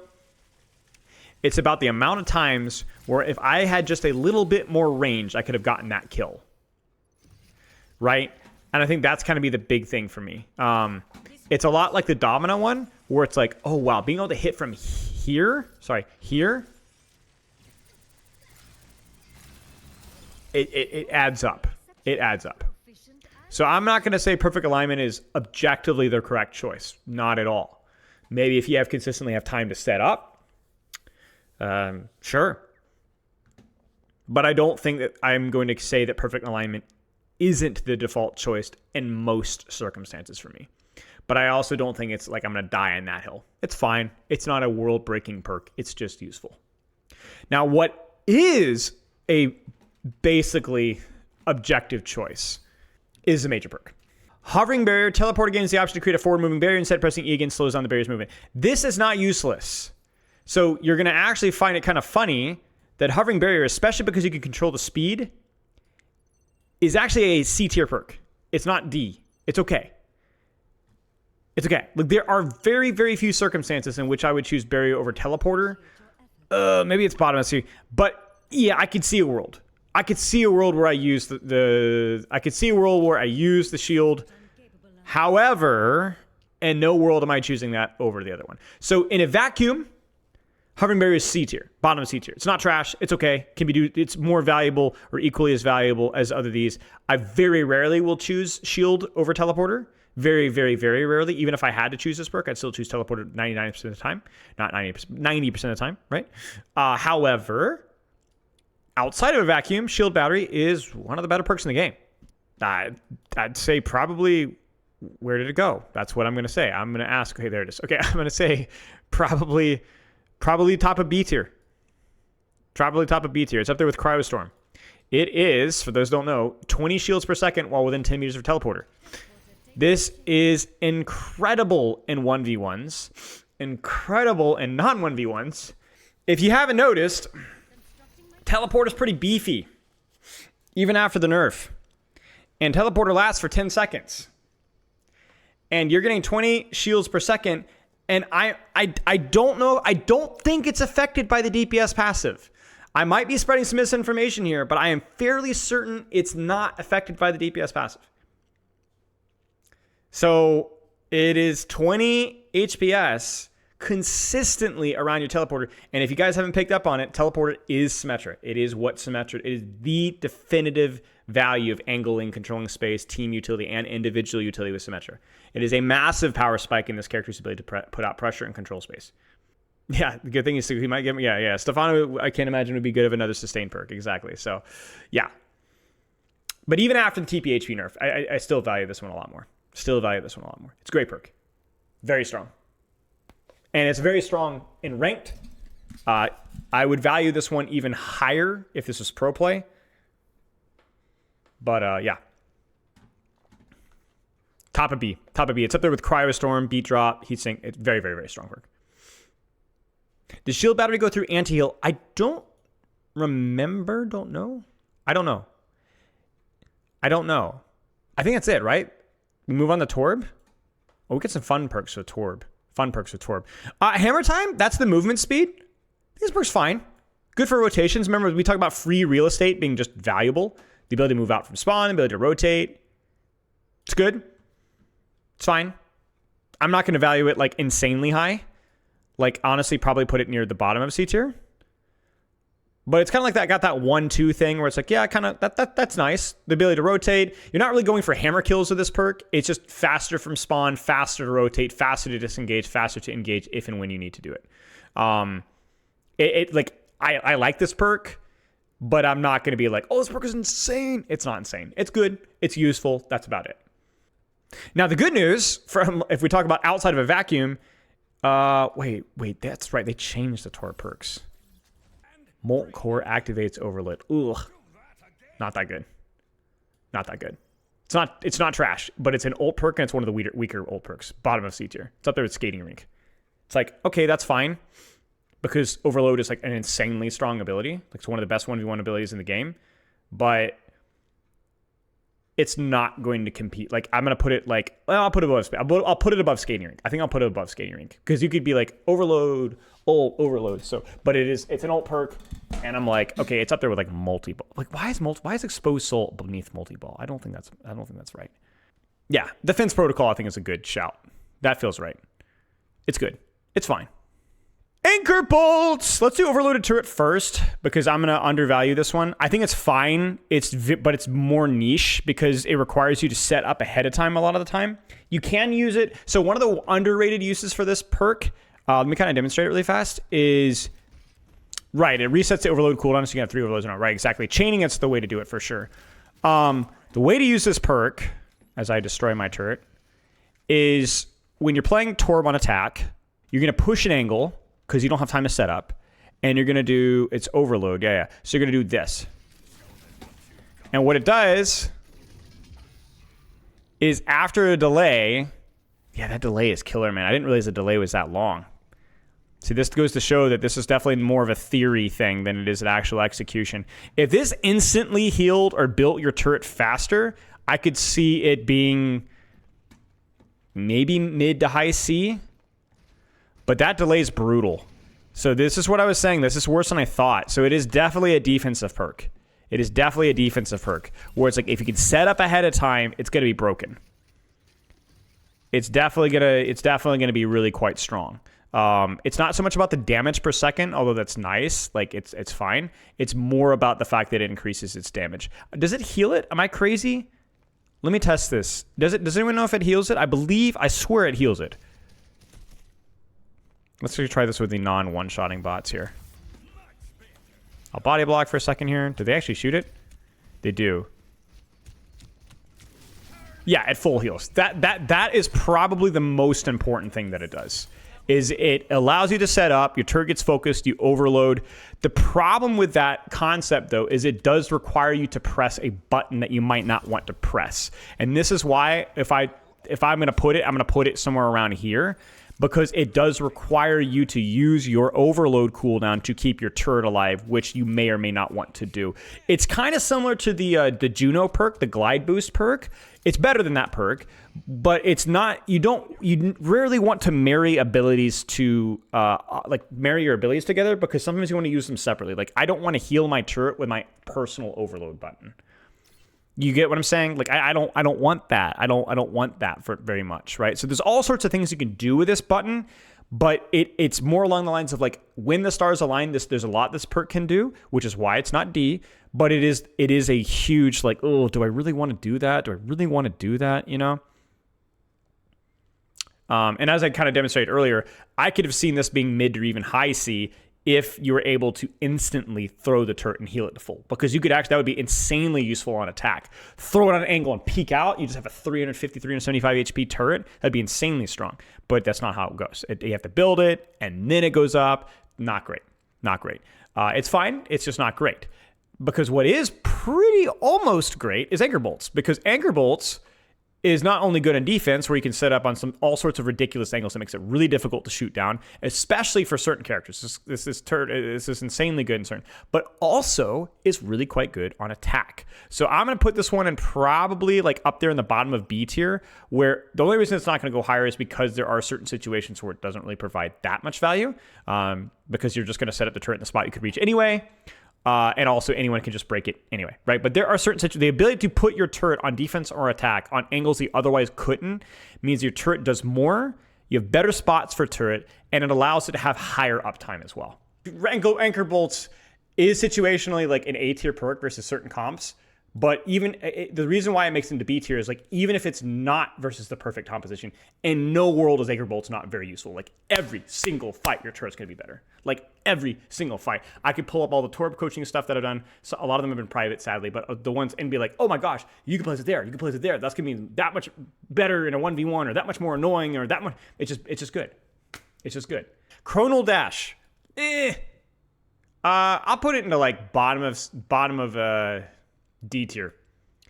I have seen people use this perk and use it well. I coached a Masters Tracer player that used this on King's Row and was able to stage and rotate on a lot of the difficult parts of King's Row with a lot more ease. However, we had to have a legitimate conversation about muscle memory and the like. So every time I see this perk being chose, we have to have a conversation. Is it worth it? Ooh, do we do it? Because there's definitely an opportunity cost here. It's one of those perks where some people are going to say it's F tier, Z tier. Some people are going to say it's A tier, and I don't think I'm going to say it's objective in any perspective. But what it is objective is that it is controversial and that it is going to mess with your muscle memory in a lot of heroes. So what's up, Clubs? Chronal criminally underrated. Right. So what did I tell you guys? So there's going to be some people are going to say it's trash. I'm going to say I don't encourage Tracer players to choose this perk most of the time. You could develop new muscle memory. Well, you tell me why. You could develop new muscle memory, but you're developing new muscle memory for when you have the perk afterwards. So, I mean, sure, maybe you're like in the world, but like, again, like the average, again, even for the average player, that's even harder. So it's like you're having to develop two separate muscle memories both before and after the perk. And that's not the case for the vast majority of good perks here, right? Like, and even if that is the case, like, oh, well, I use my matrix differently when I have power matrix, right? Yeah, but Tracer Blink requires precise instinctual mechanics. Frag Launcher is a higher ranking. This doesn't add up. Well, the difference is because Frag Launcher, when you're factoring in the arc of your weapon, very rarely when you're playing Junkrat are you going for focusing exclusively on skill shots that are longer than 10 to 15 meters. Do you understand what I'm saying? So when you're playing Junkrat, the majority of Junkrat's damage is done from maybe they will walk into it, I will spam it at this height, which doesn't require muscle memory, right? The other version is it's your ability to hit shots in this range, right? Where the arc of the grenade is kind of irrelevant. All Junkrat becomes is more hit scan in those situations. You kind of see what I'm saying? The muscle memory would be important if we were talking about timing and aiming shots at this distance. But most of the time when you're playing Junkrat, that's not where you're getting your value. Most of the time when you're getting value with Junkrat, you're getting value within those certain ranges where the projectile speed almost doesn't even matter. Like, you don't have to change the arc of your crosshair placement. And you also don't have to headshot. Whereas a Tracer, the precise mechanics of how far you blink in terms of blinking through people, but also things like blink melees and blink pulses is very, very, very, very, very important. To get that literally, I mean, we're talking about like the mechanics of Tracer. It's down to the foot, if you will, of how far you go. So I'm not arguing that this perk is useless or that this perk is objectively bad. I am totally open to somebody being able to master or get comfortable with the perk and both sides of things, but I am not going to recommend it for the average player. And I'm not even going to recommend it for the high rank player either. So I will say there are people out there that get value out of it, and I'm going to admit ignorance, but for me, no. No. The distance is useful when distance is useful, but it comes with an opportunity cost. Kinetic Reload, I think is a good perk. The only reason I'm not going to rate it super, super, super high, I'm going to put it in like top of C tier, is because it does take it is a learned perk. It's like Steamroller. It can be insane when you can get it to work. Can be very awkward or almost useless if you don't. I think it's definitely going to be like a B tier perk, maybe even A tier in good hands. But for right now, most players are not going to go crazy with it. Yeah, I agree with you, Seahawk. 100%. 100%. 100%. It's going to be one of those skill perks, though. You're going to know stuff like, again, Steamroller, great example. Phenomenal perk in the right hands. Phenomenal perk in the right hands, but not everyone's going to get value out of it. Okay, Blink Packs. Probably bottom of B tier. Probably a bit better than Kinetic Reload, certainly in terms of like more consistent for the average rank player to get value out of. You don't need to be good to use the melee perk. Yeah, but like, okay, so listen, let me tell you something. I coach so much Tracer. All I do is coach Tracer. The other day I coached 3 Tracers back to back to back. I'm not joking. And these are like Diamond Masters Tracers, and they were using the melee perk, and it wasn't better than, say, Dual Harmony in those games. You know what I'm saying? Like, it was like, oh, that was useful. That helped you win that duel there, you know. Okay. It's like, you know, look at what we're competing with, guys. Like, we're competing with stuff like Stim Pack, you know. Like, you can even argue that Kinetic Reload is lower than that. The only reason I'm giving it some bonus points is that, in theory, the higher ranked players are going to boost this higher, you know. I'm going to value the Blink Packs one just a little bit more in terms of consistency for the average player. And it's also very good for the high rank players, too. So, Quantum Entanglement. I'm going to grade this perk, too. It's good. It's not amazing. It's not exceptional. It's not obviously gonna break the bank here by any means, but it's solid. Probably graded up there with Blink Packs. It's fine. It's good. The bullets aren't that good. It's more about the overhealth. The bullets actually can throw off your muscle memory, which is pretty funny. We're talking about muscle memory. This one is actually kind of funny. It can kind of throw you off, but yeah, it's fine. It's fine. And then yeah, that's it, right? Yeah. Tracer's a solid perk set still. Not quite as broken as it was before. So, yeah. Isn't this perk used in pro play? Yeah, probably, yeah. Raging Storm. Do we want to do Vendettas really fast? Let's do Vendettas really fast. one blink and recall would be better than overhealth? Honestly, Jarl of Red, I still think one blink and recall would be close. I actually do think one blink on recall would be a solid major perk. And we had this conversation with the devs, but they felt that like nominally it doesn't feel like this is a long time ago, but they're like, oh, it feels like so underwhelming, right? But blink is freaking everything for Tracer. Like saying, oh, you only have one more blink would be like the equivalent of removing 1 second off of Winston jump. It doesn't sound broken, but it is the character. Or removing 2 seconds on bubble. It's just it would be really good. One blink was 10 times better than the overhealth. Yeah, it's not 10 times better than the overhealth for sure. But I would still probably grade it slightly better. Probably, yeah. But I do remember that degenerate discussion. Were you part of that? Who was part of that? There was somebody else who was part of that. Raging Storm. It's good. It's good. I think my opinion on Vendetta perks is going to be kind of hit or miss. I'm honestly not too sure. Her perks have received so many changes over time. I like this perk because of you're using your Raging Storm a lot of time to quickly combo people because it moves you and boops you, so it makes you hard to track down. And it just allows that to be a little bit more consistent. It's rarely about the AoE damage, but I will say it's probably like a C tier perk. It's fine. You can cancel it whenever you want if you don't want to keep going. You don't want to keep going with it, you can go for it. But I'll say it's fine. It's good. It's solid. It's more along the lines of that, like it's a reminder that you can cancel whenever you want. You don't have to use it all the way. Extra edge. It's fine. It's fine. Again, you get more fire strikes. You lose less block. It's good. I actually don't know which one I'd favor more. Probably a little bit lower than Raging Storm. I don't look at either of these perks and go, I think let's put it this way. If you disagree with me on Vendetta perks, I think you're probably going to disagree with me with where on C it falls, or maybe whether it's D tier or not, or high D. I don't think any of these perks with Vendetta, these first two certainly, are going to be like, oh, that's an A tier perk. Like, I think that if you think that, you're probably just wrong. Or oh, it's an F tier perk. No, it's not F tier. It's not that good, but like, I think that like mostly with Vendetta perks, like even stuff like, okay, so like Relentless, right? Like Relentless is probably better than either of the other two perks, but it ain't going to break the bank, right? The movement speed being able to tier up better is better, but I mean, I played a lot of Vendetta. And if you get Pocket, this perk can slap. But it's like, it is still conditional. And there's going to be some fights where you just never get value out of it at all. So I'm going to put it top of C tier. It's definitely, I think, better than the other two. Especially certainly with the ceiling of what you can get with the value. And honestly, guys, this is going to be maybe my spicy take. I don't think Siphoning Strike is necessarily breaking the bank either. I mean, it might be her best perk. But I just don't look at 35 whatever healing 30, like I don't look at that as being like the single-handed reason behind why Vendetta is OP. It is a contributing factor, sure, but like Anran alone gets more lifesteal off of her Hungering Blaze, and you could argue that, oh well, she can hit 2 overheads, sure, but like I just, it's not that much better. Like it is a contributing factor, but the character's obnoxious, so everything that people dislike about the character becomes very visible, you know? But I don't really look at Vendetta perks and go, oh my gosh, this is single-handedly the reason why Vendetta's broken. Well, I don't think her perks are necessarily any stronger than the average DPS. I'd say, if anything, her perks are average. F for Fencer? No, I'm saying that, like, that's what I'm saying, is like, I'm saying Vendetta has average perks. Everything else about Vendetta we have problems with, but I don't think Vendetta, perks are not the reason why Vendetta is broken, really.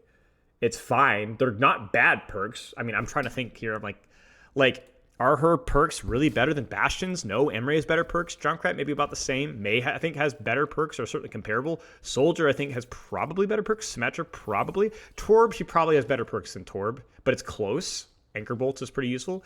Echo's probably got better perks. Freja, probably worse. She has better perks. Pharah perks are close. Sombra perks are close. Anran perks are almost certainly better. Like, Tracer perks are probably better. Cassidy perks are definitely better. Sojourn perks are definitely better. These are heroes that are all worse than Vendetta, but a lot of these heroes have better perks. But I'm just not convinced that, what is it, 30%, 40% lifesteal. Okay, so okay, you know what? And okay, if what you guys say is true about lifesteal and that's not affected, Sarah Lee was saying it's not affected by the DPS passive, fine, I'll bump it up the bottom of B tier. I'll bump it up the bottom, because 40% is more than 30%, right? That's an extra 11 healing. You know, that does add up if you hit a couple overheads. But it's not gonna, like, this is single-handedly the reason why this character is broken. Yeah, and armor value. That's true. That's true. Deep burrow means you go further when you're burrowed. It's good. It's niche. On some very long maps, it's very, very useful at covering long distances consistently. I'm actually going to grade this one like up there with like, it's got to be better than like Ascendance, right? Like a little bit more consistently valuable because it's like, it's almost never bad, right? Rotations are good. I would say probably mid C tier. Maybe better than Energy Lance. Yeah, I'm going to put it up there. I'm going to put it up there. Excavation, Exhilaration. It's an ult perk. It's a solid ult perk. It's a decent ult perk. It's a good ult perk. Probably going to put this one up there. A little bit above Heavy Landing, I think. I wouldn't put it up there with Dragon's... I'd put it up with... You know, I would put it with Dragon's Thirst. I'd put it actually a little bit above Dragon's Thirst. Yeah, I think. That seems good to me. Smart Extender. I just think this perk is going to be wildly broken, but the projectile speed's too slow. It's still good. It still helps you cover a lot of distances that you otherwise couldn't. And it also provides a free reload, and it also provides free shields. So I'd actually value this one higher than other venture perks, but I don't think it's like insanely broken. I'd say it's right behind Bang Bang. That seems to be pretty normal there. Running naked when? Covered in dirt. That's the one where you get overshields for melee. Not very good. Decent because you do use your melee a lot, but it's not great. Probably near the bottom of C tier. It's not going to be as useful as many of these other perks. Somewhere around here, maybe even below 1, 2. Okay, we're kind of speed running this, so I might miss some here. Scoped efficiency, that's going to be less ammo consumed by Widow, right? So that one's pretty trash. That one's almost completely useless. And Cypress Instinct is a faster scope after grapple? What is that one? Is that the faster scoping speed after grapple? Am I crazy? That one's actually okay. That one's pretty good. It's not just for grapple shots, but even repositioning afterwards. I'll still say it's a weak perk, but I'm going to put that one like bottom of C tier. Probably better than many of the ones. It's like up there with like, yeah, it's useful. It's just not going to blow you away. Widow's Bite. What is Widow's Bite? What is Widow's Bite? What is Widow's Bite? Secret Mine is really bad. Secret Mine is really bad. It's like almost basically an active debuff. Piercing? Oh, yeah. Fully charged piercing, right? Oh, and 125 charge. Pretty good. I think the 125 charge is definitely the more useful version because it allows her to scope people from further away. So on maps like Havana where you actually are like max distance, you actually can one-shot people still from ridiculous distances, but also it's good versus tanks, to state the obvious. So like, I don't know. I'd say it's up there. It's pretty decent power spike for her, but it's not like insane. But that one's brand new, so there's a chance I could be wrong with this one. Groggy. Groggy is okay. Bit overrated. It's good in some matchups. If it wasn't competing with a nano perk, I think it would be better. I think it's okay. I'll say it's like up there in like mid C. It's okay. It's going to be pretty good versus some matchups, pretty useless in other matchups, but the 50 damage is still okay. The problem is that the 50 damage is like too conditional off of hitting a skill shot, right? So it's like, it's okay. The Nano Speed Boost is one of the better ultimate perks. I'd say top 10, 15 maybe. Top 10 maybe? Yeah. Because it's not just about your tank, it's also about you. And even if you're a bad player, you're going to get a lot of value out of this. So I'm going to put this is getting out of hand. Up there near the top of C, I think. How many times have you told me that? How many times have I been wrong? I think it's really good. I think it's up there with like Nitro Boost. 4, 3, 2. I'll say here. Headhunter, amazing perk. Even a mid-rank player can get value out of this perk. I mean, it's insane. Like you can even just accidentally headshot with Ana once or twice, like once a fight, if even that. Half every other fight, and it's going to noticeably improve you. So like if this was like high ranks, this would be probably an A tier perk, but I'm going to value it up there in B tier, I think. The only reason why it won't be higher is because it is not something that, I mean, you guys can even watch me play. I kind of screwed it up. You know, now you can't, there are going to be fights where you don't get value out of this, which is pretty hard to justify being in like S tier for that very fact. But like in terms of the ceiling of what the perk can do, I mean, it's clearly in the top 10. It's just not going to be hitting it every single time. Insane tank pressure? Yeah, exactly. So it's a really solid perk. It has definitely the argument of being a lot higher than these, but it's just the question of like how often is an Ana player going to get value out of it. Biotic Bounce is good. It's not as good as the headshot perk. Biotic Bounce is the bottom of C right now. What is Assault Burst? Is it the attack speed off the regenerative burst? How much do you get? 20% attack speed for 3 seconds? That's okay. I mean, it's just free, right? Like, that's like free. I feel like that's probably pretty good nowadays now, right? Like, there's no downside anymore, so that's okay. It's fine. I'll take that one. I like that one. I think the larger lamp is probably kind of a troll. I don't imagine that's super useful. Yeah, that one has to be, like, trollish. Automated healing is, like, fine. That's every time you use a perk. Every time you use a an ability, you get healing. I'd say that's decent. It kind of sucks that that's a major perk, though, because that's competing with, I think, probably the better perk, but just in a vacuum, it's okay. It's more healing. And it's also ranged healing, which is kind of where BAP is weak. So I think like that like 75 healing per ability means you're probably going to be getting like an extra 150 healing per fight, maybe a little bit more. The problem is that it is, you know, DPS passive classic nonsense. So like I am going to rate it probably a little bit lower than it was before. So I don't know. Maybe it's like it's fine, but like, sorry for the visual stuff. I don't know what's going on there, but like not amazing. Not amazing. I don't think there's a single world where I choose that over Rocket Boots. So like it'd have to be a map where I'm literally not rotating at all. Because Rocket Boots, even on a map where there isn't a ton of rotational options, is good. It's great for offensive repositioning. It's good. It's even good in duels sometimes. It's definitely good for defensive maneuvering.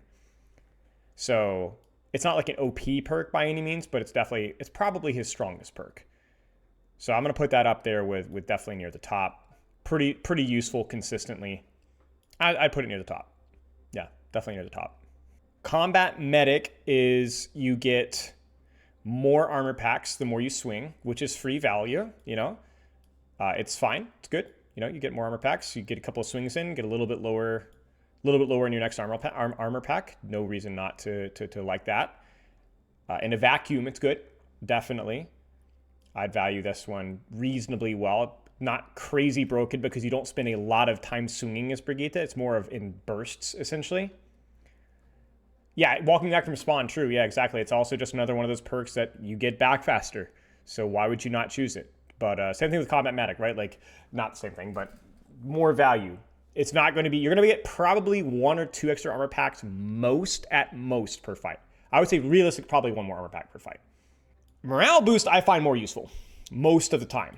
I don't find it a must pick necessarily, but there are certain matchups where the longer Inspire duration helps a great deal. The ability to just hit an Inspire once and then hold shield. The reason why I value Morale boost just a little bit more is because it fits the rhythm of how Brigitte plays most of the time. Brigitte plays very similar to Reinhardt, where there's bursts of aggression, but a lot of it is just like, do a little something, chill, do a little something, chill, do a little something, chill, do a little something, chill. And kind of maintaining that Inspire during that duration just makes a lot more sense. It makes a lot more sense. And it's not just about your teammates, it's about you. Like being able to hit a whip shot, kind of stall out the duel, keep that Inspire going for a longer period of time. It's not an OP perk by any means, but I find this one just more consistent heal value and more consistent dueling potential as well. It's important. And there's going to be certain matchups like versus dive, and even versus certain poke comps where you're not really hitting very many whips, where like you're going to notice the amount of ult charge, the amount of pressure that you're alleviating from your team. So yes. Float is like mid-C, I think. Inspiring Strike, both of her major perks are very good. This is the movement speed and then the burst heal on Bash. This is very, very, very good, and it's one of the only reasons that Brigitte is consistently playable, because there's a lot of compositions that feel just absolutely awful to play Brigitte into, and then having movement speed after Bash, and then also the burst heal after Bash is a massive boost and value when it comes to taking 1v1s. Even though it isn't affected by the DPS passive, like these are things that are like massive. I would say it's definitely going to be like more of a low mid-B perk, but it's very good. Very, very good. Movement speed is just incredibly consistently useful for rotations, disengages, engages. It's also useful with rally. It's useful without rally. And then again, that burst heal. This is a really, for lack of a better term, bloated perk. Like there's a lot of things to like about this perk. Now the sad news is that Whiplash is actually quite good too. I don't know that I'd put it B tier, but I'd say probably solid high C, mid to high C. I didn't used to like this perk when it was initially released, and then I spent a while playing with it, and I was like, oh my gosh, I'm actually hitting multiple, like 1 or 2 kills per game that wouldn't otherwise happen. And that wasn't useful. And then also there's situations where I wouldn't get the kill, but it would get that extra little bit of damage that would contribute to that person disengaging, or that would contribute to that person forcing a CD out. So I think Whiplash is great. I think Whiplash definitely, even versus tanks, that after a little bit of whip damage can add up a little bit. So, yeah, back in the day when you could get bash speed and Whiplash, that was definitely pretty broken.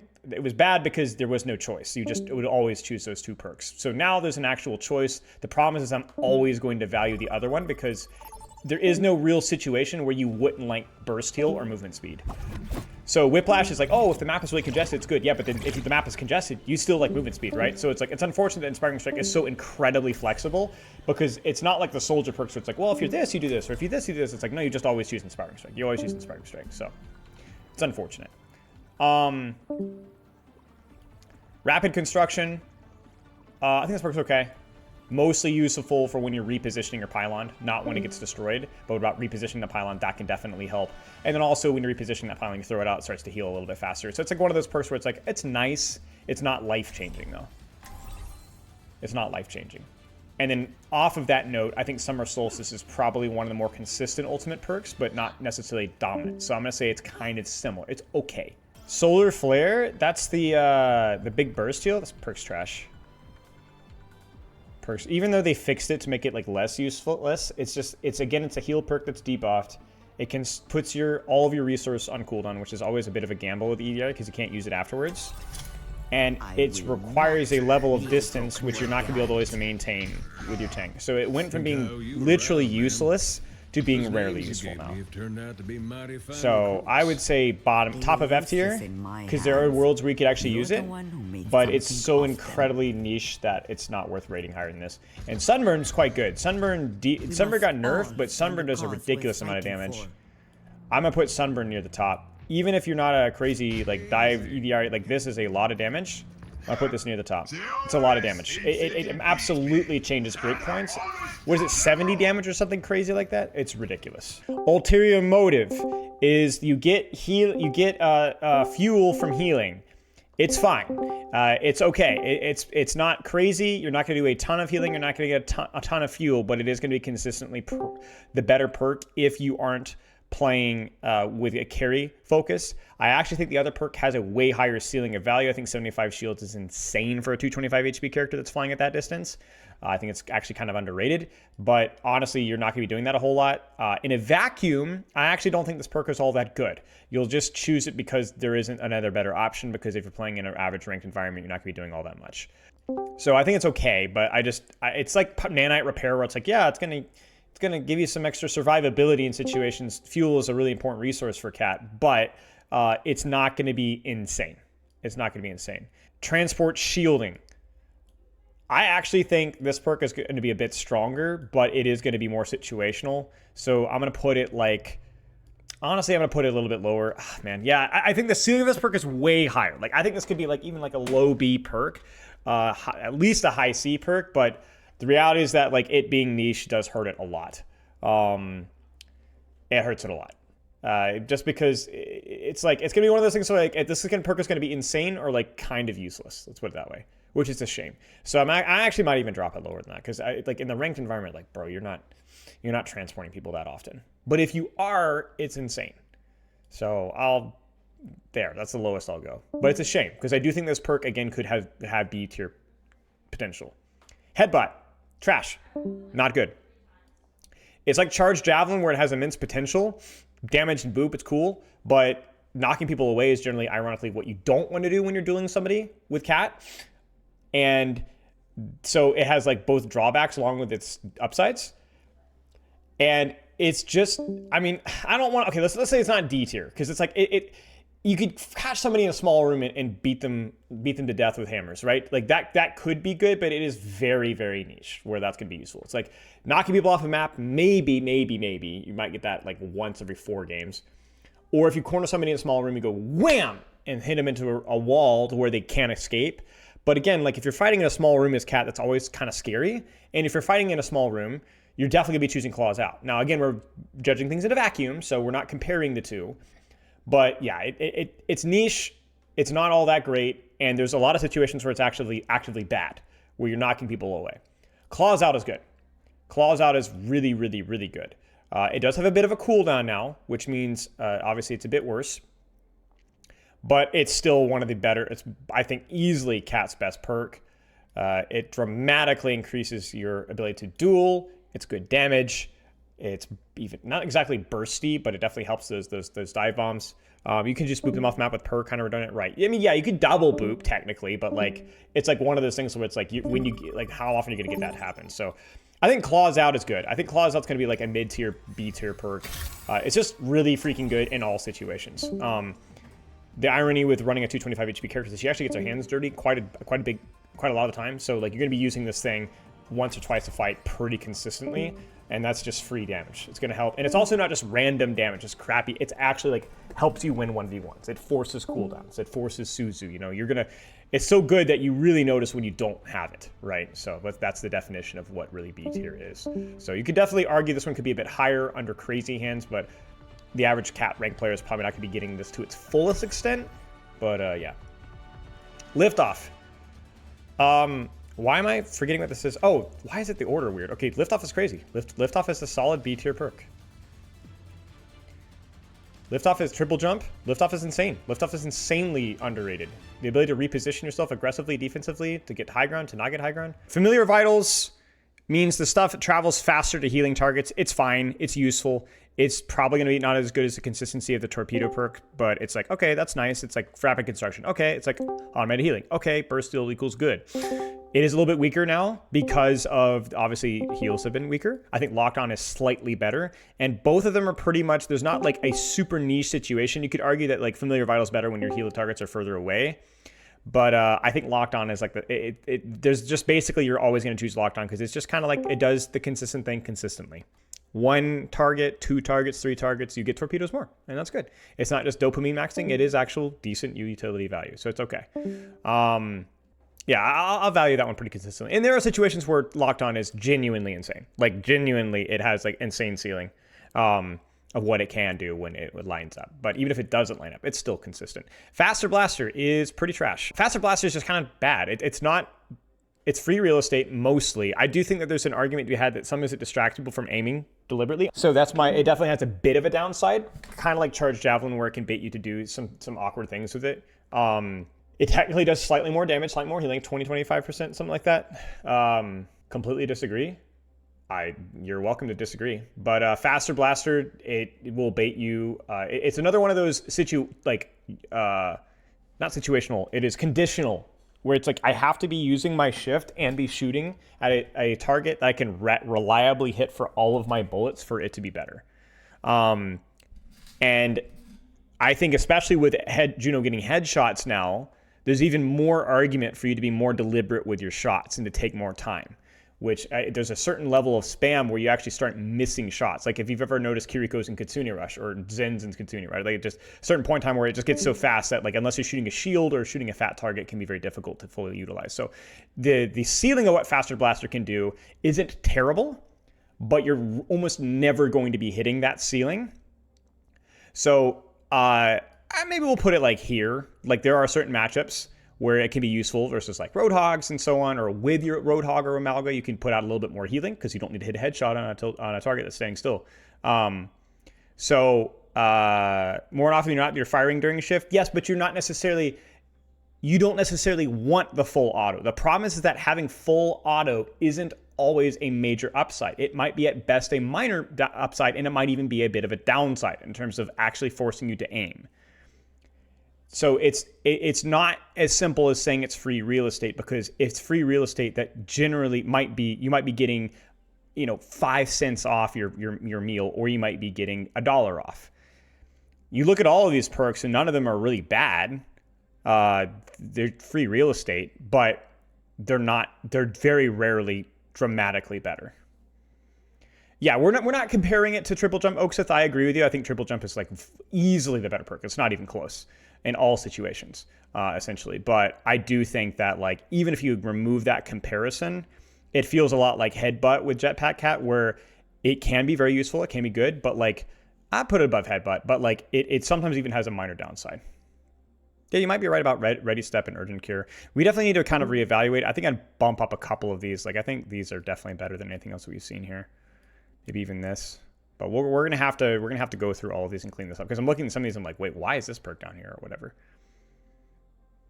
So yeah, I think Faster Blaster's fine. It's fine. I don't like it from a perk design standpoint all that much. It's fine. But it's not a perk I would ever recommend picking over Triple Jump, and if it was in a vacuum, I still would consider it one of the weaker perks in the game. At the very least, it's extremely situational. Let's do this. Behold it. Bring it in front of my eyes. Bring it to my eyes, I say. I need to update the stream title. Surely the final episode. The final. Dude, that's in video editing. That is the true secret. Is just that if you title something final, true, yes, real. Yes, exactly. The ultimate. Okay. Hyper regeneration minor perk now restores barrier health only when damaging enemy heroes. We can bump it down a tiny bit, but this wasn't really a big part of the reason why it was decent. So it did help its DPS by a little bit. So maybe we drop it down here. I'm pretty sure that was already in our C tier. Yeah. And I don't think it changes it out of C tier. No, it doesn't. It just drops it a few tier, a little bit, just a little bit, because it makes it so you don't get the same amount of like spamming Sigma. You don't get it. So like we'll put it down here, just like here to here, just a little squeaker. Yeah, Yeah. Look at this, man. Can there be? I wish there was a way that you could just like, I don't know, convert to ultra wide super screen. Because geez, man, look at this list. It is a lot. You have to scroll like 2 entire pages to get through C tier, man. Yeah. Okay, Vengeful Vortex is gone. So that's gone. Yes, so Vengeful Vortex will now stand for oh man. It will now be Prolonged Barrier. Vengeful Vortex is now Prolonged Barrier. Which I remember this perk. And it is all the way down. It's falling. Wait, where did it go? Help I lost Spilo, it. No. I lost. Okay, it's there right it is. It's right there. There it is. Help it. So it's no, gonna no, go. No. It's not trash, but it's not good. So I would say the size maybe is okay. Maybe like bottom of C. Yes. Wait. No, D tier. Get it in there. You think so? It's the size is okay. okay. Yeah, to hell with that perk. Okay. Sure. Okay. Yeah. Sure. The size is okay. Yeah. So, okay, it's down near at the bottom then. Okay, so Vengeful Vortex is now the shield perk in our brains now. Right. Yeah. So it's D tier, occasionally useful. And then Void Surge, minor to major, and it has been buffed. It has been buffed. Good. Yes. Already was good. It's like a 20% buff almost. Yes, yeah. So we give the Vengeful Vortex, where was it? It's around here, Void Surge, I think we had it in B tier, perhaps. Void Surge, yeah. So that goes A tier now, bottom of A tier, surely. Yeah, it was already a good contest for A tier in the first place. So I mean, it being better. Okay, yeah. Okay. What's the other major perk now? It's the healing one. Oh yeah, it's yeah. It's like it's not competing with Vengeful Vortex. It's competing with now another A tier perk. It's like Did you see the Junkrat perk changes? They were hilarious. We'll get to those in a second. I wanted to throw my hilarious. I saw those. I already started the process of preparing my head for embalmment. When I throw it into the river this evening. It was the funniest thing, man. Now, there's one small detail that makes it maybe a little bit interesting, but we'll get to that in a second. Okay, so Shield Slam, that gets bumped up to top of like mid B tier now because it doesn't have the keybind problem. So if that was a problem for you, no longer a problem. Yeah, so that's good. I was already of the opinion that this shit didn't really matter that much, but it's really nice that there was no reason for it to exist. So Yes. Exactly. W change. I think people W want this change. Invigorate is now Hydrogen Exposure. Take a breather now heals nearby allies for 50% of a healing amount. Well, so Invigorate was the move speed of Doom. Well, like what do you think? Mid C. I guess. It's going to be like one of those things where it's like it is kind of situational, but it's a healing perk for your teammates. This was already in the game. Without it wasn't everybody good. Had the DPAS. It could be really bad, but it's like one of those maybe this is not a 66 tier list, but like I don't know. It can't be good. It's mid tier at best. At best. At best. Okay. All right. Keep going. This is like what it is. Why it's C tier is it's like. Because I think when people originally saw the perk back when it was first put in the game, the healing your allies perk, they're like, oh, now Roadhog can heal ally. Oh no, you're about to die, I'll heal you. Yeah, maybe, but mostly it's just what this perk really is just like do everything normal except sometimes people around you get a little help. Right. It doesn't change how you position. If you changes how you position, you are a fool and you're throwing your games. So like yeah, exactly. You're a foolish fool. Yeah, wrecking Vanish ball, the pit of nothing. fools. Yeah, exactly. Oh man, Anran's perk got hammered. Hungering Blaze is now bad. Which one was that? Is that the heal one? That was the heal one. So now she has it base kit, and all it does is it means that your subsequent strikes, which only heal for 25, now heals for an extra 25. So if you get AoE value, you might get like 50 more healing out of it, maybe. But it is That's way base kit now. Yeah, base kit. So it is way weaker. I would say it's not like trash, but it is like bottom of C tier, like or mid C tier. Like it's basically if you hit more than one target, you might get a little bit more sustain out of it. Right. It's it's like Wait, now it is a perk still. Okay, so here's how it works. You get 50 healing base kit. You get 25 for each additional target. Okay? When you take the perk. No, just base kit. If you take the perk now, it makes it so you get 50 health per target. Okay. Again, instead of 50, 25, 25, you get 50, 50, 50, so 50. This thing got ultimately nuked. I mean, Yeah. really nuked. So it's kind of like what it originally did. It basically buffs it back to where it was prior, but so much of the perk's value is just added to the base kit. Like only a small portion of the perk value is still there. The rest is just base kit. Didn't the other part of her kit get buffed? Yeah. So there's different things here, but like the perk she is stronger. Her perk aspect is like a much smaller part of her value right now. So I'm not complaining. Weird now, it's just now in context now for somebody like for us right now, like this week, taking that perk seems like you're now just denying her that you were a fool. Extra power she just gained. From you were a fool. Yeah, you were a fool. Yeah, especially because we've already established the other perk is like pretty solid. Like it was like a top of C B tier perk. Probably gonna bump it into B tier at some point, but it's like it's okay. So you're just gonna pick B tier that now. perk. Get it in there. Well, we're gonna do that in a second. We're gonna focus on the patch next, Okay, then we'll quickly skim through the rest of them. Right. So Ashe. what else? Yeah, Ashe. I don't think Ashe. Ashe's double perk is barrel. functioning Yeah, it's functioning. Where was that perk? Let's find it in the pool of C's. Oh wait, that's way too high. It's way too high. Honestly, dude, maybe I drop it lower. like it's gonna stay the same even though the buff. I don't know why it's like this high. Like it's up. It's better than freaking. What does this perk actually do? Like, it means what does it that actually you can. do? Okay, so if you hit somebody with your coach gun, here I'll just leave this here. If you hit somebody with your coach gun, you can get a coach gun again after that. Yes. For 2 seconds. But you have to actively hit them. It allows you to reposition anti-dive, kind of, sort of. So it's like, oh, watch out! Oh, watch out! Watch out! You know, like, yeah. When you're getting attacked by all the demons of your consciousness, all the dogs. When you're being beaten when you're being torn apart by wild dogs, like you can like defend yourself a little better. You can go like, that's like get the one, back, back! You know, it's like, you know. Yeah. So.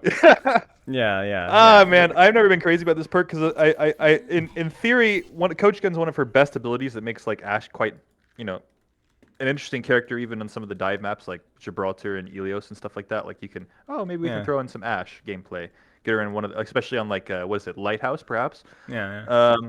And I can see it. I can picture in my mind's eye, Spilo. I can see I'm standing on the high ground on Lighthouse, and some stupid ass Winston jumps my way, and I coach him off, and then his Genji shows up a second later, and I coach him away. Yeah. It's not like, bad. It's just not good. Yeah. That just confirms to me in my mind. I'm just like thinking, I don't know. This is definitely. I don't see the high potential for this. I see it's quite niche, but it's good enough at its niche that maybe it goes in C. Especially after the buff. 2 seconds makes it after a lot the buff easier where you can actually use it now, because before it was like you really had to be being torn literally apart by wild dogs. Yes. To get value from it. Correct. Bastion got the hammer. Bastion got the hammer. Let's actually take a look at this thing here. Wait. Oh no, I forgot. Wait a second. I thought you had hit somebody with it. I thought you had to hit somebody with it. No. Wait, it says knocking back an enemy allows you to use it with 25% less knockback. Wait a second. Okay, it did. I swear, maybe I must have given like a pixel of a pellet or something or other. Suspicious. Okay, Bastion, I want to see the actual nade cooldown there.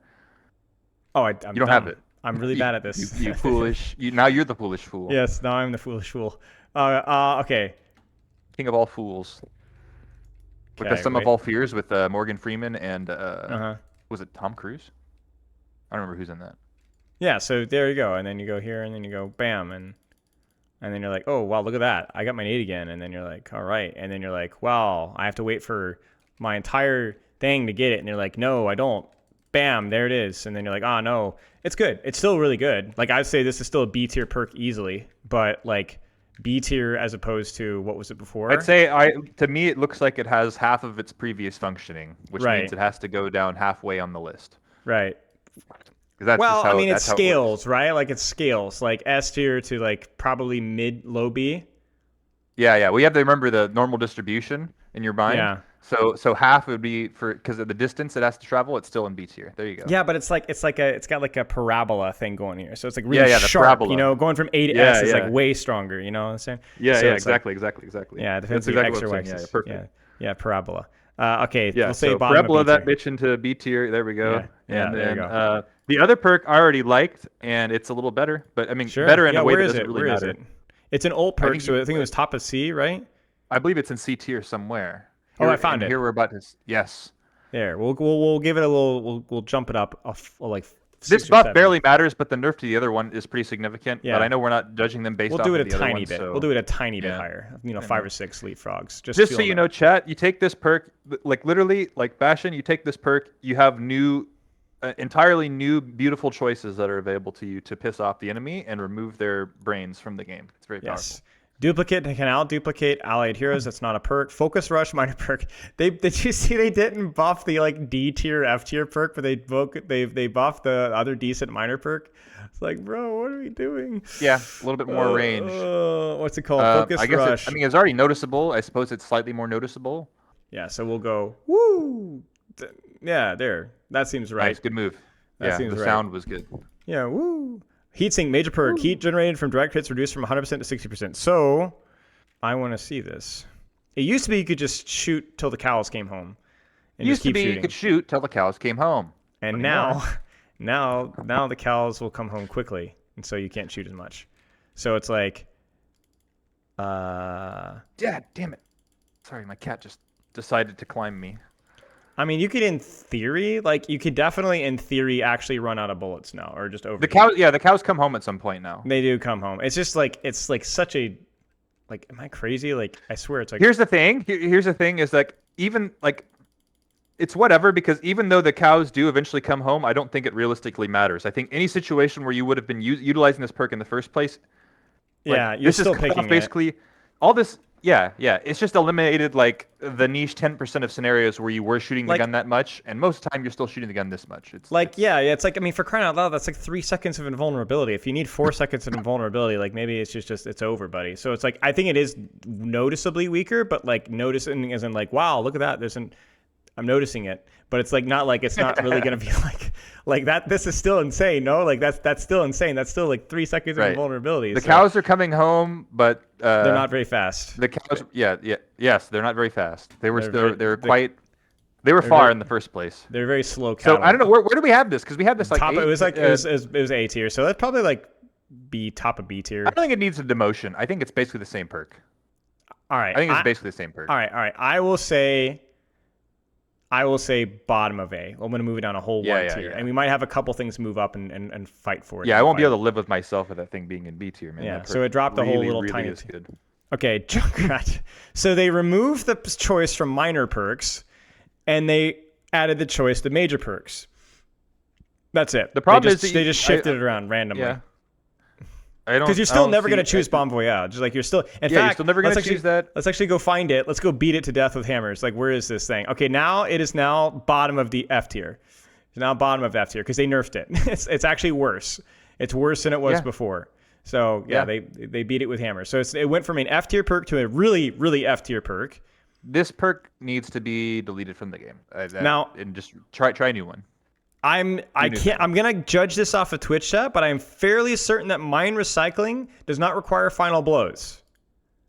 It does. I mean, it has in the past. It has in the past, but somebody in my chat was misinformation, or maybe not, but telling me that it doesn't require final blows. Does anybody know? I don't know. You can chest it right now. If it doesn't require final blows, that perks you can chest it. But I don't know how I would test it. Maybe I would have first to off, you need a perk. Well, yeah, but like the robots don't shoot. You know what I'm saying, right? Like who cares if they shoot? Oh, no, wait, the tank robot shoots. Well, but who else is gonna get the final blow? Oh. Yeah. So I think this robot shoots. So this robot shoots. How close are we to breaking the shield here? How much HP does this thing have? Okay, so get him, robot. Get him, robot.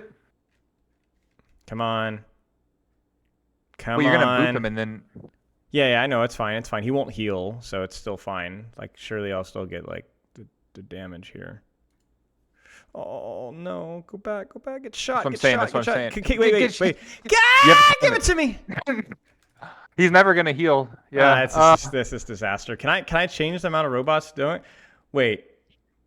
Wait. Invite me. Get me in that game with you. I can do it. We're doing science, guys. Everybody, shut up. It's time for science. So I think I just need the damage in my. Yeah. Okay. So it was kills of the mine. Only the mine. No, it was final blows of the mine. Like you had to finish it with the mine. Yeah, I'm here. Right, and so I'm. The theory is that you only need to get like credit for it. Yeah, it works. Yeah, it works. There it is. See, frick off, frick all the way off. Yeah. So now I could even exactly. So I can even change the order. It's not. Well, I know. Okay, I figured it could change the order, but I want to see if I had to get it. Like anybody in my team could get the final blow, not even just me. But yeah, you can do this and then do that, and then they can die. Yeah, so anybody can finish the final blow, not just me. No, it's okay. I appreciate you guys. Yeah, okay. This is a buff. So now it's like I said, it was really perk much more takeable. It was really the problem. Yeah, that's the problem. Is it's competing with the major perk that's actually like really tough. So like I said, they took away the choice of minor perks, and they just added it to major perk for fun. So yeah, if only they had done this years ago, but it's too late now because now it's a major perk contesting for frag cannon. I know we're not in the list, so just on its own, this perk is actually pretty decent now. Before this perk was okay. Now I'd say I would notice it. I would notice it being a little stronger. Like I could say this could be maybe B tier. Yeah, maybe where it's got to be like around here. Mine recycling. As a Junkrat player, I think Frag Cannon should be up at the top of B, maybe even in A. Okay. Frag Cannon feels like an excellent power spike when you're playing the character. It's all right. We'll bump it up a little higher. Boom. Right next to Armored Artillery. Right next to Glacial Propulsion. Right next to Dragon's Third. This high? Wow, okay, well. Like, I don't know, like up here, it feels like I don't know. That seems really freaking good. Like, maybe even bottom of B, maybe? I don't know. Like, that seems... Like you're always mining somebody to kill them, right? Like always, right? Like it feels like it's almost so like you're basically always going to get a mine reset. Feels like this also gives it to you when you do the melee combo and stuff. Like it's quite even nice. Just spamming down the choke. You tickle a tank and the tank dies. Like, oh, look at that, I have a mine. You know, I wish I wish they did this in the past because this perk would have been so much nicer. Like the thing with mine recycling, it was always just like some people people who are good at Junkrat didn't really need nitro boost a lot of the time because at least on a lot of the maps, because if it was a good map for tire, you could just do a tire rollout that you knew without nitro boost and it wouldn't change anything. So then this was like the perk where like, oh, I prefer this perk because even though it's not that useful, I'm not really getting any value out of nitro boost anyways, so I'll take this. Now it's like, well, I don't know anybody who's not going to be taking frag cannon in exchange for this, even though it is better. Yeah, maybe it's like a choke spammy situation, like, but like that, I don't know, feels like super. In a vacuum, this perk is crazy. Yeah, maybe if I'm against like a team that I'm certain is not gonna, if they're not gonna swap, I don't know if there's no way to know that. And it's tough to get a major perk too. Yeah, it's so late. I don't know. Not sure. It's a good perk. Yeah, it's a good perk. Pharah, hover jets is gone. Hover jets. Or drift thrusters, is gone. That's the ult perk that is now adding more damage, explosion damage. Obviously, guys, we're kind of guessing on a lot of these. Like, I haven't even tested this, but this is a significant buff to breakpoints. I think this perk is stronger for sure. This is crazy. The amount of breakpoints that you can do. Mr. Spilo, is the perk Is the Rockets? Is I don't. I thought you were like pretending like you. I was like, is that your cat voice? Like, what is going on? I was looking at my cat while I was saying that. Oh yeah, there you go. There. It is the perk that shoots the rockets. That is a major perk. Yes. So now you can have the major. Wow. Wow. I think this is a B tier perk. I think this is a B These tier are perk. fun. Now you can do. Now you can do the rockets combined with the concussion combo. You're just Junkrat in the sky. Yes. Yes. Yes. I That's think really this has good, to be man. B tier. Yeah. Really I think the thing is for breakpoints, and the only reason why it might not be B tier is because there is fall off on the E.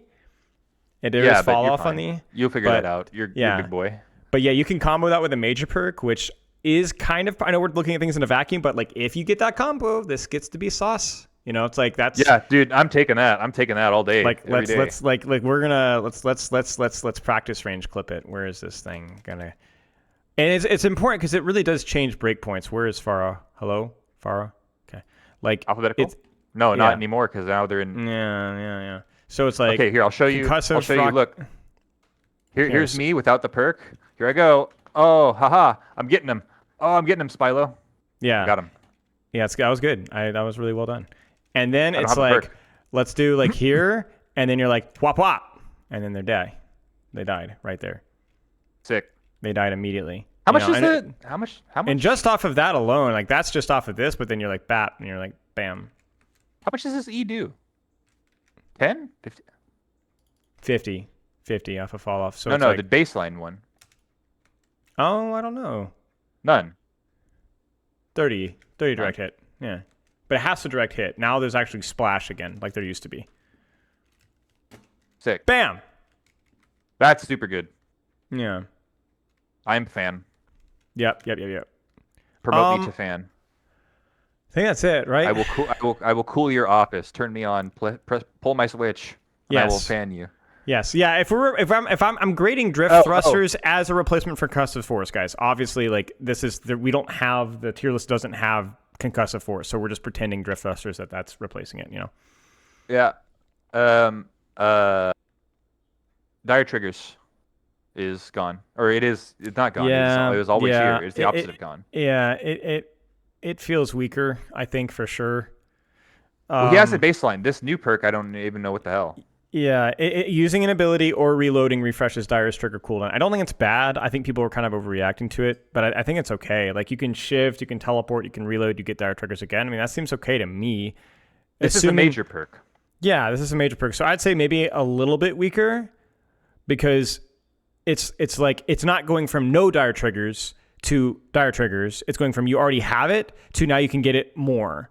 So it's like Reaper's in an objectively better state because of it, but it's also like it's not like, oh wow, I have so many friends now. It's like you already had friends and now you have more friends. You went from being friendless to having friends, and then now Dire Triggers give you more friends. So it's like the Anran perk buff where it's like you got buffed, but the perk is less of your power budget, you know? It's too bad it's a major perk because I could do a new quick play challenge. Watch, I come over here like this. Yeah. This is the new way to play Reaper. Watch, you go Dire Triggers, reload. Dire triggers, reload. Dire triggers. It's better than the fan the hammer challenge. I freaking hate that. But I might be wrong. But wait, so I could dire triggers, shift, dire triggers. That's okay. Yeah. I mean, I don't really agree with using Wraith that way, but maybe you can now. I don't know. Yeah. So who knows? I feel like it could be an okay perk. Like this could have the potential to be really broken or really kind of meh. I'm just gonna put it in bottom B right now, knowing that this is probably a meh placement because it's probably actually pretty really good or pretty really not good. And we just don't know. This is just a guess right now. Sure. Soldier 76. They added base kit. Agility training is gone. We're gonna leave agility training as is though, but it is different. Because now you get faster, so your cardio improves, your aerobic capacity improves lifetime. Yeah. So now I wish it was over the course of the match. Like just the more time you spend sprinting throughout the game, like it just slowly builds up. Like dude, this game's been going on 4 minutes. Soldier is so buff now. He's so fit. Or he just gets tired. He's old and he has to lie down. You look, and it's just like he's just lying down on the floor. He's just relaxed. He's just resting. He needs to rest, you know. All right. So this we seemed go like sprint. a nerf to me because now you just Now the perk is the perk. baseline It's already. I do think it's definitely a nerf. Or I half do the perk is definitely think baseline. the perk again. It's another one of those things where it's like the perk is a weaker version of itself, even though Soldier might be stronger, right?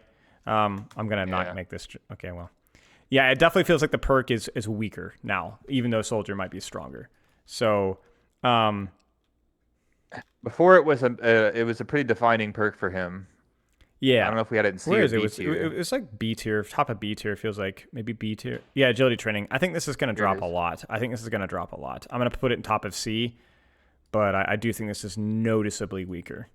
Is it my crazy or is it? Chat. What was it before in terms of movement speed?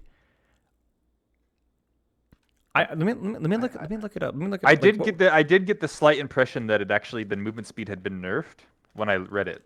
40%. Right. So it's 40% faster. Now it's only 25% faster scaling. Let me check the wiki really fast to make sure I'm not crazy. I bet the wiki hasn't been updated, but even if it has, we can look. It wouldn't matter in this case.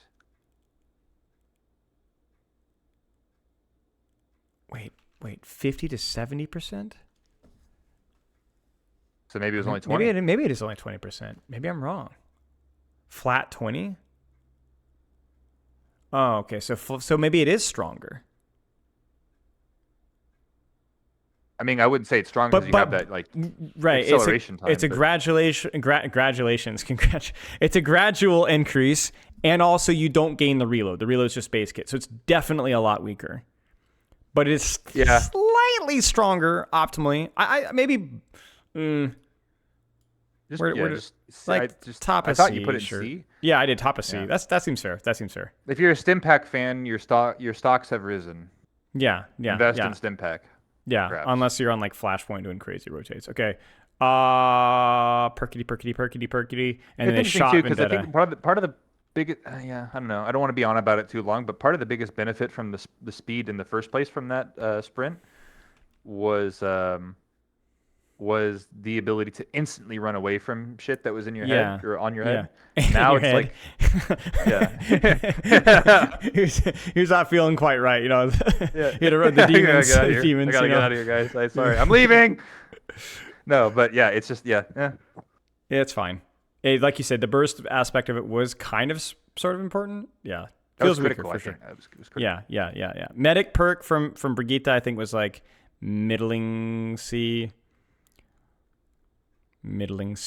What is it? Just a little bit better cooldown reduction? Better armor packs. Yeah. Now it's just a bit better. Yeah. Find it for me. Combat fuel. No. Okay. No. Up. I see medic at the top of the screen. Oh yeah. That feels too high. But honestly, maybe it's fair now. Wait, Spylo, am I the goat at detecting where items are in the tier list? Give me another one. Yeah. Where is Airburst? Immediate failure. Yeah. Okay. You know what? It was just a fluke. Yeah, it's gone. It was before. It was gone. I see it down there. yeah. It's better. It's better. It's like 20% better or something. It's decent. It's a lot better. It doesn't change. Better, it doesn't technically. Oh yeah, it's 50%. Yeah, so way better. Yeah. It doesn't change too much about the perk in the first place, or why you put it in the C tier, which was kind of generic value that you get from playing the game. Yeah, it's just a number of times that you can actually swing. That's the problem. It's like you may not be able to do that maybe you can now that she has a little bit more shield. I don't know, but this like moving it towards like the top third of C tier seems like more than generous right now. Yeah, I'm feeling generous. Jetpack Cat, claws out, major perk, cooldown reduction applies to the claws out cooldown. I don't know what this... rush, I guess. Oh yeah. Okay, so that makes it way better. That's a joke. Glide boost, Lifeweaver, life grip, sow the seed, major perk. That one got a teeny little buff, 14 to 11. My man. Lifeweaver, welcome to his 700th buff. All right, here's your challenge. Sow the seed. Can you find the seeds? Stefano? Did we even put it in C tier? I don't know. It's gonna jump out and it's gonna get you. It's gonna go. I remember this perk. I don't see it, man. I remember this perk being something that, like, when I first saw it. There it is. Nice. When we first saw this perk upon its release, like a season or two ago, I was like, man, that seems pretty good. seems pretty good. Like especially if you're coordinated, it gives you like access to speed in general is pretty great. But yeah. Honestly, maybe we just leave it as major. is. Yeah, maybe just leave it as is. It's like it's okay, it's fine. It got a buff. Maybe it was overrated initially. I don't know. It's fine. A Sarando major perk. I think that one's a little bit better. A little bit more It's uptime. better now. Yeah, it's better. More uptime on it for sure, which is nice. So I'm gonna bump it on up there. One more. KIRIKO.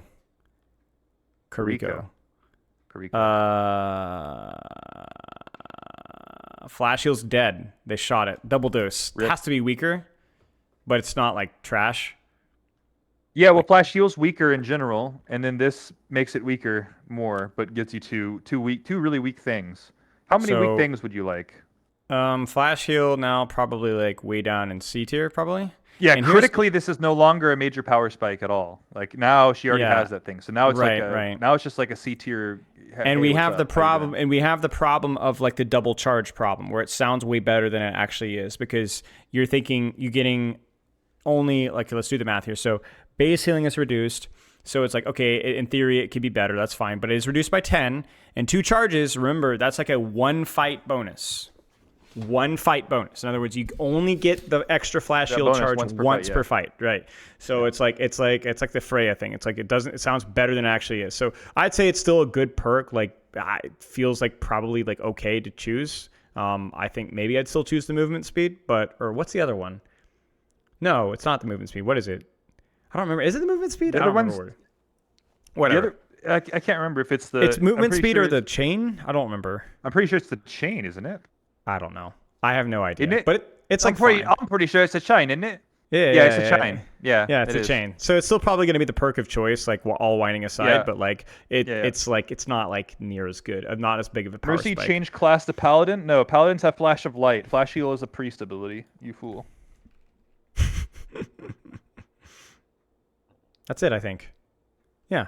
There's probably some details as well about like, hey, rushing torrent has a lower duration, so does that change? Yeah, there's a couple ones. There's a couple Kiri. First off, Kiri's perks. They were the very first ones that you rated, and I don't know necessarily if they belong where they are, but we'll see those when we get to them, I guess. Yeah. But the extra Fuda perhaps makes it feel a little nicer to have that emergency healing one. But it's now more impactful. It's too hard to know. So here we go.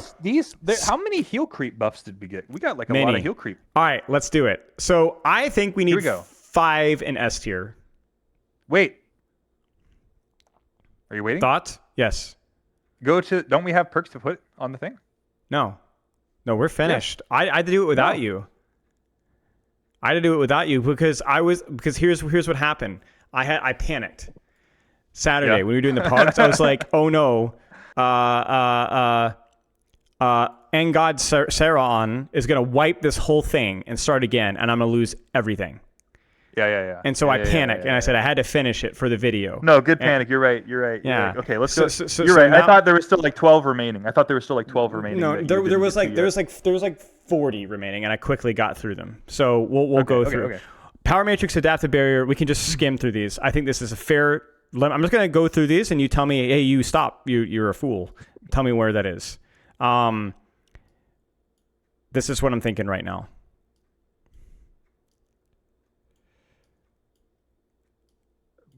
Beat drop. What is it doing there? Hey! Okay, fine. True. We already talked about before that was a little high. Yeah. Because it was very early that we rated that one there. Yeah. What about Heatsink? I don't know. Heatsink, I guess it could have maybe contested for S tier before. It's been nerfed. We'll just say, it's been nerfed. Sorry, guys. Yeah. How do you want to do one in A here? 7 maybe? 7 seems like a good number. Yeah, you know what? I bet our Z tier shit isn't moving. How many are in there? We'll add a few in there. We'll add Bomb Voyage in there just to make it even. Yeah. But like what should go in A tier here? Okay, Reversal I think is a little overrated. Fallen Rain's not so good. Super Bloom is whatever. Shield Systems whatever. Which one's Headhunter? Is that the Diva Headshot Ana. But it's too Headshot Ana. It's too inconsistent, I think. Yeah, no. Massive power spike. guys. Feels so Massive hard to power give spike. it feels so hard to give a Junkerqueen or an ult perk and A tier massive power spike, but it's like Where's the perk in B tier? I'm just skimming through B tier. Where's the perk in B tier that I'm like, yeah. Yeah, I just don't. Dude, frag cannon's looking at me. Keep it away from me, Spot. I don't even want to see it. I don't even want to look at it. You just decide where Frag it cannon. goes. All right. You We'll just bump decide it where up. it goes. We'll bump it up. We'll bump it up. We'll bump it up. I think Shield Slam creeps up. I Shield think Slam is very nice, but it's just I think one of the reasons is just like you always take it anyways, like a lot of the time. So it's tempting, but I don't think it's. I think Falling Rain actually drops a little bit. I think too many people have watched too many ultraviolet VODs of like, oh, the pro Put player. Deep Leap higher. Deep Leap right. here. Yeah. Yeah, put it like above Sombra. Right next to Sombra, I'm keeping. Yeah. Okay. I'll bump it up to there. Yeah. Chain Lightning's fine. Shadow Blink might actually creep up. That one is pretty freaking nuts.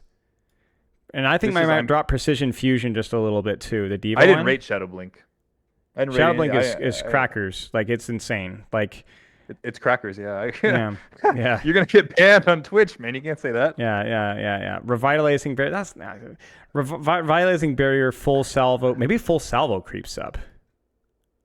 Full Salvo's is very nice. That Rosado. That's very nice. Yeah, good shout, Dynamite Dave. Thank you. YouTube chat smart. Yeah, I think Full Salvo. There's somebody actually, named Dynamite Dave in my YouTube chat. Yeah. I think Full Salvo definitely creeps up for sure. What did Dynamite Dave tell you? He says Full Salvo up, and he's on a delay, so he knew his crap. He knew his stuff. Yeah, true. Why don't we just add Dynamite Dave into here? I think Dynamite Dave could really shake things up. It is. Yeah. Just have somebody come in and mess up the tier list, and it's like a new mini game. Like, how can you fix it? Yeah. Okay, no. Yeah. This is all good. Extra oomph. Wait. That's the charge when you're doing damage. Yeah. I played with this yesterday, and I was like, damn, that's actually stronger than I thought. Claws out. But I think it's still sneaks fair to it be on in up there. These all seem Claws okay. out. Quite defining for Cat. Quite defining. Yeah, Drift Thruster's just a new E. Claws out's fine. Blink Packs, Quantum Entanglement. Maybe Quantum Entanglement's a little higher than Blink Packs for the average way that most players are going to play. Configuration Reload, Mind Recycling.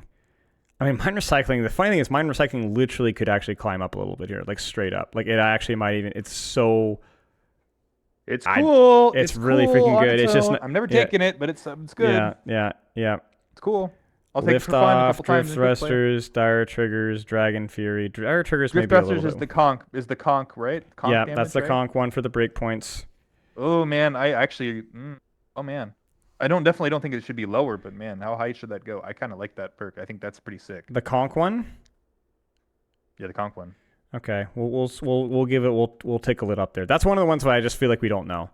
The same thing goes to the Dire Triggers one, like the reset. We just don't know. This looks okay. B looks very large. I think B is fine.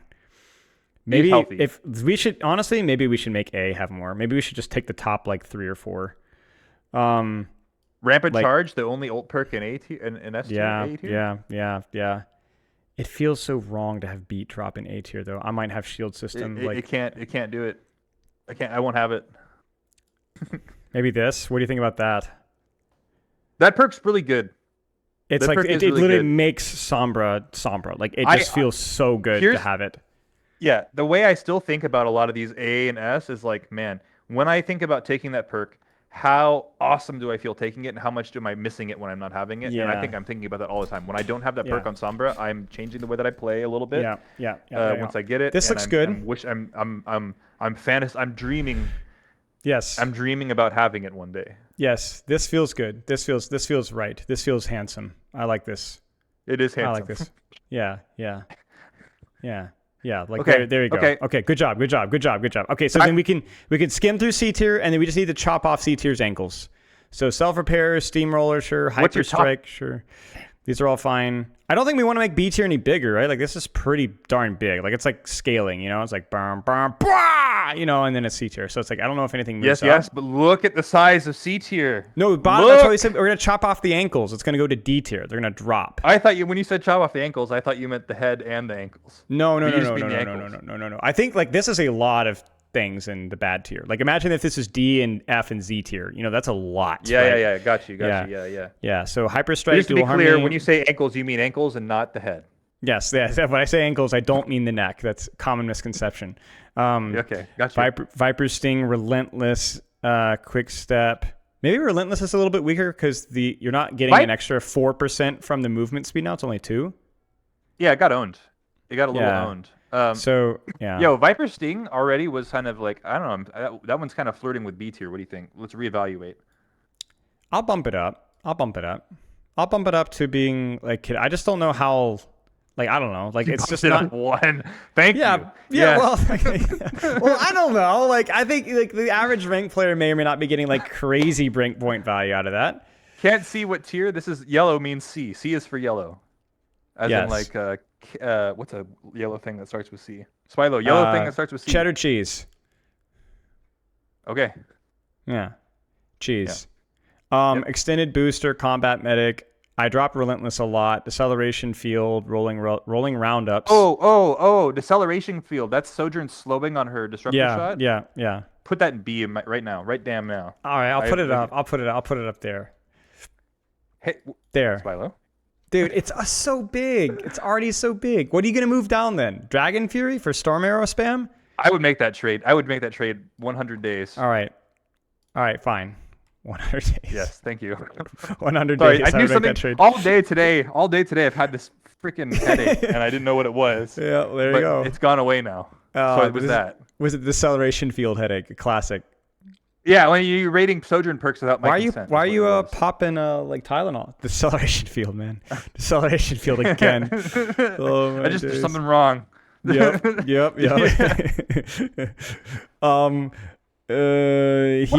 What else did you just recklessly throw? A lot of support stuff. Around. A lot of support stuff, I think. It was mostly support stuff, like combat medic. Maybe, I guess you weren't here for that. Helix. Where's Sojourn's noise violation? Where's Sojourn's where's double her slide? ult perk? Her ult perk? It's up here. It's in B tier. It's way up here. It's in there somewhere? Yeah, it's in here somewhere. We found it. There it is, overcharged. Oh, overcharged right there. Okay, fine. Yeah. And it would be higher if this was like GM plus, you know. Extended excavation, exhilaration, jump up, accelerando, jump up's higher maybe. Yeah, but skill check, you know, like most players aren't going to exploit this thing jump at all. Right where it is. Yeah, because it's like super valuable and then just like almost not valuable at all, right? So I was just trying to trick you. Yeah, it was good. It was good. You almost got me. Why heat shield. So high? Oh, because we are it's powerful. So. It's up to like 300 overhealth or something crazy like that, depending on the. But like, okay, heat shield. Well, I guess you could drop it a little bit because you have fewer hooks, just a little bit. Wait, what's heat shield's the ult perk? Ult, overhealth, big, huge. It's a pretty strong ult perk. We put it next to Dragon's Thirst originally. I remember. Yeah. But okay, yeah, we can leave them there. I really like Dragon's Thirst. I really like any. They are ult perks, but I do like Dragon Thirst especially. I do really like that perk. But yeah, forget it. Leave it there. Yeah, it's fine. That is fine. Smolder's fine. Well, I don't remember what high speed bandwidth is. What is high speed? Is that the Sombra perk? That's the Sombra. That's not. I think she can hack you while invisible. Isn't it? That no. That's the one where like you get the hack and you get the movement speed. I think I might drop that just a tiny bit. I think like looking at the people around it, you don't belong hack here. Help picks provide. Yeah. Yeah, you don't belong here, but you're not. It's not that much worse. Helix propulsion.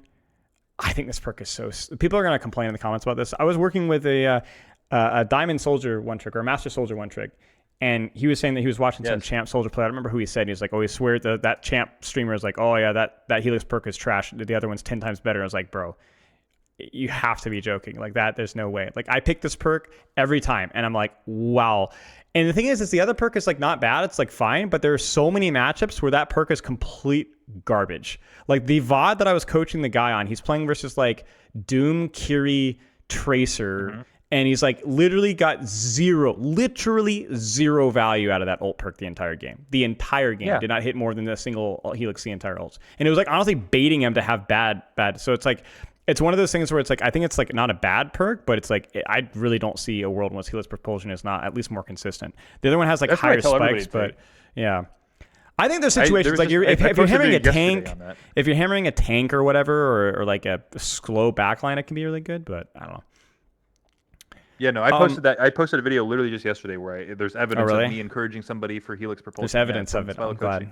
I'm glad. Yeah. Well, every soldier I've been doing that because I've been trying to encourage the soldier gameplay loop, and that one just perfectly kind of goes. Yeah. Fuel source, I think I rate a little lower now that her movement speed with using fuel is lower. That's like a new perk change or patch change. Pedal protection. What are you doing there?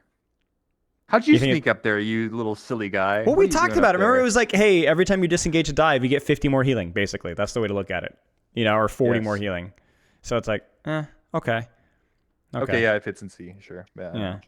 It's middle C right now. Electric charge here? Yeah.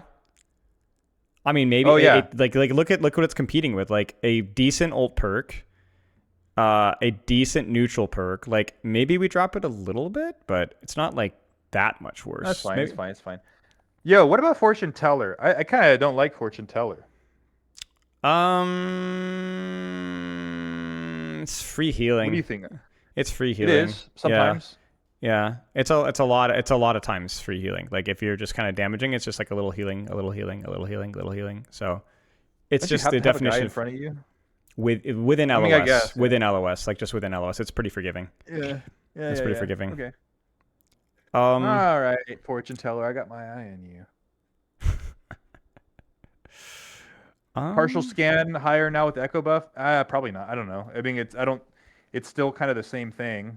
It's just you can hit your allies, but I mean, it's still kind of the same thing. Yeah, very, very, very, very, maybe slightly further forward. Like because you could be like, oh, I can copy my supports, and then I can do something. Right there, that movement is responsible. Brought to you by Jacob 3411776.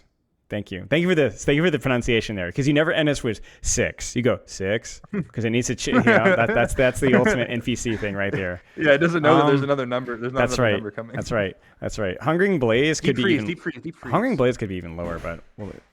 Hungering Blaze, yeah. Just cast it into below. Cast it below now. Cast it to below. Wait, who's casting? Cast it below. Hungering Blaze. I want to cast it into the pit. But if you're probably pretty frequently getting AoE value in mid ranks, low ranks. That's my only concern. So I'm gonna give it a little sauce right there. In fact, it could be higher, but I think there's the overhealth cap might actually become a problem at some point. So we'll cast it into the small hole.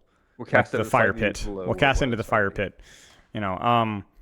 Which kind of seems fitting. Anarchic seal, spotter, double barrel, transport shielding. Balance, exposed soul, defense protocol. The real question is, when do we draw the line for D tier here? Because I'm looking at D tier here. I'm saying maybe protective barrier. We start dropping them, or multi-ball. I think multi-ball might even be lower. But do we start dropping them now? I'm looking. Honestly, Kinetic Bandolier might be higher. I think this might be higher. I may have made a mistake. It was one of the very first ones we placed, so its relative position. And I think Widow's Bite might be weaker as well. What's Widow's Bite? Is that It's the overcharge. It's overcharge on Okay, scope. no, that's the overcharge. Yeah, 125%. I'd say bottom of C tier. Bottom of C tier, but I think just barely. It gets a lot of value for bad Widows. Or not bad widows. Sorry, I shouldn't say just that. First shot. Just first shot. Less experienced widows, because a lot of less experienced widows don't take shots very fast, so they end up just overcharging it all the time. Yeah. Automated healing. Tactical. Okay, right around automated healing, we can start looking to just start smiting. Yes, just start snapping it. Let's start from. Let's just go and drop. Let's skip right here. So urgent care is honestly, now that she heals more, maybe it'll survive the cull. I personally, you rated this before I was on here. I personally kind of like urgent care. You like urgent care? I don't have any type of B tier affection for this perk, but I think it's decent. Biotic Bounce is going to get a buff right now. It's better in the self defense, but it's also now a 12-second cooldown, so that's a massive buff. Yeah, because now you're pretty much consistently getting two nades, so that's good. Skating rink, goodbye. Chronal dash, frick off. Sentry capacity, frick off. Frost arrow, go home. Suppressive security, nobody likes you. Crusades fire, hate you. Ignited fury, friendless. Hovering barrier, mother doesn't call. Where did it go? Why is it not moving? Sniper's instinct. Slow, covered in dirt, stupid. Honestly, this one might be even lower. Covered in dirt might even be lower than some of these. That's the overhealth? The melee, yeah. It's like the extra little bit of melee. That's still in the game, man. That's been there since the 90s. Yeah. I didn't know I did not put triple jump and see a song. I put it in D tier. Imagine the people designing covered in dirt back when they were like talking on their freaking house phones.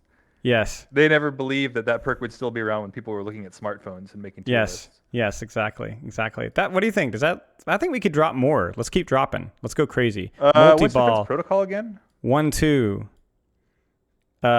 Defense protocol. Keep multi-ball C. Keep multi-ball C, bottom of C. Whatever happens. Okay. Battle shout. Get rid of it.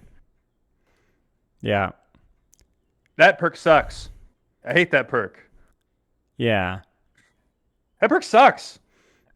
We were not kind to that perk when we originally rated it. We just kind of loosely put it at the bottom of C tier. Honestly, Widow's Bite might be even lower, to be honest. I'm gonna put that here, I think. Again, yeah. I mean, I think thank you for the gifted sub, by the way. Sorry, I didn't even see that. It doesn't do that much, but it does more for like Widows that are landing more body shots and people who are slow.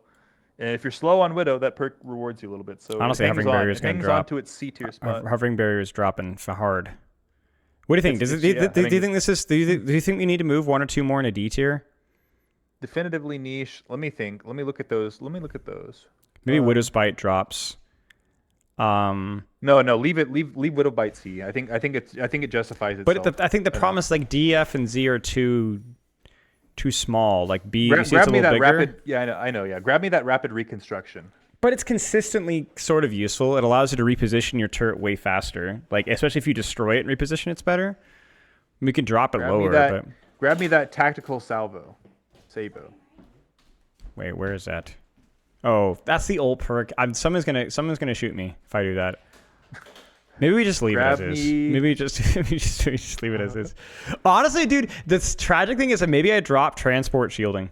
Yeah, I can't believe I'm doing this. Transport shielding. Because it's actually such a freaking good perk in those niche situations. But that's the thing. It's like these niche perks. I don't want this to be confused with these perks suck. Yeah. Some of them do, but I think a lot of these are helpful in these situations. But the problem with these situations is that most players can't even perceive those situations in the first place. If you're a player who's like, it is me. I'm actual Jetpack Cat. Yeah. Hello, I'm playing Overwatch, and I know everything about my hero because it's me. Then maybe you will see those niche situations so frequently and be able to recognize them so quickly that you can take advantage of that perk and make it feel like a good old B tier perk. A lot of these can do that, but a lot of these also suck and should be cast into hell. Yes. Where they belong. Such as Covered in Dirt. Again, 1997. Covered in Dirt was released. Okay, yes. Anything else in Exposed Soul's fine. No, that's fine. Those are all I think we're good on C tier, man. And I like I feel like the order is kind of loose in C tier. It doesn't matter too much, but I think it's mostly fine. Yeah. Okay, so then what we need a few in D tier to drop. Maybe like here, expanded feel and headbutt. What's tingling? Yeah, I don't. Something's tingling. I don't know. Something's wrong on this list. I just don't know what it is yet. I know. I think it's okay. I think these are okay. This is good enough. And then we got to drop Bon Voyage or Bon Voyage. This looks good. What was the first thing you said? I said we got to drop somebody in Z tier, and we did. So I think we're good. Oh, okay. I thought you said Bon Voyage. No, Bon Voyage. That's why I just thought I heard that. I don't know why you would hear that. I would never say that. No, I'd never say that. Wait, I-beams? Yeah, that's the Echo one that didn't get the buff. That's the kill reset flight. Yeah. This looks good. Bunny power, like at least kind of forces itself to be useful when it's going to be useful. Yeah, it is. Divide again. That means that you can do more damage or more healing with your coalescence. They buffed it a little bit ago. It's okay. It's okay. Okay. Faster blaster, fine. Chain boost. I'm looking at you, chain boost. What does justify chain boost for me? Mid ranks, low ranks. You know what I'm saying? They're gonna get occasional AoE value out of it. Are they? Are they gonna heal each other? I guess if they have this perk, they might consider it. They might. I'll give you 3 tiers to compensate. Yes, and if they have the perk, they're thinking about it. Yeah. All right. Yeah, all mine. This me. Picture me raking in all of my chips at a poker table. I think we got the parabola, the pyramid. Good. I like the pyramid. How do we actually display this in a way that you can see it? We don't. We don't display it. We do this. And we keep zooming back, and then we say, wait. Oh my god! Just upload a picture of that. Just like put that on Twitter. Just like a picture of that. Wait, can I? Oh, I can't do it granular. What's up, dude? Thanks for this Day 19. Keep it up, buddy. Dude, That's crazy. Wait, is this high res enough that if you send me that picture, I can zoom in and There's no way. There's no way. If I mean, you can read it, but there's definitely some pixels missing. Like there's an N here that feels like it's just missing a leg. It doesn't have a leg anymore. And this one is just dots. I think it's drift thrusters. I don't think it exists. What we could do, or what you can do, what can be done is get it so that it's legible, even the hardest to read ones, just barely enough legible that you can recognize what it is. And then, I don't know. Wait, I can save or download it maybe. Hang on a second. Hang on. Save or download. Download image? Wait. If We're I cooking. do this, wait, I might be able to save it. What's that? I don't know what that image was. The George Lucas image? Yeah, I think that's what it was. I'll show it to you later. Here, there you go. Okay, so what do we do? There's a download. Right. Yes. There. Okay, so what you can do is if you want to put this on your Discord, you could Windows S. Yeah, I'll save it. I'll drop it in there. You could snip like a piece, and then you could post them all back to back, and it would be like... Spleo, I love you, but I'm dying watching. But please, I'm dying watching. I'm sorry, Song. Do you need a doctor? That's terrible. I have a wife, and I love her, but she's sick. She's dying watching. She's dying. Yeah. This looks right. This looks like maybe B's a little bigger than D, but like, I don't know. That's okay. It's not perfect. It's D is close a little enough. bigger than D, but that's fine. That's fine. I think this is a good reflection of where we're at with perks right now.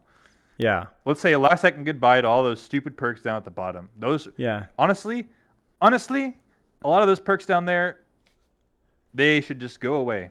They should go away. I don't want to get them stricken them. From yeah, honestly, like actually thinking about these, like, do any of these perks down here? Do I actually like any of them? Yeah, are any of them bluffable? Like, are they even redeemable? And I'm like, yeah, some of these maybe are redeemable. Like, tell me which one. Like maybe Solar Flare. Like, okay, you can cash out your resource, but if it had like better range or something, and like, yeah, that might be it. Solar Flare, yeah. Solar Flare, Scatter Arrows seems like there's something cooking there, but it's not there. I don't know where it is, but that's not it. Yeah, it's scattered off and then it's gone away. Yeah. Scope Deficiency, man. What a weird perk. I think you end up taking that most of the time, don't you? Because the other one's also weird. I like the other one. The other one is the... what is the other one? Is it Grapple? Yeah. No, what? I thought they got rid of that one. Oh. No, scope shots charge 100% faster 2 seconds after grapple. Right. Yeah. Definitely take the other one. That one just screws me up. I can't imagine taking like 7 scope shots and being like, oh man, if I had scope deficiency, I wouldn't have to reload here. You know? Yeah, that just doesn't happen. That's like having a whole closet full of like Ritz crackers. Like you have 45 boxes of Ritz crackers and you eat them all in one day, and you're like, if I only had 47, 2 more boxes of Ritz delicious snack treats. But if you're obeying the rules of if you're obeying the rules of Stefano's Widow training course, this will just screw you up in the first place. It'll just ruin your training. Teaser for that one. I see. Okay. Survival of the fitness. That's good. And obviously, like, it's a final disclaimer. disclaimer. Oh my god! I just don't even want to see them. Just get them. Just scroll up. I don't even want to look at them. The final disclaimer is that obviously a lot of this is more subjective. Like, it's like we don't have like any secret win rate stats about like what perks are actually gonna like increase your win rate. Like, I have no idea. These are just our best guesses. So I have them, but I'm just not going to share them with you. Oh, okay. Use those to inform my opinions of these. I see. Is that why I was supposed to? Yeah, this was a good list. Thank you for joining. That was fun. I'm proud of our list. Our list will live forever. Yes, several hours of talking. Purchase Stefano coaching chat. Yes, Go get do Stefano so. coaching. You need it. Exclamation mark Stefano, Okay. I think. GG, Stefano. See ya. All right. Goodbye. Bye. I love you. Goodbye. Love you too. All right, y'all. That was fun.